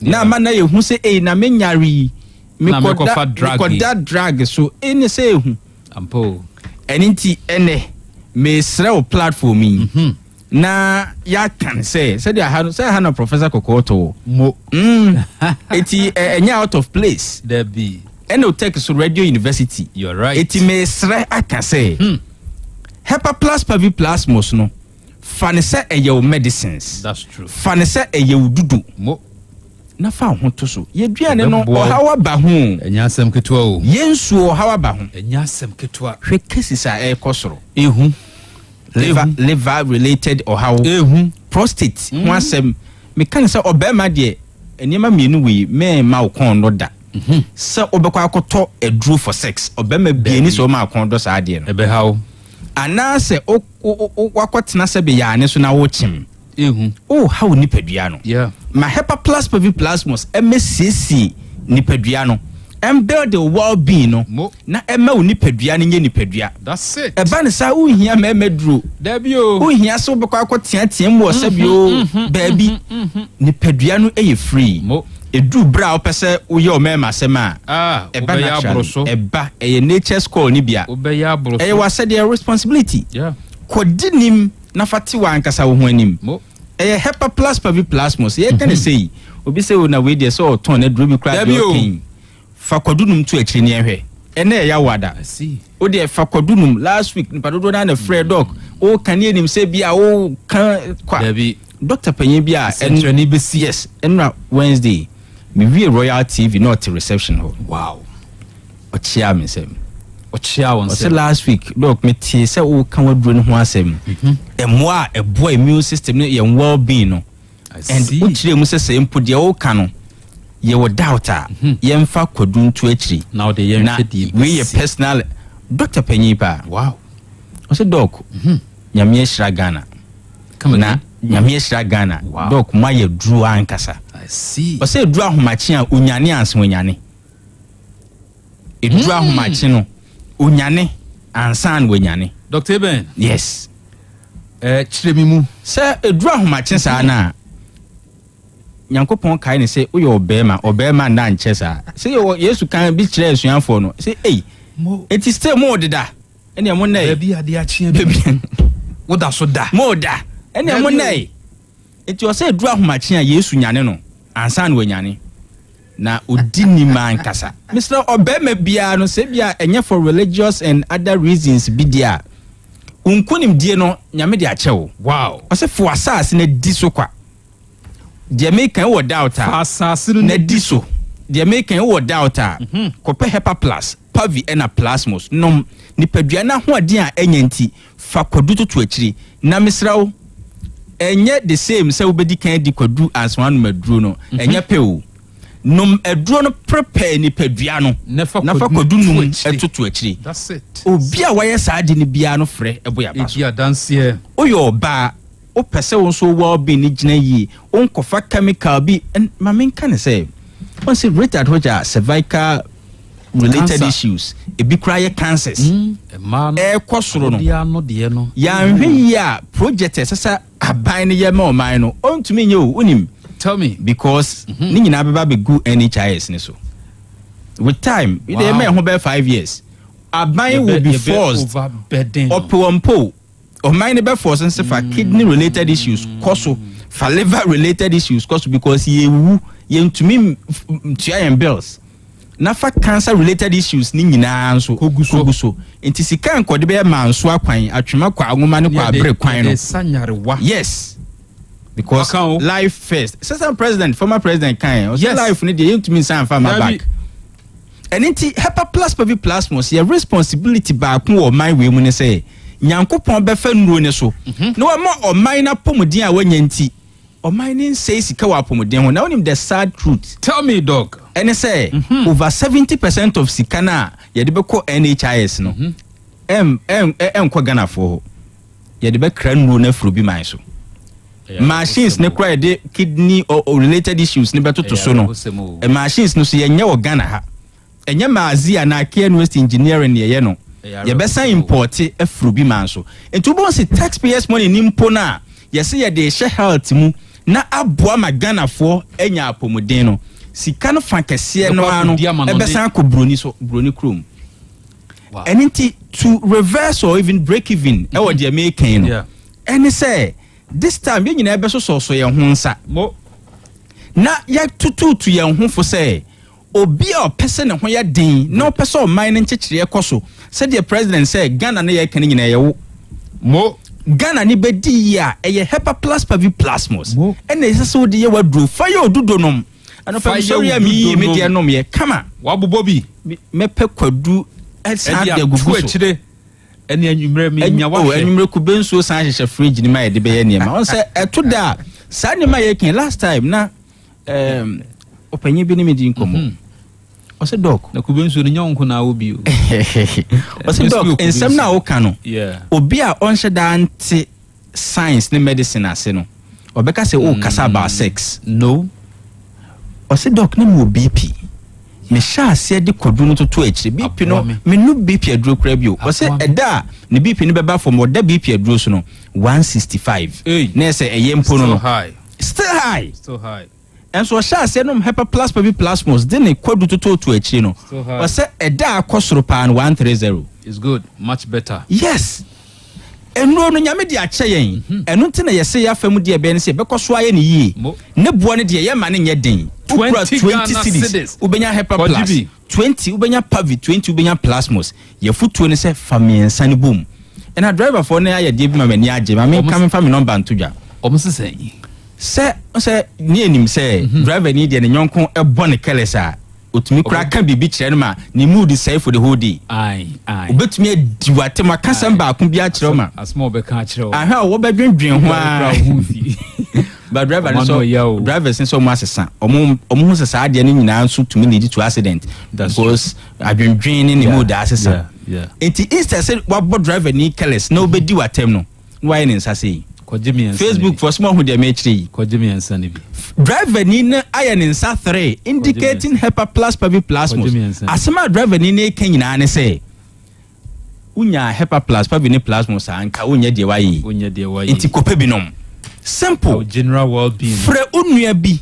Ebe koyi. Se onkope Hepa Plus Pavi and a Plasmos. Women's for some time near ma infections now. Sabi bribia na ma won't mean qualify see em wa kusua because unsa ampo why you say it mean kasi why you kuma worried what you say obebia ya kusua but as to say obesua na yetumi akasa oyikuma no ehwo ne asem no nti obi makofa chemicals bi ama ma ne bi bre for my personal line yina frame kwaje Hepa Plus Pavine Plasmos no kwaje binom Ghana ha be bia frame na kope binom wow kope binom na tu nua bi fo say onfanye na duro na onom opanyin bi se doc me ban de e ka akra bia kwa mama anu maduro se ne ba ye nurse panyin obo hospital ni din I see and on kope Hepa Plus Plasmos for the past 5 years ni ti edwane king Inti ne bane ba ye na Hepa Plus Pavine Plasmos esisi ho a onum no say na we swear because ye do ko hospital ye ma onru woman ru no 5 years ma ya eti meti wo radio so na say the doctor ne kasa no o say onyare mpo a fa ye odudo nom because you ni penti me pese me try hwe so mo de mo ti asem bia wo radio so a we kra no na bio ibiye no opa ne bane che wo say o mane nom 11 no hwe say after 3 days nitina bribie dwane king na kuma ebo ejai wow ne bane na encourage no say onto aso no wow enro no nyame dia ache o man no yes ne bana asase no yes. na onpeso obenom no yes onumpo na sabre o say doc me prescription ni nkuna yes prescription no mo dia man no yes chama do wom because of say the na pain no etie wa anuma ontumi 3 days afi on dead rubia so ne papa nso ayeku wow ena ne ba ne encourage ne say na herbal to me yetia ene Hepa Plus Plasmos to aso ena me hye obia enkran say yemfa ne say yare kra ni Ghana ye pese ye hokoso ye den ne ye ma yare mpo ekwakira ontumi ma ya brabom ebia o de stroke bi wo hodada diabetes ulcer bi typhoid bi hunahuna o menstrual issues pains ne se empese eba o ye family planning o how be bredi de akire aya ne wani so bribriw uti eya oya wakoma etwetwen o honam tutu to ase twetwen mesre o how we nyina no se onipadua ne wa hoden a odi so nkunim na me de number ni tudwa no kai se sempo dia me kan ye nyina no wani anye ho na wonyini a oyo bema ko pabi Hepa Plus Pavine Plasmos fa kwadunum mpuanum na odi fatu akiri ebia odi ochi kwadu ompe atadwen fa kubensu aseman fatu akiri oyo ba infections not now so ache ɛma so no untumi enjoy said ye oba enjoy no atinka ne kra ni ho kɔpɛ hepa plus pavi plasmos fa tadwi bi to akiri now they yɛhwɛ weekend sɛ untumi mane end well a aware for weekend mane end well last time man bia no wait na me kana asɛm wa hey ɔsɛ dog na me sane a me hunu ai ɔsɛ pon adwumaden ni sika ɔsan do Ghana no ɔsane a na ɔhunu sɛ do hunu clear ɛna obi ma no ekɔpɛ hepa plus pavi plasmos de Sunday no ɔsɛ dog me de kɔdunum ni bi to akiri after the on say JHS near SHS statistics tally your free be tally also or kind 1 2 3 4 no across or tally near my Italy ho again I will train me personal lines in here 0542 77 85 72 0542 77 85 72 and now 059 13 67 898 059 13 67 898 Owa manonia musu betumi atali mana ye hu hia wa bin betumi agina ye 0542 807 907 0542 807 907 kai say enu e friend hepa plus pavi ena plasmos eye wadru ma o mani nya binom na busua ni nyina so enya apomden ene yawo anopai hepa plus Thursday power to you the masses are happy omzo nyankopon shirao amen. On Tech 102.9 FM, the pride of Ashanti. Hello, Ken. Mama Chino, when we beg your phone, I'm what to say, Miss Radiadum, Mayba. Braimus, Mamma Manqua. And I make a say, say, you are Mahama. Or so be kind nation address na. Miss Ren. Admire for where you are more dear. Want to a break. And after so says, any break, no so be your mayor. The ministers, no, any MPs, no, at a triana or museum. One petition. 1 month away, 1 month to your bills, beer. 1 month to petrol. 1 month to your money, maybe brilliant, maybe 1 petition. Because also, ban and ibris by your mayor, dear. Wanted to market to your in our sports, Mema Woo. Any other Jafon, Achen, Kanu, Ghana for biggest problem. And your leaders are with you anymore. Name one, our citizens. Yani a year can you follow? Now, who quack you leader? No, I expect a good leadership. And to be a Yajuman, Yaka and Penifua, or Mubama Ifso, Kragan Chira, or Muchilem. So we not Konya, woman, my boy, or minor at Tumpong. That's so, then 12 and farmers and Penifolo. You must say Ghana for set. Mommy and 12 and from one Ghana do Makuma son and no, and never bought my Ghana to 2 pounds for your general well being. Call for Ever Plus, big OT. Good morning, me bache FM ma package me kase fa am no me. Eni e best we Mahama so oban mo me kase na o minus say na economy na ye work on wo see kwa we na mpanyina me na ka dompe wo dia be education. Wo dia be ye kwan ama ye. Enti wo mra pa no mra meka di ono so obetumi aye. Mo me toto mpa so na mba ye na nye na die. Wo so obetumi aye nti be ye ne ye hwe. Koko no so wo metumu o akuafo ye twene so obetu koko mama ye. Sa na wo share ye bo. Afe galana so me kanu e wo manpanyin dada kofo ho mante galanka o ye rata me skra bai mante galanka Mahama be di ye na me tie edina ye friend galamse nti so so obetu ase a woni ne right person se otumi tu ase. Kanu, good morning. Your friend Marjorie Mikasefra Babu Akrum Kanu, Burkina president, si one ma womuni and Emma Ghana Hanma Wodika. She said, me a Juma me a metonton vegetables, bibinti na matene fie kakrano. Yadi cabbage, carrots, green pepper, cucumber, potato, squash, any beetroot, nyina di free. Burkina and the bar my top. Ghana had ye ye, and I'm say ya say yes, ye near quiet, ye dria and ye, I am getting kitty and ye be, and ye, when I'm sell lettuce, I find the salad, the quiet free Togo, never net Togo, at the end ye, ye had ye too, then I dear bachana pro, because of near my Gugu swan in Tieno, and she saw a castle man and Mahama, or Dickas, if I want to me man and my won't chill. Hello, Mr. Kano. Good morning. Elimeni Mikasefri Anomani Patasie. Mr. Kano, Mijidi Semunyana Mohoye. Baby, a captain wonso. Yebechiano. Mr. Kano, ye can penny for Samuye dear. The Ghana de minimuane se enye MPP NDCO. The minimuane sa Bambi Beba. No be your money yama hotabo meyimu. Omobani yamano, almost sending into Tuni Yemaye. Said the Beya Hoto, Ebeba Yukuri Mama ye to me at Senemu. Bedase. OTEC 102.9 FM, the pride of Ashanti. Right, abo nundua paunsima ediasa N9. Anope yadaswa sinkunyaso OTEC 102.9 nyansa podwumadie ena wasugu awitie no. Yen medin komo wa ha, Dr. Mensis wa ha. Na enede tuhwe enede tana ese bosume no bewie ya no yenu ama ne mo.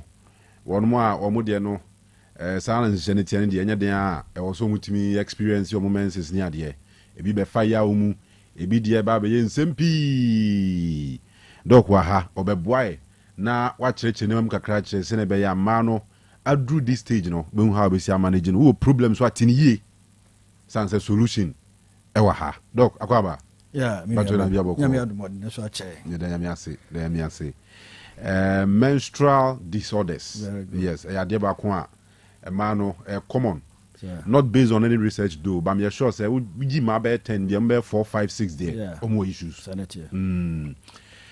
yeni hun komo yem wa man yen che otiefo okay obi ajo so sa menstrual problems ne ba enyo mu kwa na affect you affect me man so pa so at say so ba yen menses 6 days 5 days na fi 2 weeks no we ya na asem yes fie na de owrapen mu kra ne de want me nko kitchen so what I say na ko aduane ti be ma wo nya idea ne abran jollof no a ala we talk fie so what I say ti e be come menstrual disorders okay ye be chirichiri mu da bi e ba ya de sua ti e ba be sua de afa di padua no ho okay na me gidi se o take ade o mu tie ye o mu go fa magedo no sa issues no se de o mu kan ho but o mu an e bo hu dawro eto aduro ne mayen tini mre bia e ba ne e da o mase ye come menstrual disorders disorder no kire say is not in order okay ye ka say is not in order na kire say enaye na panyimfo se ba bia de ne da no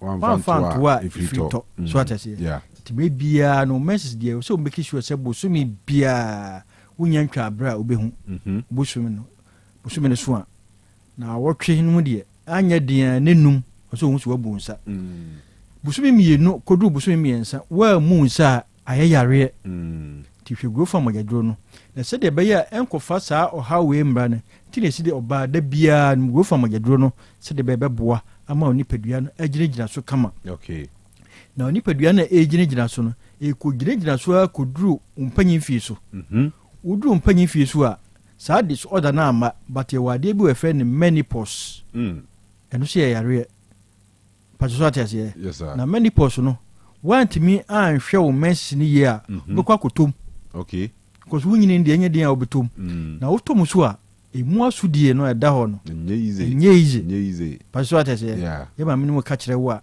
ahokeka kasatenten awefie enoma bebre yare enketenkete because hormones want me an hwe ni ye ena odi anyini it's what your brother and yes so asudie wo ho timre bi so no go from ageduro no now your ba onoma etuto ye ma okay if we say sa menses we ya hwe ni ye nti enne obi agya asore ko adintra ma me yo tie mfikire ha ono de da bia onko asore young girl ya wasisu on de oye basabasa yi wa wo ba miensa wo yi bi kura gu na me ada bia me sore ko pra sore dem na wotwi bia me tia sore dem no adenti nyankopon umma me ba enu nti ne ba ye se nyankopon wa mo ba bia bonini na wan hwe yi a oba wunya ba adentra na mo menses na wan hwe ne yi nti okay unsabu a wa mu ani anko ho efise nyankopon wade o manyina agya okwan na wode ba asase wi so nkosua nyina woto ma me na so nga no busa nje Gabriel so oba na wokọ Ghana no kusua sen na de man no se na na man 1 million so Ghana de so wa oba wa bruce wa 20 so ma memfa no na Ghana for ma ne bi kasa wudru 13 years no na ka 300,000 1 million no 1 million no 700,000 na fine ayira da bi ehye okay enti yes wo your ba until youthly age no so try so bewo so that nkusua ekọ saa na wan hwe ya ya baba wa betumi akoto bomb so that say ama nkusua ni nyina ahye e wo Gaza papre so so that say ti ase ria no ano enti wo your ba emre bia wo de aduro beka ho se wo de yi akola no ana wo de prevent akola no o modina ben doctor. Okay. So what I say? Sure. No one chiro die eye no one yama. Okay. If I ope enye die ope. Abi. Na kusu amansa no maduro we. Nti so konumbi. Misumi konumbi. But so what I say? Yeah. One hwe ya obeto bomb ase kusu ye ni nyina. Esa asa. 1 million no esa asa. Na 1 million ade makomako 1 million. Ehia ahye. Ukọ konfo so okope bia obekọ ne konfo ne yere onwoe.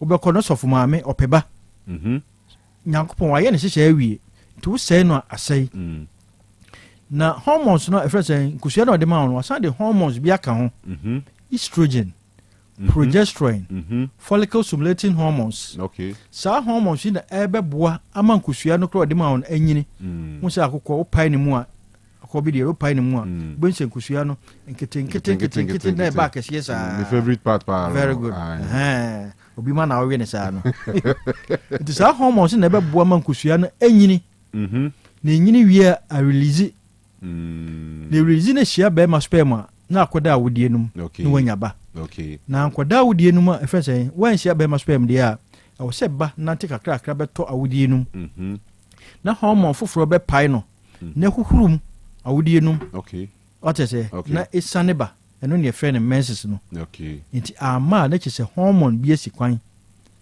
hormone so ayes electricity no it be low in the timber high okay but so what I say sure yeah se low na o freja umoto besai eko high na o freja umoto besai nti hormones no low and eba higher yare okay different imbalance hormones okay ema enoma entuto yie esa the problems bebro okay the problems na de bebro no yare bebre na wan hwe ya e de saa o how we ne bebro wan hwe ya wunya ba cause hormones no e bi betimi esikwan ama kusua de kra ento obetimi anya miscarriages betimi anya menstrual pains hormones kro ya betimi ama pains severe pains so what I say ti maybe also no go for majedro no se de beboa saa hormones estrogen no na ekosoro a na ma fibroids and our fibroids kra ma na kosoro okay and bafom umamu a eno na de wo menopause so what I say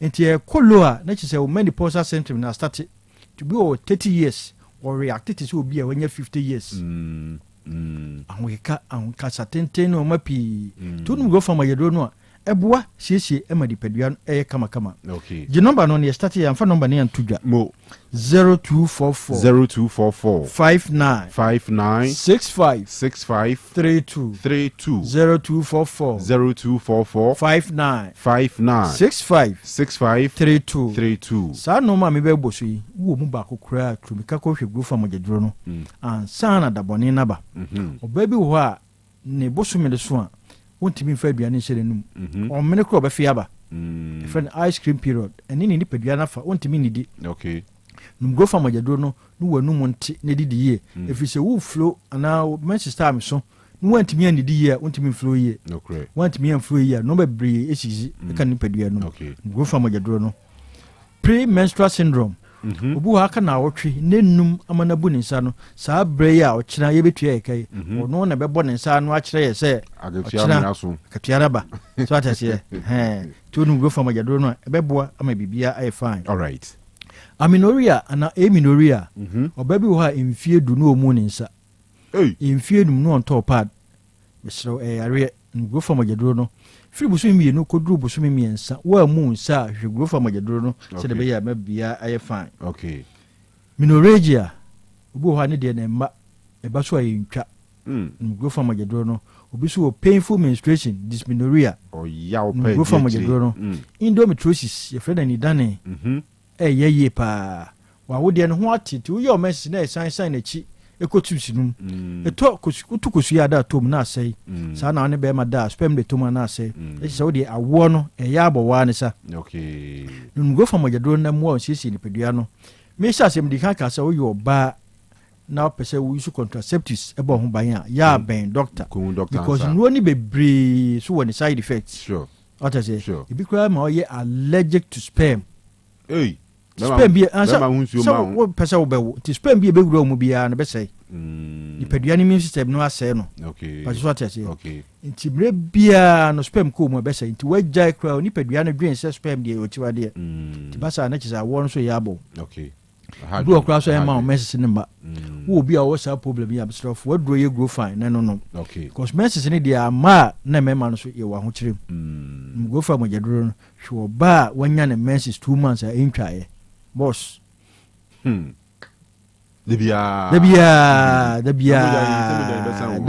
deba obi wa gise Russian kura hospital akọ ne pade bu wa gise di moja sine so fisi wa ya anemic moja so no e bo siesie di pedua ni nyina na ye ka wedum nyina no enye man ko aduro oba no be ma no because hormone bia oba obi an be ma woni opposite so what I say tin go for majaduro no se de be boa ama so be ma no enoma akoko yie if it's a bear na kita no enye dompe ni shim eyi ntini ene moje fam tun go fam majaduro no ebeboa asisiu ama waye kama so de make na ye de yakase koko ena ye duro no ti wo hona so ni so briu wo ye adwuma wa wiaso wo ye adwuma wo gya ho wo hona wonsa no na yo titiriti waposo nyina ye oya edura na adwo simitimi nda aduane si wo simitimi ni di yare no go fam majaduro no empompo obobɔ na epai misro no go fam majaduro no udware wie na de afin dwo ho enso ye yare obi ho dware wie a giso okotara obi dan no adwene ho saa wo yo ba ana bema na so atenka tia ira atenka na hormone feeling libido e ko from my friend low libido to wan hwe ye edo how bebreo tinu go from majaduro no se de be ye be kwa hwe atenka no ba bia obi aba ba bia to aduro bia se ye pharmacy heba drugstores yan kasa so wakasa na ma eton do tashe bi pa kasa kasa nketwa no we ma me panyina me mfa grow fine ni agro so de be ma menopause no akofom na honam ya ya na to ase atwetwe no nyina eno abrase je number no na be no ayebe 0244 59 65 32 ya bona dani ya ntwabutu all right the number no biem 0244 59 65 32 se mra bia na ho bia betem go fa mojedro adro bia onu bia so betimi anu fi se mojedro enu ti na onya malaria na hospital no doctor tre malaria do ma wa no asan atwere go fa mojedro na ka ho ti adro bia onu bia go fa mojedro na ye kama if we say grow fine makes you grow fine. All right, doc. Every day, and then I mean, some answer this question because I am tell you, sir. Shortages in ma. Shortage in there. Yes, grow fine. Shortage will be near the shortage in there. Eba ne buy one year inside. So what I say, demand ne buy near the other no the beba. Okay. But a try so uko the uko to anom dia. Uko that's what I say. Okay. But bia uko to anom de bia umu too free e ho no. And ya ne nya shortage akra. But so uko drugstore pharmacy de dia be ko ne grow fine no ho. Okay. Shortage de dia nya dia demand no e ba ne dia. Nya dia shortage but be nti se obi se makọ drugstore ma nya bia nto. But e bi obi obefa akọ drugstore no and e bia 2 days bi betumi delay no. But say de ka no wo frey entamu a ye de bantem. That's right. That's right. All right, before I meet your man Penny's Excellency John Dramani Mahama no. Yensan fa grow fine. Dr. Mensis number no and to jabe bia obi a picking a friend on komo bia between the nchiremu bia o de be ma na bibia nye kama 0244 59 65 32 0244 59 65 32 enti doc anwesi omampeni esum e the floor of parliament. Time would be my final address to parliament. God Almighty, providence, and the unpredictability of life have summoned me here once again.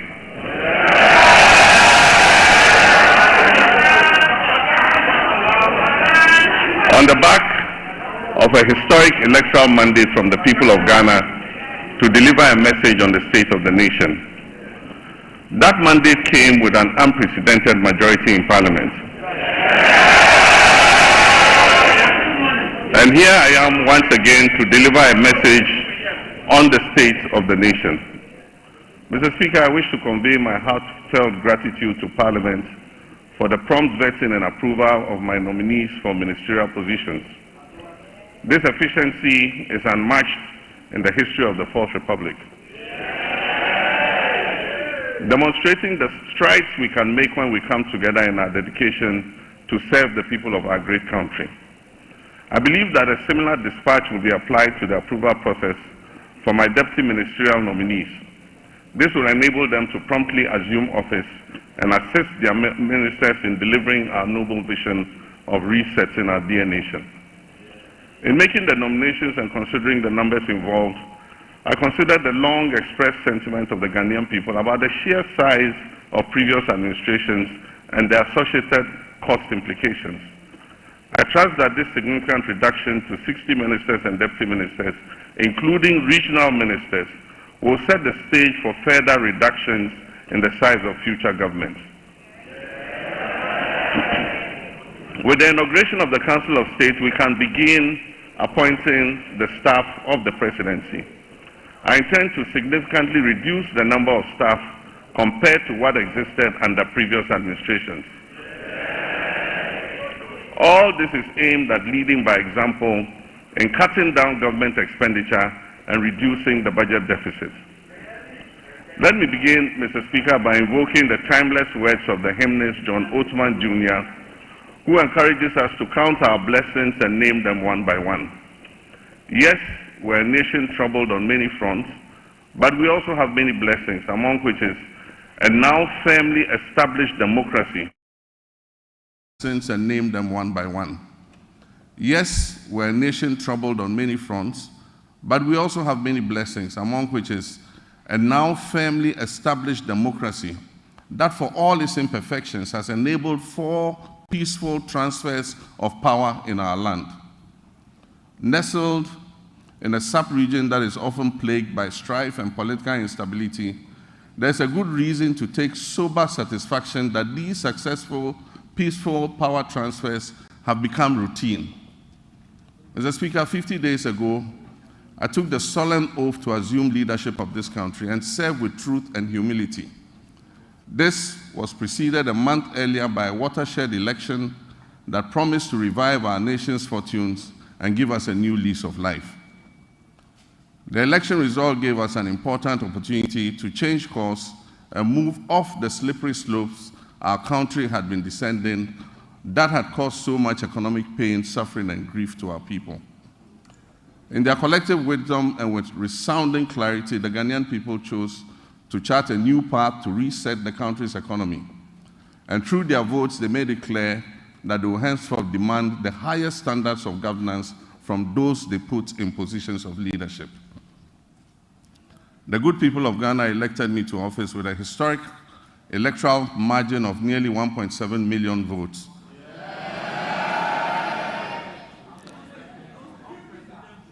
Separating me from my next opponent, giving Ghanaians the first female vice president, Professor Nana Jane Opoku-Agyeman.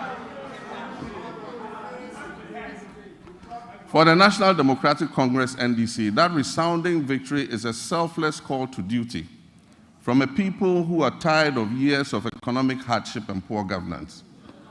That call therefore places an obligation on us and all who serve, including legislators from both sides of the House, to do our utmost with decency and humility to change the circumstances and the state of our country. Mr. Speaker, as I stated earlier, Article 67 of the 1992 Constitution requires that I give an account of the state of our nation to Parliament. I'm sad to report that the state of our nation is not good.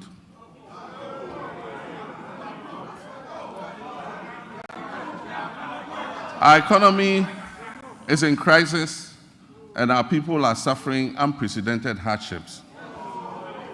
Mr. Speaker, we will host a national economic dialogue on March 3rd and 4th. On March 11th, the Minister of Finance, on my behalf, will present the budget estimates for the financial year 2025 to this August House. These two events will allow us to present the real state of Ghana's economic crisis to the people. Mr. Speaker, it is not my style to lament and shift blame when confronted with challenges.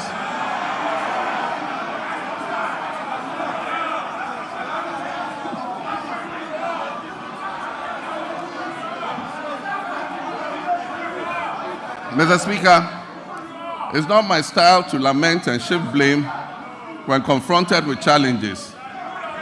My approach is to accept challenges and work hard to resolve them. Indeed, this is precisely what the people of Ghana elected me to do. I have therefore not come here to lament on the state of our country, though there's much to lament about. I understand why I was elected with such high voter confidence, and that is to solve Ghana's problems. With your permission, Mr. Speaker, and within the constraints of time, I'll take the liberty to elaborate on how we intend to address the numerous challenges facing us as a nation. Yesterday, February 26, 2025, marks exactly 10 years since I stood in this chamber, at this very spot, to declare my determination to fix Dumso, a legacy problem of power shortages. And Mr. Speaker, I fixed it. Yes, I promised to fix it, and I did. And I wish to place firmly on record that from January 2016 until I handed over the administration of this country on January 7, 2017, there was no power rationing or load management in Ghana.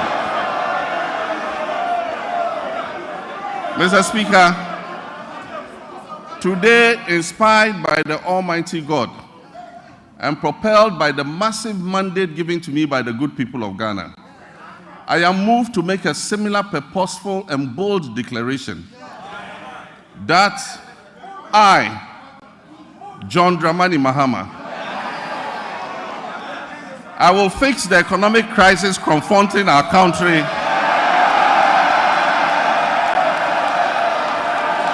and reset it on a path of growth and prosperity.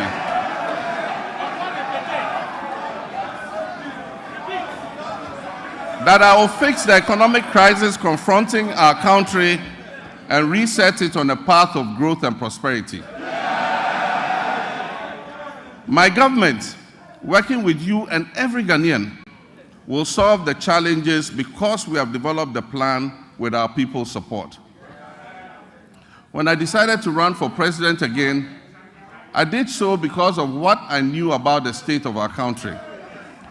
I was aware that huge problems awaited me upon assumption of office, but nothing could prepare anyone for the reality of the depths to which our economy and our governance had sunk. Our elders say that a frog's true length can be ascertained only after it has died. Apotrowa ni ehun ne tenten. And how right they were.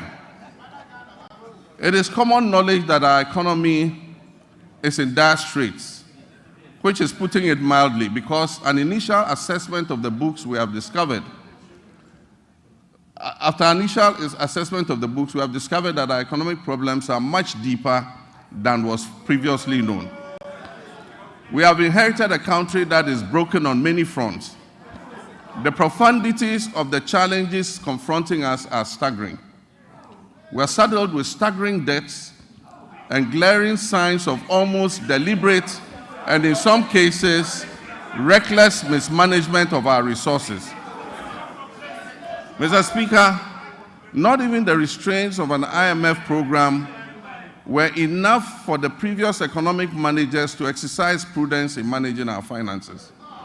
After setting an inflation target of 18% by the end of 2024, the actual outturn was 23.8%, significantly higher than the threshold agreed with the IMF.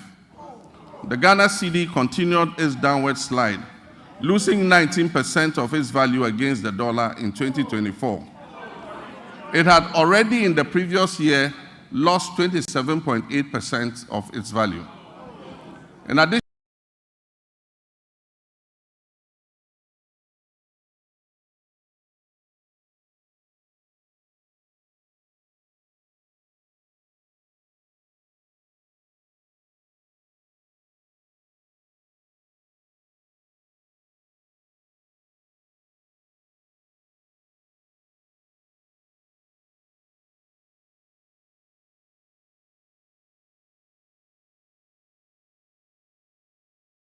to the public debt, which amounts to a staggering $700, sold at $2,600 per ton. As a result, the then management of Cocoa Board rolled over these contracts into the 2024-2025 season. Honorable members, Mr. Speaker, this implies that for every ton of cocoa delivered this year, in fulfillment of the rollover contracts, Cocoa Board and Ghanaian farmers are going to lose $4,000 in revenue. Mr. Speaker, as I address this Honorable House, Cocoa Board has supplied 210,000 tons out of the rolled over contract, resulting in a revenue loss of $840 million for both Cocoa Board and the Ghanaian farmer. Mr. Speaker, Cocoa Board and the Ghanaian farmer will lose another $495 million by the time the board finishes supplying the remaining rolled over contracts. Additionally, Cocoa Road commitments alone total 21.7 billion cedis, of which only 4.4 billion is included in the total debt of 32.5 billion. This debt has arisen mainly because of the decision in 2019 and 2020 to award road contracts worth over $1 billion because of the election. Mr. Speaker, the energy sector faces significant financial challenges, primarily due to collection and system losses, non-compliance with the cash waterfall mechanism, and legacy debts. The financing shortfall has risen considerably to approximately $2.2 billion, or 34 billion Ghana cedis for 2025. And urgent measures will be needed to reduce it to sustainable levels and ultimately eliminate it. The financial sector continues to struggle despite the reportedly spending of $29.9 billion on the financial sector cleanup exercise up to date. Scant reserves were also left for debt servicing, despite implementing what may be considered the most severe and distressing economic policy in the annals of the Fourth Republic, if not in the entirety of our nation's history. And I'm referring to the domestic debt exchange program. This is in stark contrast to our actions in 2017 before we left office, when we allocated $250 million to the sinking fund handed over to the incoming government to service debts, Ghana's debts. There have been claims that buffers were left for debt repayments, oncoming debt repayment this year. Mr. Speaker, honorable members, let me give you the statement of account for the debt service reserve account, which is also popularly referred to as the sinking fund. This fund shows a balance of only $64,000 in the dollar account, $64,000 in the dollar account, and 143 million Ghana cedis in the cedi account. The repercussions of the accumulation of debt and economic mismanagement will require extensive work and sacrifice to repair. In the next 4 years, to put things in context for you, Mr. Speaker, in the next 4 years, our debt servicing will amount to 280 billion cedis. And this comprises of 150 billion for domestic debt and 130 billion in external debt servicing. Our catastrophic debt position has also severely impacted infrastructural projects that should have been completed. Currently, there are 55 stalled projects due to the default of debt and subsequent restructuring, with a total value of $2.95 billion not disbursed. The stalling of these projects is expected to result in a cost overrun of about 15 billion cedis. Mr. Speaker, notwithstanding this gloomy background, I remain committed to leading this government and taking every necessary step to reset our economy, getting things back on track, and working with the good people of our country to build the Ghana we want.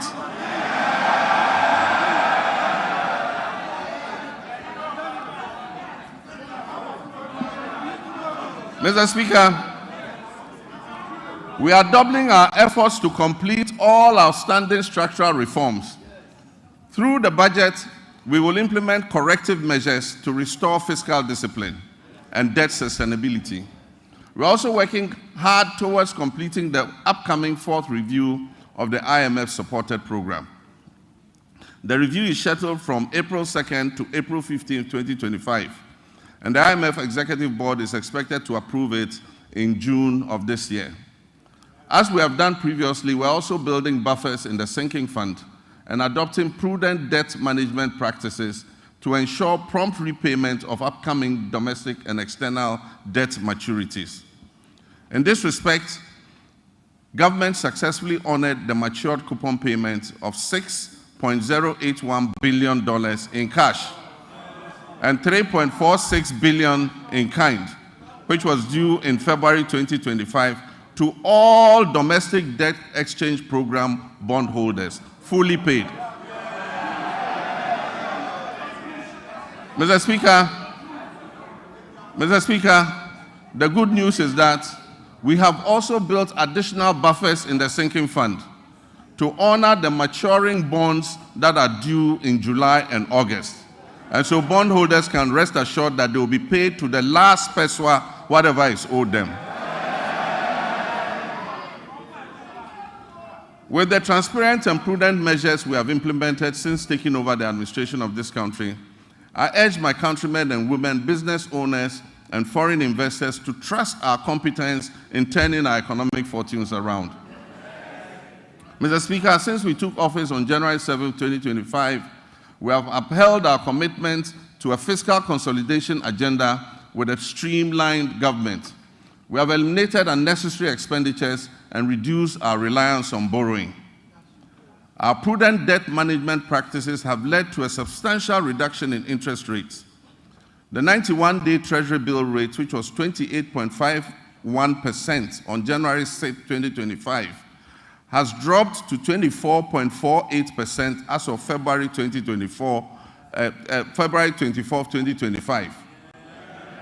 Similarly, the 182-day Treasury bill rate, which was 29.07% as of January 6, 2025, has decreased to date to 25.388%.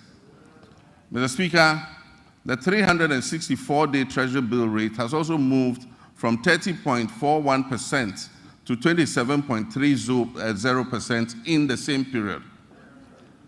We signed a Memorandum of Understanding with our Official Creditor Committee, OCC, to formalize the debt treatment agreed upon with our official creditors. This marks a crucial step towards Ghana's restoration of long-term debt sustainability. The agreement will enable financial resources to support and strengthen our economic recovery.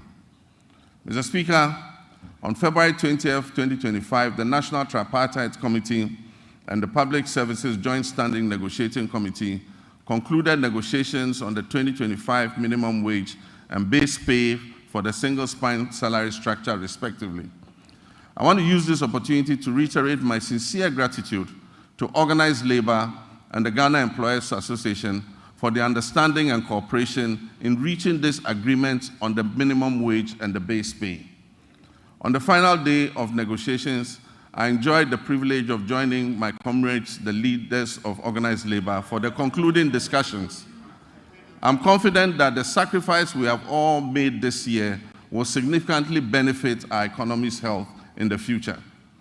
We look forward to a positive economic outlook as we restore macroeconomic stability, we encourage exports, we activate the 24-hour economy policy, we implement the $10 billion Big Push policy for swift infrastructure development, we rationalize taxes and foster inclusive growth. The goal is prosperity for all, which must be shared and not the prerogative of a select few. Mr. Speaker, in fulfillment of our 120-day social contract with the Ghanaian people, we have put in place the Planning Committee to host the National Economic Dialogue. This dialogue is expected to discuss the state of the economy and reach a consensus on the key policies needed to address the devastating economic crisis confronting us. It will support the development of a homegrown fiscal consolidation program, and it will highlight key structural reforms and policy priorities essential for resetting the economy and creating prosperity for all our people. I believe there's absolute wisdom in what our elders say, that two heads are better than one. Tikro and Kwejina. Consultation and consensus building have always proven to be better than unilateral decision-making. It is my hope, therefore, that our colleagues on the other side of the divide will display love of country and participate in this national dialogue, unlike the boycott of the Senchi Forum in 2014.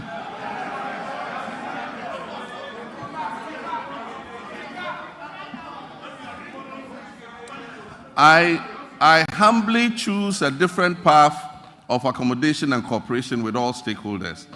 We will continuously engage on important issues so that together, as a nation, we can reset our country and focus on sustainable development.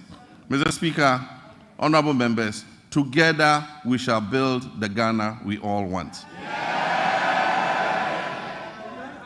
Mr. Speaker,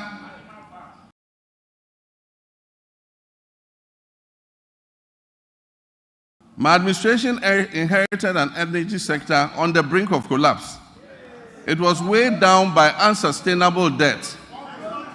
This unfortunate situation has led to many independent power producers and fuel suppliers threatening to cease their operations. Mr. Speaker, listen to this. Despite collecting over 45 billion cedis in energy sector levies, ESLA, over the last 8 years, the outgone administration has left the Ghanaian people with an energy sector burdened with a staggering debt of 70 billion cedis as of December 2024. It is of deep concern that several state-owned enterprises in the energy sector are struggling to stay afloat, and unless urgent interventions are made, many of them will go under. Financial distress in the energy sector remains a significant obstacle to delivering consistent and affordable electricity to Ghanaians, and it poses an existential threat to our economy in general. Compounding these challenges, critical maintenance activities such as the scheduled pigging of the West African gas pipeline, WACO, were postponed from 2024 to 2025 without sufficient contingency measures for alternative fuel supply. As a result, my administration has had to swiftly mobilize resources to secure emergency fuel supplies to ensure that electricity generation continues despite the closure of the West African gas pipeline. I've been informed that the pigging exercise will be completed in the first week of March, and once again, additional gas will flow from Nigeria. We are anticipating a marked improvement in the power situation once this begins. While the current state of our energy sector poses grave concerns, we must remain resolute in our commitment to restoring stability. I've directed the Minister for Energy and Green Transitions to implement far-reaching reforms, including enforcing a single revenue collection account, strictly adhering to the cash waterfall mechanism, and eliminating all wasteful expenditures by the state utility. Mr. Minister, Mr. President, Mr. Speaker, following my directive, Mr. Speaker, following my directive, the Minister has set up an advisory committee to guide the participation of the private sector in metering and billing in order to improve efficiency in revenue collection and also reduce the high commercial and technical losses that are threatening to drown the state-owned utility company. A pilot partnership between ECG and Enclave Power has proved highly successful and provides us with a workable framework. ECG provides bulk supply of power to Enclave Power Limited. This is an organization in Ghana. Enclave Power provides meters and bills to all companies operating in the free zones enclave, with 99% revenue collection and nearly 100% uptime in power supply. This is being done here in Ghana. We can use it to cover the rest of the nation to ensure that we get revenue compliance and be able to bring down tariffs for our people. Mr. Speaker, I'm still getting used to being president, that's why I said Mr. President. Mr. Speaker, reduction in commercial and technical losses will lead to affordable tariffs for everyone and will bring relief to all users of electric power. We also aim in the medium term to achieve 100% gas utilization for power production and to eliminate completely the use of crude oil and fossil fuels. This will save Ghana hundreds of millions of dollars spent on the importation of fuel oils for power production annually. With regards to renewable energy, this administration will soon operationalize a renewable energy and green transition fund to enhance efficiency and accelerate Ghana's transition to renewable energy. This initiative will drive investments in sustainable energy solutions, including solar streetlights, rooftop solar installations, off-grid solar systems, electric vehicle charging stations, and rechargeable outboard motors. These measures will reduce dependence on the national grid and position Ghana as a leader in Africa's green energy transition. Mr. Speaker, Ghana's petroleum sector has witnessed a precipitous decline, with crude oil production sinking by more than 32%.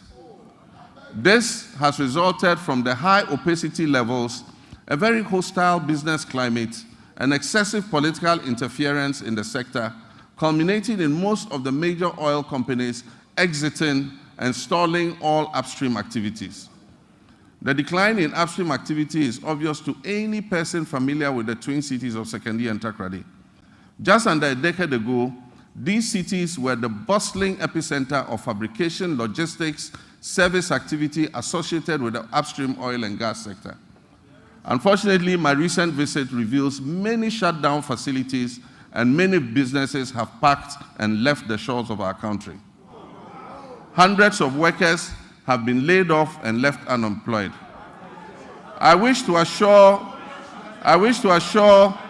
the good people of Sekondi Takoradi and indeed the whole Western region that we are going to breathe life back into your area.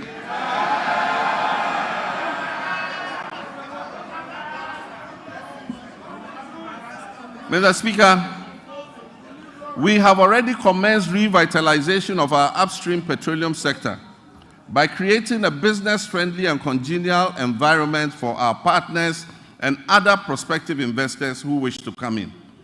My meeting with the players in the upstream sector have been extremely positive, and we have been assured of substantial investments running into billions of dollars in the very near future. Mr. Speaker, the Minister of Energy and Green Transitions gave the directive for the removal of the unitization based on the arbitration that took place. We believe that this will open the way for an amicable resolution of the issues between Springfield and ENI. And this should make our oil and gas prospects more attractive to investments going forward. Mr. Speaker, Ghana has fertile lands, abundant water, and human resources. Yet we face a paradox. Our food import bill continues to soar, reaching alarming levels of over $2 billion annually. In addition, rising food inflation is burdening households and threatening livelihoods. To address this, we're implementing several well-considered policies to grow the agricultural sector, including agro-processing. This will be backed by reliable power supply to meet our country's needs while advancing exports to earn foreign exchange and strengthening our economy. Mr. Speaker, the Agriculture for Economic Transformation Agenda, AETA for short, will modernize agriculture, enhance agribusiness, ensure food security, it will lower food inflation, it will boost exports, and create sustainable jobs. The Feed Ghana program will increase food production and reduce prices through projects like the Grain Development Project, focusing on rice, maize, and soya bean production. The Vegetable Development Project will target crops such as tomatoes, onions, and pepper. Our Poultry Farm to Table project will eliminate poultry imports and increase local production. Ghana imports 95% of its poultry needs, which costs over $300 million annually. To reverse this trend, government plans to revamp the poultry sector by investing in hatcheries, feed mills, processing, and distribution, working towards eliminating poultry imports. And this is a good one. The Nkukon Kitinkiti project.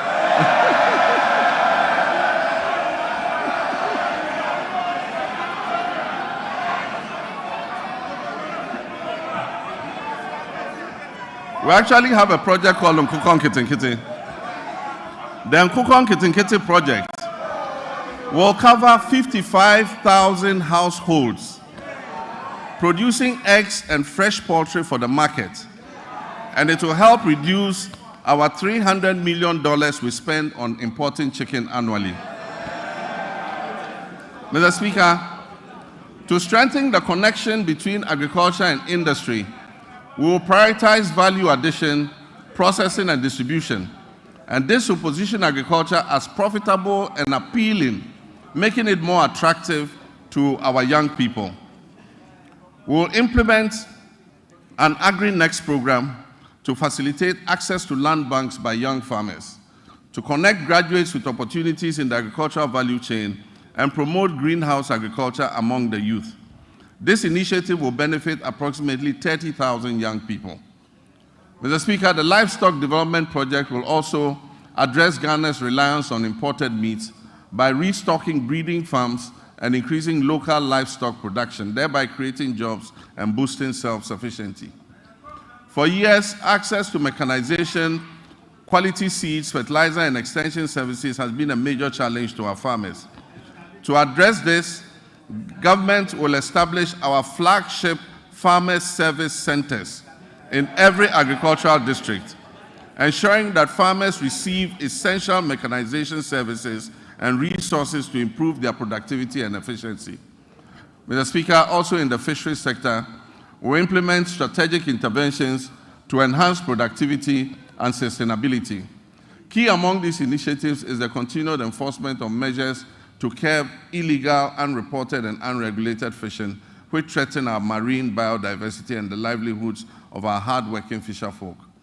We have intensified surveillance and monitoring operations, bolstered by the deployment of modern technology and strengthened collaboration with our key stakeholders. In the last month, we have expanded the supply of subsidized premixed fuel to support artisanal and industrial fishers, ensuring affordability and availability. We'll also invest further in modern fish landing sites and cold storage facilities to improve post-harvest handling and thereby reduce losses and enhance the quality of our fish products. Aquaculture development is a key focus of our administration. We'll provide financial and technical support, especially to young fish farmers, increasing fish production and reducing our dependence on fish imports. to increase the value addition in this sector will encourage the establishment of fish processing facilities, create more jobs, and boost exports. Our commitment to supporting women in the fisheries sector remains steadfast as we implement the programs to empower female fish processors and traders with financial capital and capacity building initiatives. While we work hard to fix the economy and provide jobs in all sectors, including agribusiness, one of the biggest crises we face in this country is youth unemployment. Youth unemployment has led to despair and frustration. The latest estimates show that up to 2 million of our young people are unemployed. This poses a major security risk for our country and requires urgent attention. To bring much needed focus to the desperate and widely scattered youth employment programs and to ensure stricter accountability in their implementation, I have set up the Ministry for Youth Development and Empowerment in furtherance to the promise I made in the campaign. This ministry, that is the Ministry for Youth Development and Empowerment, is mandated to formulate, coordinate, and monitor policies and programs to promote youth development and empowerment in this country. Mr. Speaker, as part of our Operation Recover All the Loot policy,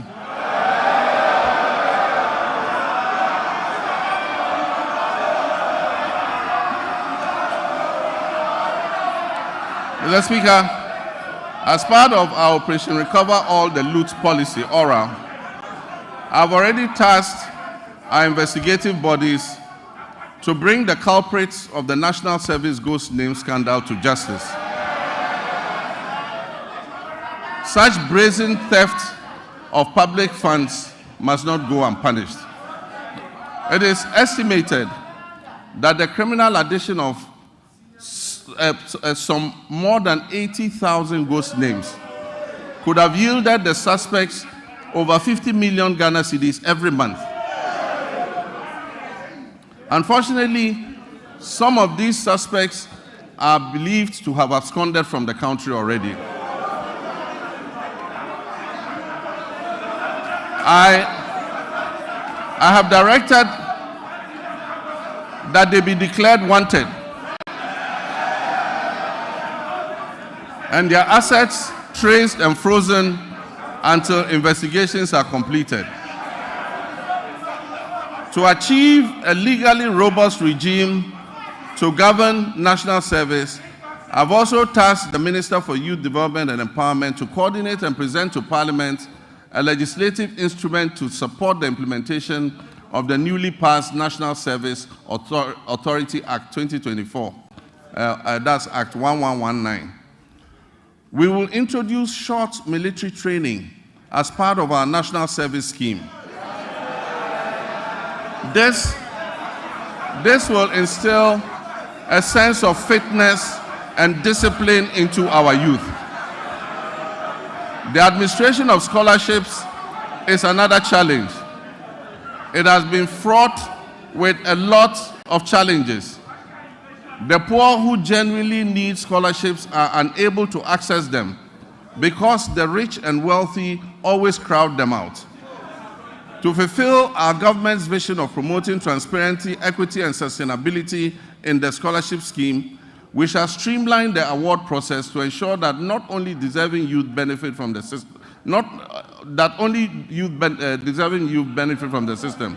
We shall introduce increased transparency, including publishing the list of beneficiaries every year. Mr. Speaker, job creation is one of our main pillars, and it was one of the major promises we made to the youth of Ghana. To help actualize this promise, we're going to roll out what we call the Ejumawura program. This initiative will create, track, and mentor young businesses annually with a special focus on our youth. For the first phase, the top 2,000 implementable business proposals will be supported with business development training, mentorship, access to startup capital, marketing, and networking to operationalize their innovations and business ideas. We will also launch our flagship National Apprenticeship Program to equip at least 10,000 young people in the informal sector with employable skills, including providing apprenticeship fees and startup kits when they have completed. The Youth Development and the Interior Ministries will facilitate the training of our young people in the Okada business. In areas such as road safety regulations and digital skills, as well as facilitating the acquisition of motorbikes. We will introduce electric motorcycles on a high purchase scheme to eliminate the use of petrol and make their businesses more profitable. Mr. Speaker, Her Excellency the Vice President's Empowerment for Women and People with Disabilities program will also be launched this year.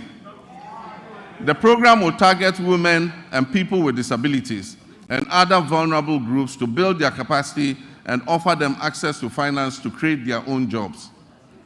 Mr. Speaker, the Ministry of Communications, Digital Technology and Innovations will also focus on developing youth IT skills and fostering innovation. Under the 1 Million Coders program, young people will receive training in coding, web app development, digital marketing, and other digital skills. This initiative aims to equip them with the necessary skills for employability in the digital ecosystem. We must provide meaningful and relevant education to prepare our youth for today's technology-driven job market. Despite various reforms, issues related to low-earning incomes persist within Ghana's educational system. I'm committed to ensuring that quality education remains a top priority. The system we have inherited is outdated in many ways and must be realigned to meet the needs of the 21st century and the fourth industrial revolution. Recognizing the urgent need for national dialogue on education and in the spirit of inclusive governance, I launched the National Education Consultative Forum on February 18th in Ho. I look forward to the recommendations which we will incorporate into our sectoral policy reforms. Mr. Speaker, even though Article 38 of the Constitution guarantees equitable access to education across Ghana, 30 years after the Free Compulsory Universal Basic Education FQ program was implemented, its full objectives remain unmet. To tackle this issue, government will redefine the scope of basic education and introduce the Zero to Hero initiative to enhance foundational literacy and numeracy. Additionally, ICT training will be integrated into early childhood education at the basic level. Over the next 3 years, it will be expanded to cover at least 300 classrooms, 30 centers of excellence, 1,000 teachers and district teacher support teams focusing on the teaching of mathematics and literacy. This year, the Ministry of Education will fully implement a new curriculum for senior high technical schools and STEM schools, introduce a standardized national sign language for hearing impaired learners from kindergarten to SHS, and review the kindergarten and primary school curriculums. To increase access to quality education, we will scale up our social intervention programs like the capitation grants, the feeding grants for special schools, and the government's BECE registration initiative. Mr. Speaker, to promote inclusion and equity, the government will enhance and resource the Islamic Education Unit to recruit more Islamic and Arabic tutors for English-Arabic schools. We will establish STEM and TVET schools in underserved and peri-urban communities. We will provide scholarships to brilliant but needy students in deprived communities, especially for study in law, medicine, and engineering. We will support Islamic colleges of education with infrastructure and logistics, and will enroll youth in Zongo and deprived urban communities in the National Apprentice Program and offer free technical and vocational training. Mr. Speaker, it is important to continue to retain and motivate our teachers in all schools, especially in the rural areas. Government will begin plans for the implementation of the 20% allowance for teachers who agree to serve in rural schools. District assemblies are going to be involved in this scheme to ensure that the teachers are present and teaching in the schools that are selected. This scheme will reward such teachers for their sacrifices and ensure quality education nationwide, not only in urban centers. Mr. Speaker, as part of our Teacher Dabre initiative, the construction of teacher accommodation units to improve welfare and attract teachers to rural areas will commence this year. Mr. Speaker, no new school will be built in this country without teachers' accommodation.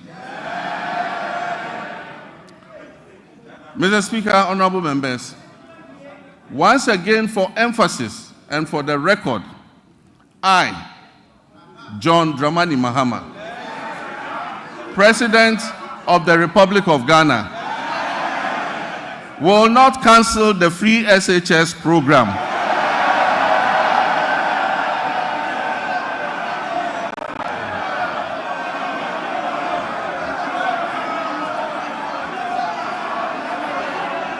I will not cancel the free SHS program. I am determined to make it better by improving its implementation. And also, for the record, students who have benefited from the free SHS since its inception are about 3.4 million. The figure of 5.1 million beneficiaries, as put out by the previous administration, was an exaggerated and false narrative calculated to achieve political credit. Mr. Speaker, while the free SHS program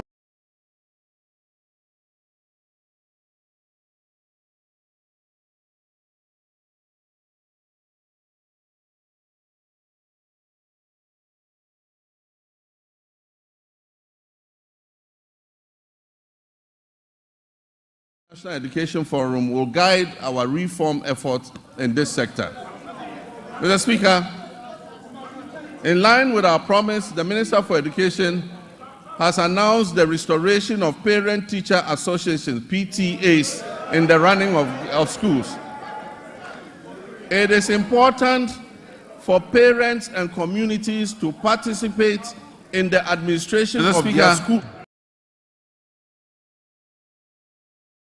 Ensure that PTAs do not impose unbearable financial burden on parents and students who cannot afford them. Mr. Speaker, and we are committed to eliminating it by accelerating school infrastructure expansion and completing stalled educational projects. To fund this, the Education and Finance Ministries are working to uncap the GET fund so that we can accelerate projects in secondary schools. As promised, we have begun improving secondary school feeding, and the children are getting better quality food as I address you.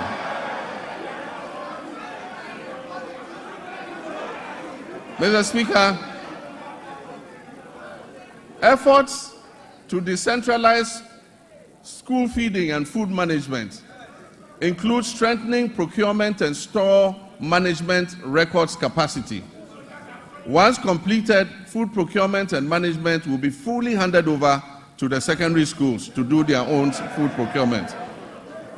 Mr. Speaker, science, technology, engineering, and mathematics are central to national development, STEM. We'll therefore expand STEM programs at all levels to equip all students for the global economy. We don't believe in building single standalone STEM schools. We believe that STEM must be part of the curriculum of every secondary school. Mr. Speaker, regional TVET centers of excellence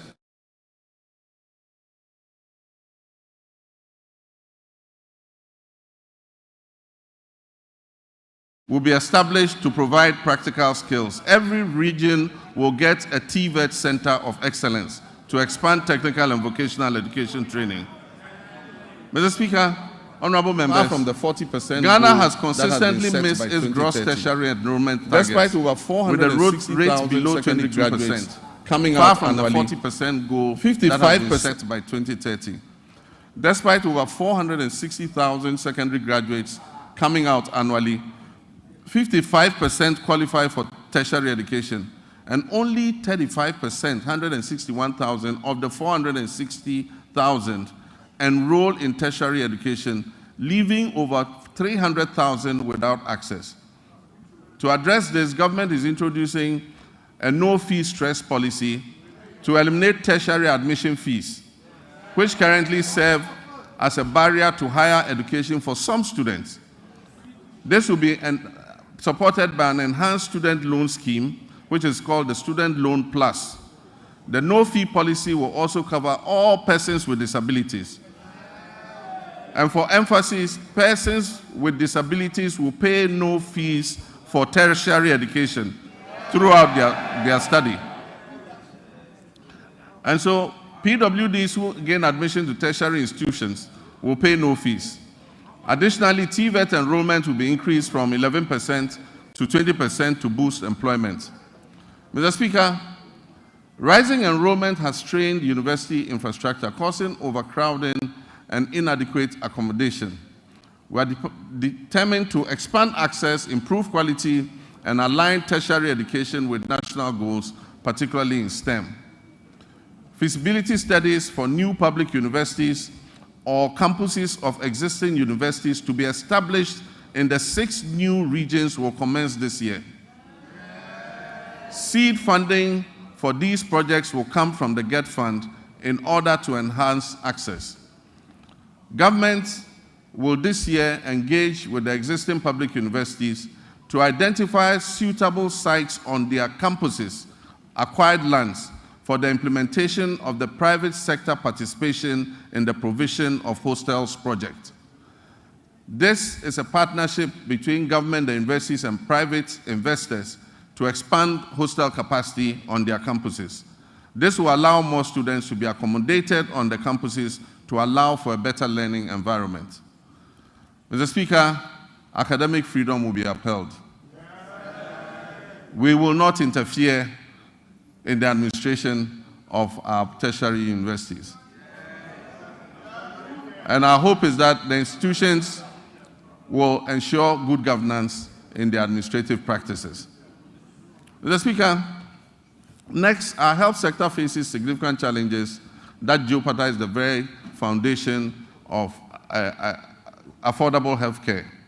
The Ministry of Health has a total liability of nearly 15 billion cedis, when co-financing obligations, judgment debts, and payments to clear medical commodities are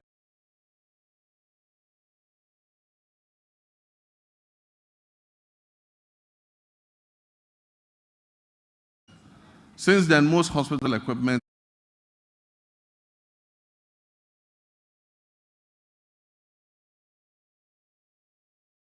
Mr. Speaker,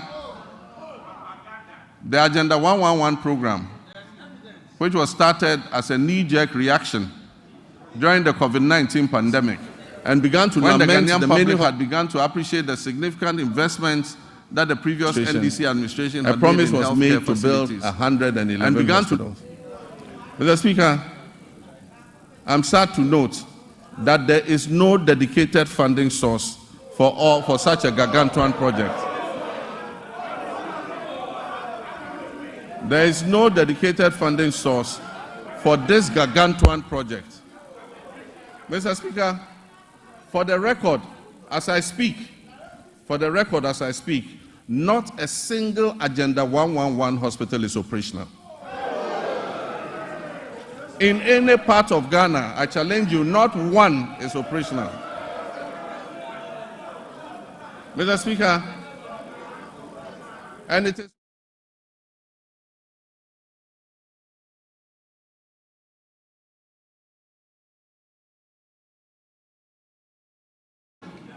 is worth disclosing that $400 million has already been disbursed under the Agenda 111 project.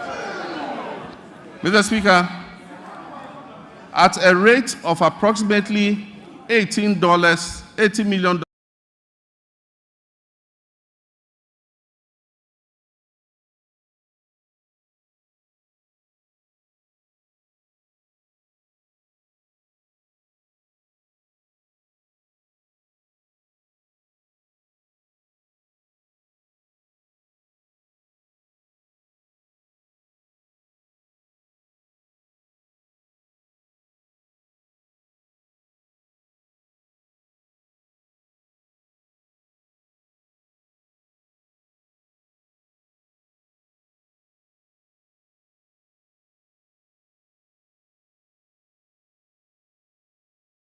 and operationalize these hospitals.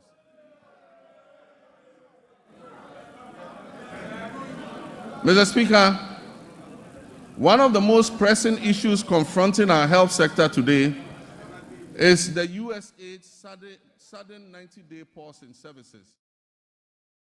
Confronting our health sector today is the USAID's sudden 90-day pause in services without prior notice and the looming threat of complete withdrawal of programs that do not align with the USAID's strategic interests. Programs that will be affected include the delivery of medical commodities to regional medical stores and health facilities in the Upper West, Upper East, Northern, and Savannah regions. USAID support for the National HIV/AIDS Control Program includes the supply of antiretroviral therapies in the Western, North, and Afro regions. These will also be affected.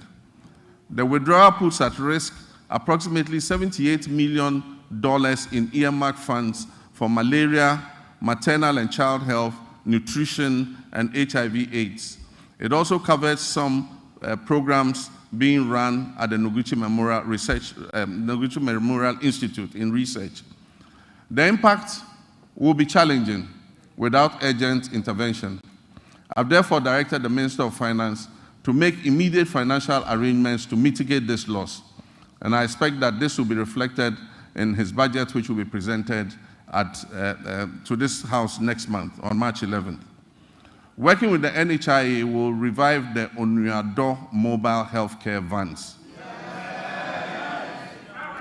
These vans will provide OPD, ophthalmology, dental, ENT, cancer screening and care in the remote and most vulnerable communities in our country. An earlier attempt to provide mobile health facilities was abandoned after the change of government in 2017. Mr. Speaker, public health experts are grappling with the conundrum of new diseases and re-emergence of old diseases. The unpredictable nature of disease outbreak suggests we must make our health systems more resilient to shocks. Since October last year, Ghana has faced a severe cholera outbreak. As of February 17, 2025, I'm sad to report that 6,300 suspected cases, 545 of these cases were confirmed to be cholera, and unfortunately, we lost 49 of our compatriots. The outbreak has affected 118 districts across the Greater Accra, Central, Western Ashanti, and Eastern regions. To control the situation, we have launched an aggressive vaccination and public education campaign, among other interventions. Mr. Speaker, sanitation within the context of infectious disease outbreaks, personal hygiene, and environmental sanitation must be a major priority for us. Our cities and towns must be made cleaner than what we currently have. We commit to right the wrongs and keep our cities and communities clean through appropriate investment, supervision, and performance tracking in the sanitation sector. Mr. Speaker, as I speak, the Upper West region is facing a severe meningitis outbreak. And I know, Mr. Speaker, you have made an important contribution to ameliorate the situation in your region, and I commend you for that.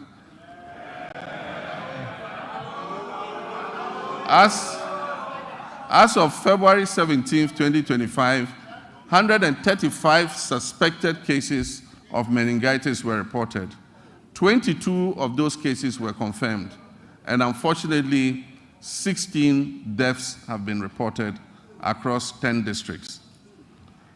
We've instituted free treatment for affected persons and deployed a strong national team of health experts to encourage early reporting to health facilities of suspected meningitis.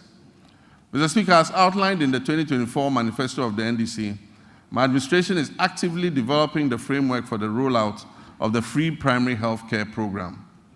When fully implemented, this initiative will mark a significant step towards Ghana achieving goal number 3.8, which is universal health coverage of the SDGs, by eliminating financial barriers to basic health care access. Also in line with our 120-day manifesto commitment, the composition of the technical committee is far advanced, with plans to establish the Ghana Medical Trust Fund, also known as Mahama Cares, in the coming weeks. Mr. Speaker, honorable members, this fund will be dedicated to financing the treatment of non-communicable diseases, which have seen a significant rise over the past decade.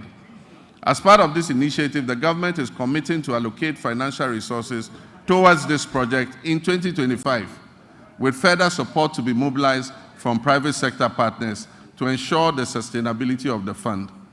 Once operational, the Ghana Medical Trust Fund, otherwise known as Mahama Cares, will directly address the financial burden of patients who require dialysis treatment, cancer care, and other critical non-communicable disease-related interventions. Together, the free primary health care, which will focus on early detection and prevention and treatment, and the Ghana Medical Trust Fund program, which will focus on relieving the financial burden of treating non-communicable diseases, will help to revolutionize Ghana's healthcare system by improving healthcare accessibility and outcomes and enhancing productivity and well-being across the country. Mr. Speaker, Ghana will become the pharmaceutical manufacturing hub of West Africa. And my previous record in government speaks for itself. When I injected funds into Ghanaian-owned pharmaceutical companies to expand their production capacities. Mr. Speaker, as this exciting phase unfolds under the 24-hour economy initiative, we must strengthen every aspect of our pharmaceutical industry. And this includes the Food and Drugs Authority and the Customs and Security agencies in order to avert the use of fake drugs and the importation of illicit drugs into our country. We await thorough and unbiased investigation into the alleged opioid pill importation into Ghana and other West African countries. The outcome will be shared, and I can assure you necessary action will be taken. Mr. Speaker, as a social democrat, I'm resolutely committed to eradicating all forms of discrimination in our society. Our vision is to foster fairness and cultivate an inclusive environment where everyone can engage fully and equally in social, economic, and political life. With my Vice President, the history-making Professor Nana Jane Opoku-Agyeman, we will engage with all stakeholders, including our development partners and civil society organizations, to prioritize gender equality, equity, and social justice. We will establish strong social protection mechanisms and enhance legal safeguards for women, girls, and other vulnerable groups. Our initiative would include enacting comprehensive laws and policies designed to dismantle harmful social norms to enhance access to crucial resources and opportunities, particularly for young women, and reduce overall vulnerability within our society. Mr. Speaker, I'd like to take a moment to commend you and this House for your unwavering support and guidance, which were instrumental in passing the Affirmative Action Act of 2024, Act 1121, during the 8th Parliament of the 4th Republic. My government is dedicated to successfully implementing this act to ensure gender equity across the political, social, economic, educational, and cultural spheres. The Ministry of Gender, Children, and Social Protection is actively collaborating with relevant stakeholders to guarantee that this act is fully operational, including attaining the 30% target quota for women in political appointments. I'm pleased to report that women currently make up 23.21% of all appointments, and we are diligently working towards reaching the target set forth in Act 1121. I'm, however, concerned about achieving gender balance, especially at the local government level. Very few women have mastered the courage to apply for the positions of metropolitan, municipal, and district chief executives. And unfortunately, the few who have courageously applied have been edged out on very flimsy and parochial grounds. It is my hope that the National Constitution Review Conference will clear a pathway for the election of DCEs. The Gender Ministry will then be obliged to encourage and support more women to apply and stand for these elective positions. In our pursuit of empowering women, Mr. Speaker, we'll establish the Women's Development Bank. This will be a specialized financial institution designed to support businesses owned and led by women through the provision of low-interest loans and tailored financial services offered under very flexible terms. Consultative processes are underway to ensure the successful launch of this bank. And as part of our 120-day social contract, the Minister for Finance is going to allocate initial funding for the Women's Development Bank in the upcoming budget that will be presented to this House. Mr. Speaker, we are also implementing measures to expand the Livelihood Empowerment Against Poverty program under our Big Leap initiative. As we work towards completing the Ghana National Household Data Census by this year, 2025, we'll reassess the status of LEAP beneficiary households to facilitate the enrollment of new beneficiaries. Mr. Speaker, we are committed to enhancing the legal framework surrounding disability rights by passing the Persons with Disability Amendment Bill.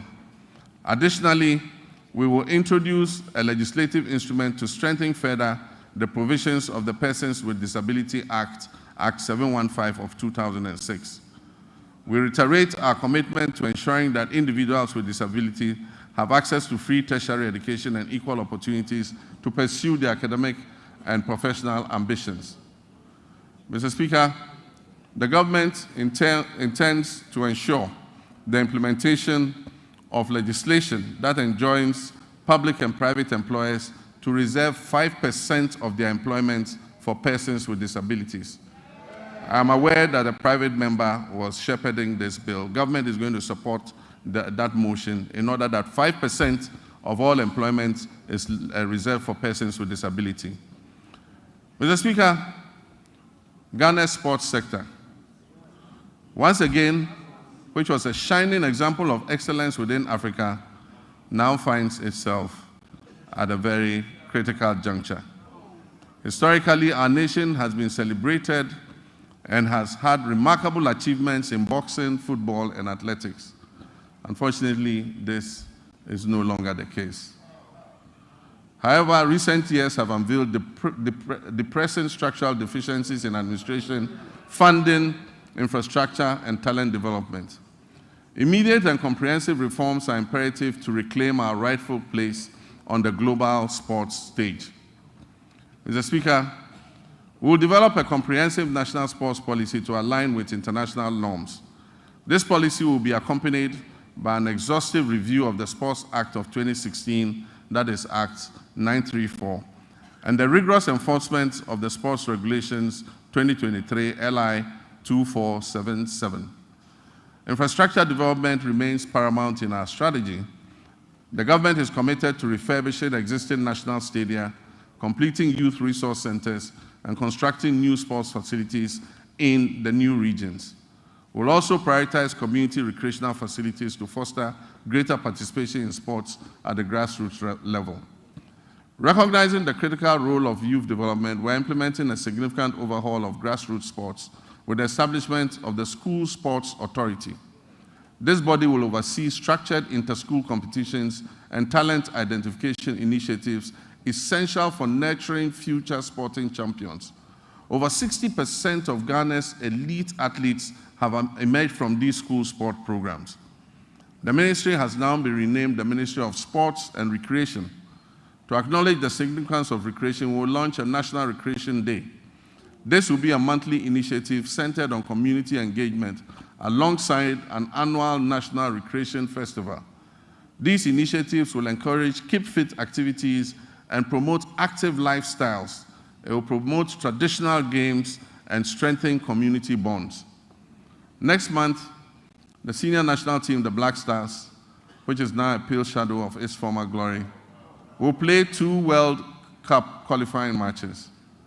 I've instructed my office and the Minister for Sports and Recreation to hold the Ghana Football Association accountable to the people of Ghana as we prepare for these games, especially regarding the budget of the FA.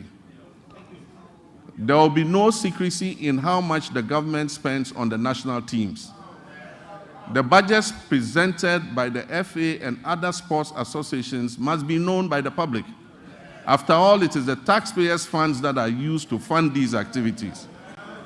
Expenditure and waste reduction applies to all sectors of the economy, including the Ministry of Sports and Recreation. Mr. Speaker, tourism, culture, and creative arts remain vital cornerstones of our national development strategy, playing a significant role in job creation, cultural exchange, and economic growth. In recent years, the ministry has launched transformative initiatives to position Ghana as a premier global destination, and this is positive.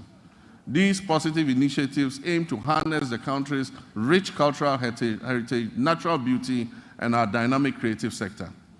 Our flagship initiative, the Black Star Experience, aims to establish Ghana as the gateway to Africa for the global diaspora, featuring thoughtfully curated cultural, historic, and creative arts experiences in collaboration with the private sector, diplomatic missions, ministries, departments, and agencies. Our aim is to position the Black Star Experience as a uniquely Ghanaian tourism brand. The Pan-African Month will be a part of the Black Star Experience. It will include street carnivals, a film week, a fashion festival, a food fair, theatrical and drama performances, concert party competitions, and monthly domestic tourism destinations. We will strategically promote meetings, incentives, conferences, and exhibition tourism to diversify our tourism offerings. Ghana's peaceful and democratic environment positions us as an attractive hub for international summits, business conventions, and high-profile gatherings. We must capitalize on this unique advantage to maximize our benefits and strengthen our reputation as the country that is closest to the center of the world. We're also committed to revitalizing the Accra Marine Drive project, a significant urban redevelopment initiative which was designed to transform approximately 241 acres of Accra's coastline into a vibrant tourism and economic hub. Although the cabinet approval for this vital project was achieved during my presidency in 2016, progress has stalled. We'll reassess the work completed and take decisive action to bring this all-important project back on track. We will develop the Osu Castle, the former seat of government, and the area around it as a tourist attraction. It will have a pedestrian precinct with arts and craft markets, jewelry, and gold markets. This approximate 22-acre land will become a destination for tourism. Mr. Speaker, our road network is the cornerstone of our nation's infrastructure, facilitating over 90% of the transportation of goods and services across this country. This vital network is critical in supporting agricultural growth by linking farmers to markets, lowering transportation costs, and ensuring quicker access to essential supplies and services. The resulting interconnected benefits foster a vibrant economy and enhance the livelihood of countless of our citizens. Mr. Speaker, while the previous government has made lofty claims about achieving unprecedented milestones in the road sector, available evidence does not support its assertion that it constructed over 13,000 kilometers of new roads. Instead, it has perpetuated a narrative that presents road maintenance and rehabilitation efforts as new construction projects, misleading the public about what has been achieved.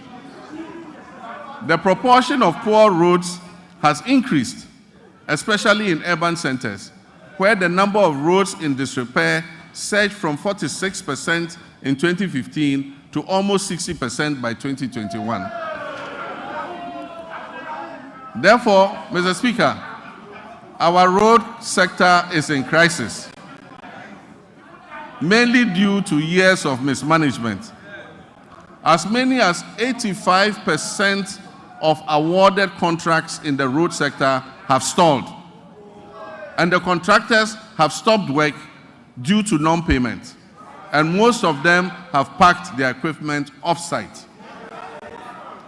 Mr. Speaker, as of December 2024, unpaid bills owed to contractors in the sector exceeded 20 billion Ghana cedis for work that had been carried out between 2018 and 2024.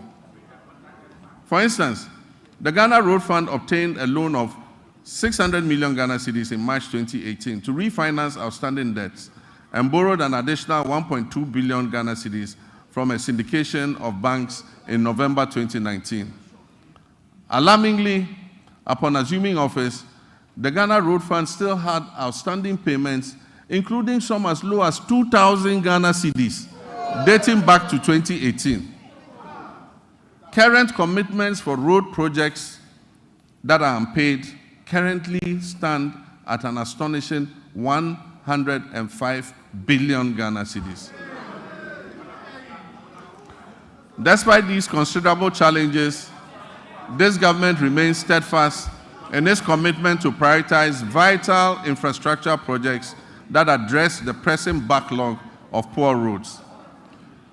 Our strategy will be anchored in executing our flagship initiative under the Big Push program. The Big Push will see major rehabilitation of many key roads in the feeder roads, urban roads, and highway sectors.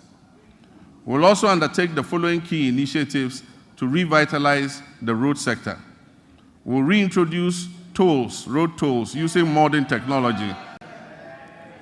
We'll rationalize the road sector portfolio to focus on high-impact initiatives. Mr. Speaker, we will uncap the road fund in order that it can accumulate more money to pay for road maintenance. Mr. Speaker, we'll minimize sole source procurement to encourage competition, competitive bidding, and enhance public transparency in the procurement processes. Mr. Speaker, the drip equipment, which was acquired at the last moment as a knee-jerk reaction for electioneering purposes,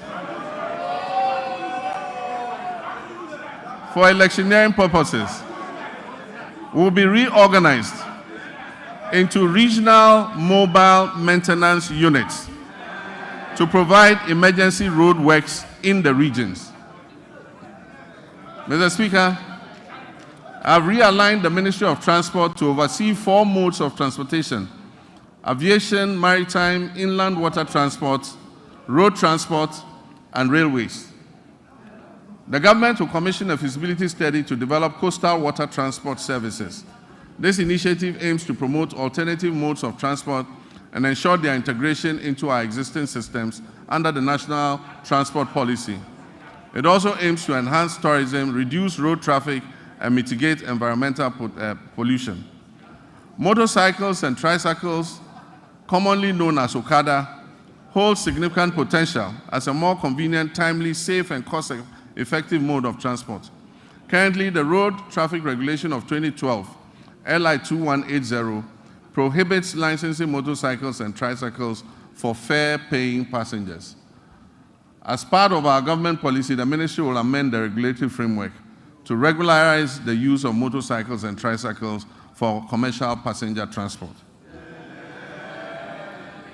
In our ongoing effort to revitalize the whole airport, the government will facilitate the establishment of the state-of-the-art pilot training academy and a maintenance, repair, and overhaul facility.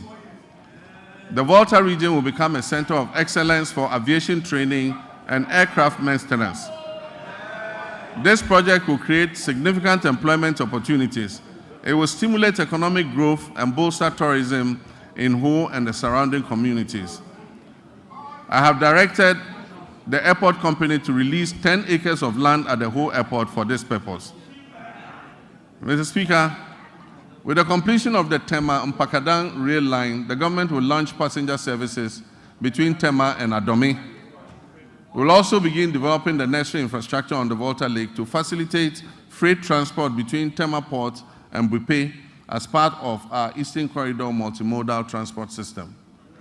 The Western Railway line will continue to be modernized in partnership with the private sector.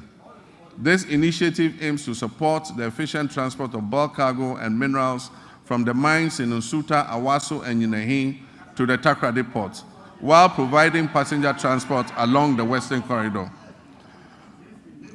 Mr. Speaker, the last attempt by the previous administration to re-establish a national airline has failed. We will reopen a transparent process that will receive expressions of interest to invite competent established partners to work with us to establish a national airline. We believe that an efficient national carrier can help reduce fares on routes where external carriers are currently enjoying a monopoly. Mr. Speaker, our communications and digital technology initiatives focus on expanding our national digital infrastructure to stimulate innovation and enhance public service delivery. We're also dedicated to improving access to information and communication technology, promoting the digital economy, ensuring inclusive and equitable growth across all sectors. Nevertheless, the sector faces several significant challenges that hinder our progress, and these include insufficient infrastructure for delivering weather and climate services across all time zones, fragmented and uncoordinated databases, outdated legislation and policies that do not keep pace with a rapidly evolving sector, a lack of adequate technology to effectively detect, prevent, and respond to cybersecurity threats, and a daunting debt burden of almost 2 billion cedis. To revitalize this sector, government is committed to reviewing existing laws and policies to better align them with emerging technologies such as artificial intelligence, big data, Internet of Things, and machine learning. Additionally, we'll develop and expedite the enactment of the Kofi Annan Center of Excellence Bill. This legislation will establish the necessary framework for the center to concentrate on research and development, consultancy services, and capacity building. Mr. Speaker, access to safe and reliable water and affordable housing significantly enhances the well-being and quality of life of our people. These elements are integral to our reset agenda and fundamental to our vision to build the Ghana that we all want.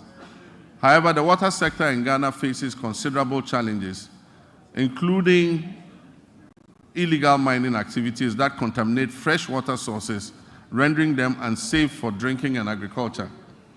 This alarming situation highlights the critical need for a decisive and ongoing effort to combat illegal mining to save our environment and our public health. Government will prioritize completing new and ongoing water projects to improve access to safe drinking water. This commitment should be good news for the people in the Keta, Adaklu, Wenchi, Sekendi Takrady, Asankragwa, Sehwiwioso, Dodoaso, Kweman, Damfa, Goso, Dwabeng, Aveime, and Edubamso. We'll also tackle critical water projects in Damango, Tamale, Yendi, Sunyani, Techiman, and Takwa to ensure broader access to potable water nationwide. And that stretches approximately 550 kilometers. 2/3 of this coastline is threatened by tidal wave erosion, which impacts nearly 30% of Ghana's population. Rising sea levels have exacerbated vulnerabilities in coastal areas, leading to flooding, habitat loss, and community displacement. Consequently, coastal protection has emerged as a critical national priority. And so for the communities that are threatened by flood currently, we're going to prioritize building sea defense to be able to protect you. Flooding has become an all too frequent occurrence in many urban centers across the county, resulting in tragic loss of life, livelihood, and property. This scenario underscores the urgent need for sustainable solutions to address these pressing challenges. Many of our drainage systems are inadequate. They are worsened by careless waterway construction and obstruction, and the relentless encroachment on wetlands and floodplains. To tackle these issues, we have to explore alternative sources of funding to support essential drainage works, desilting, flood control, and coastal protection. Mr. Speaker, the quality of life of any nation relies significantly on a well-regulated and efficient housing market that guarantees access to decent homes. Our housing deficit is estimated at over 1.2 million units. And this has been the situation for many decades. High costs associated with land acquisition, construction material, and access to financing have made home ownership unattainable for many, primarily affecting vulnerable populations and contributing to the rise of slums. This government is steadfast in its commitment to complete all ongoing housing initiatives, beginning with the Saglemi Affordable Housing Project.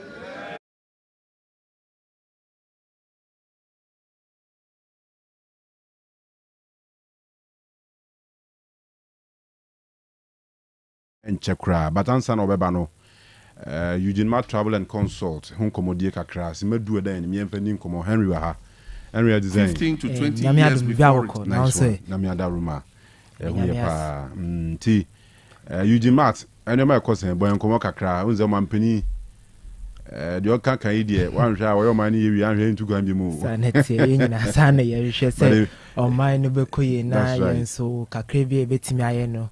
Yeah, and pass over Bass name, say the Biagi say a Kobe Manso na Yakwa Bobra. No credit. But I'm your own idea was here to cry. Sanity was a person near the right place near to cry. I won't hear. Tina, Eugene Matt, Yabama Sweno. Boy, come on, yet you. All right, me that say number chia we knew a for number mo be so akwaba eba o take 102.9 FM. An area otienka Eugene Matt Travel and Consult. In some panning some dinner yedenam na Mr. Dinchia if you're director Mr. Kofi Amankwa Eugene Ediama etie for ni Kumasi for nyina say o maso ye mu na ye ba ye free ye ba Kumasi anase be a branch of Kumasi nyame adom ne mo mpai bo na mo support 6 months mu ni nyame adom next month ne or 7th month na ye da Kumasi funds wase say buy or maso mu na omni ye ejuma na so far the senior ye dignity na enya problem bia ejuma den e start and no na ye back Kumasi so ye to aso na UGMA Travel and Consult ye jumedie ne nse sign no credit na edidi juma no and one ye to aso na say no work permit and I say apart from injumedie dada na edi no work permit ana nyame adom yesade abeka ho ama yetiefo ana say ahwefo omo pese omutu kwan na esie no ye wo enjuma wo Europe ekrobi ti say Bulgaria, Poland, Romania, Croatia, Serbia ana say Hungary ehwo na ejuma ewo nti say bia we SS ana say wonfie kwanim kakra ye ejuma bi but ope akonya say obetu kwan akwa ejuma me pacho ene awie bra UGMA Travel and Consult ya so ye na ye hyen komodie na say ebia obiti came o sinti ma memfa ye kira kwan ne numbers no entudwa ansa na ya to ankomo ne so okay me pacho numbers ne yemienu ana say ope numbers na pacho numbers ni 055 394 4608 055 394 4608 and I say 050 972 5633 050 572 050 972 5633 050 972 5633 me pachi yecha kwan nsi ye wo North Central so ye ni Bugis building ne ya adjacent maame nkyɛ yɛ kyɛ kan ne na ebia wo ba na wenya any difficulty sɛ ebia wo krom ana kegiti ana ebia wo bia wo fa sofulai ka a wani kyerɛ sofulai if be carrying about a wani kyerɛ sofulai na ana sɛ wo fi krom ba ka ne ba be fa be carrying about a wani kyerɛ sofulai udru sofulai ana sɛ wani kyerɛ sofulai ka kyerɛ mate ni sɛ onsi wɔ South Junction ana sɛ wotra first traffic light Cambridge school mo na waka kyerɛ mate ni sɛ onsi wɔ South Junction ana sɛ Bugis building mepacho Bugis building ne yɛ abronsan a plaster board ne color ne yɛ orange and cream nti ɛhɔ na ana sɛ the next building ɛno de yɛ painti ase ɔmo two drinks wɔ first floor ɛhɔ na Ujima Travel and Consult yɛwɔ na mepacho na mekyerɛ mu yɛ Europe office na ana sɛ work office na ɛwɔ Europe no mepacho sɛ bia opese okoye warehouse or factory assistant ana say ebia opese okoye supervisor for warehouse ana say bia o painting skills na opese otu kwan ekoye Europe mepacho enewie for wani che yaso ye ho na yendi nkomo and apart from these work office so open job seeker visa ebia you professional na open job seeker visa ewo Germany mepacho ene brana yendi nkomo ana see starting komodie no apart from we nyina so say bi nso a we wie school we wie emfa no degree ana say SS certificate will be now person okoto adisia so America UK and any country of your choice European countries ni nyina na Asian countries ni nyina me pacho ene oba ya so ya ebetimi afrin komodie na se ana so say bia ohia visa supporting document travel itinerary ana say bia ohia nimdie bia efa visa ho bia de friend free consultation oba Ujima Travel and Consult ye be ni nyina ma kama the Emma Ujima Travel and Consult a dance so ana say ye dwumedie so amanse ni a afie mu Ghana Tourism Authority omo boy about say ye need the best travel agency in the Ashanti region ne say ye no kredi na edi adwuma Travel and Consult bi wo ho a okwa onka no kra na nkyɛw obeka so obema wadwuma na emom visa na obeji ama so obetimi mpo agide a visa na obeji ama no eye visitors visa teachers okwa untimi nkoye adwuma but uba Ujima Travel and Consult there entisa ye je profile no na akye say okay based on adwuma a woye work experience anase bebi a wako school adwu ne de ebia ye bepa adwuma wa hase ama obi wo ho oba chinchina opese okwa America na emom no krasem ne say ebia na ni profile no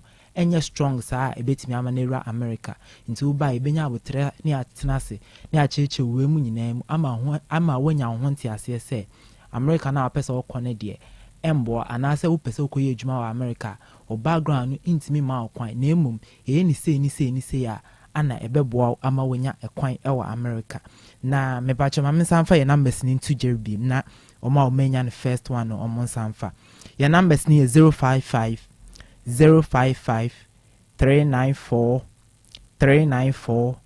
46 08 055 394 46 08 and I say 050 972 5633 050 972 5633 me pacho kumas opeya your not central so you no Bugis building near adjacent ufa sofula ika no akachi meeting say onsi wo Bugis building and as South Junction baby abeka bia meeting obisiu say means ope information means so www.ujimat.com information and as jumedie ne adansi amanfo de ma nyina ho so uko Facebook ne so ubo Ujima Travel and Consult wonsa beka ye anase jumedi aye dibia ubenya no ho na emom nso so say bi nso ope Schengen visa me pacho Schengen visa ne visa utimi they call any of the Schengen countries. There are about 26 or I think 27 countries. A bit to say Austria, Denmark, Germany, Spain, France. When you know, so open Schengen visa, ako kromu when you know Netherlands. Oba Ujima Travel and Consult. You be jumedi no pepe. Ukuta sa Schengen visa na. sir. Sa countries mu bia wutimi di wura ho. Sanity. Ehun so sa kwaje visa foforo e was our country no embassy ana bisa. Me ba cho sanity, sana Schengen visa no etie. So etio. Yes. Enti me ba cho say ebia wakwa kuni obi ana travel and consult bi edijuma. Ebia travel and consult bi disappointed ana say one kind of crunch enti ama wa bemebua me ba cho de area o de pemre and I say be within the week be Monday to Friday your office is near open 8 to 5 p.m.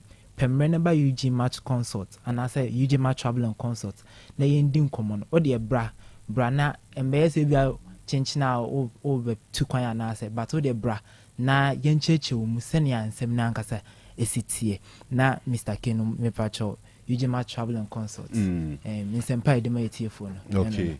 Now, okay, just before I confirm number into Jana. All right, my some fair numbers into Jana. Your numbers near 055 394 4608 055 394 4608 and I say 050 972 5633. Okay. 050 972 5633. Me patch your location you're not central so you know Bugis building near adjacent. Very good. Say bia otra Cambridge school ni now ba when ka bia you were kwan ho pay on your right or one album Ujima travel and consult. All right.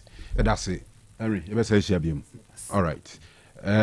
Yeah to also obi a me drum enu ma kire me na fo se be me wedding papa bi hwe ring basa bia wakoto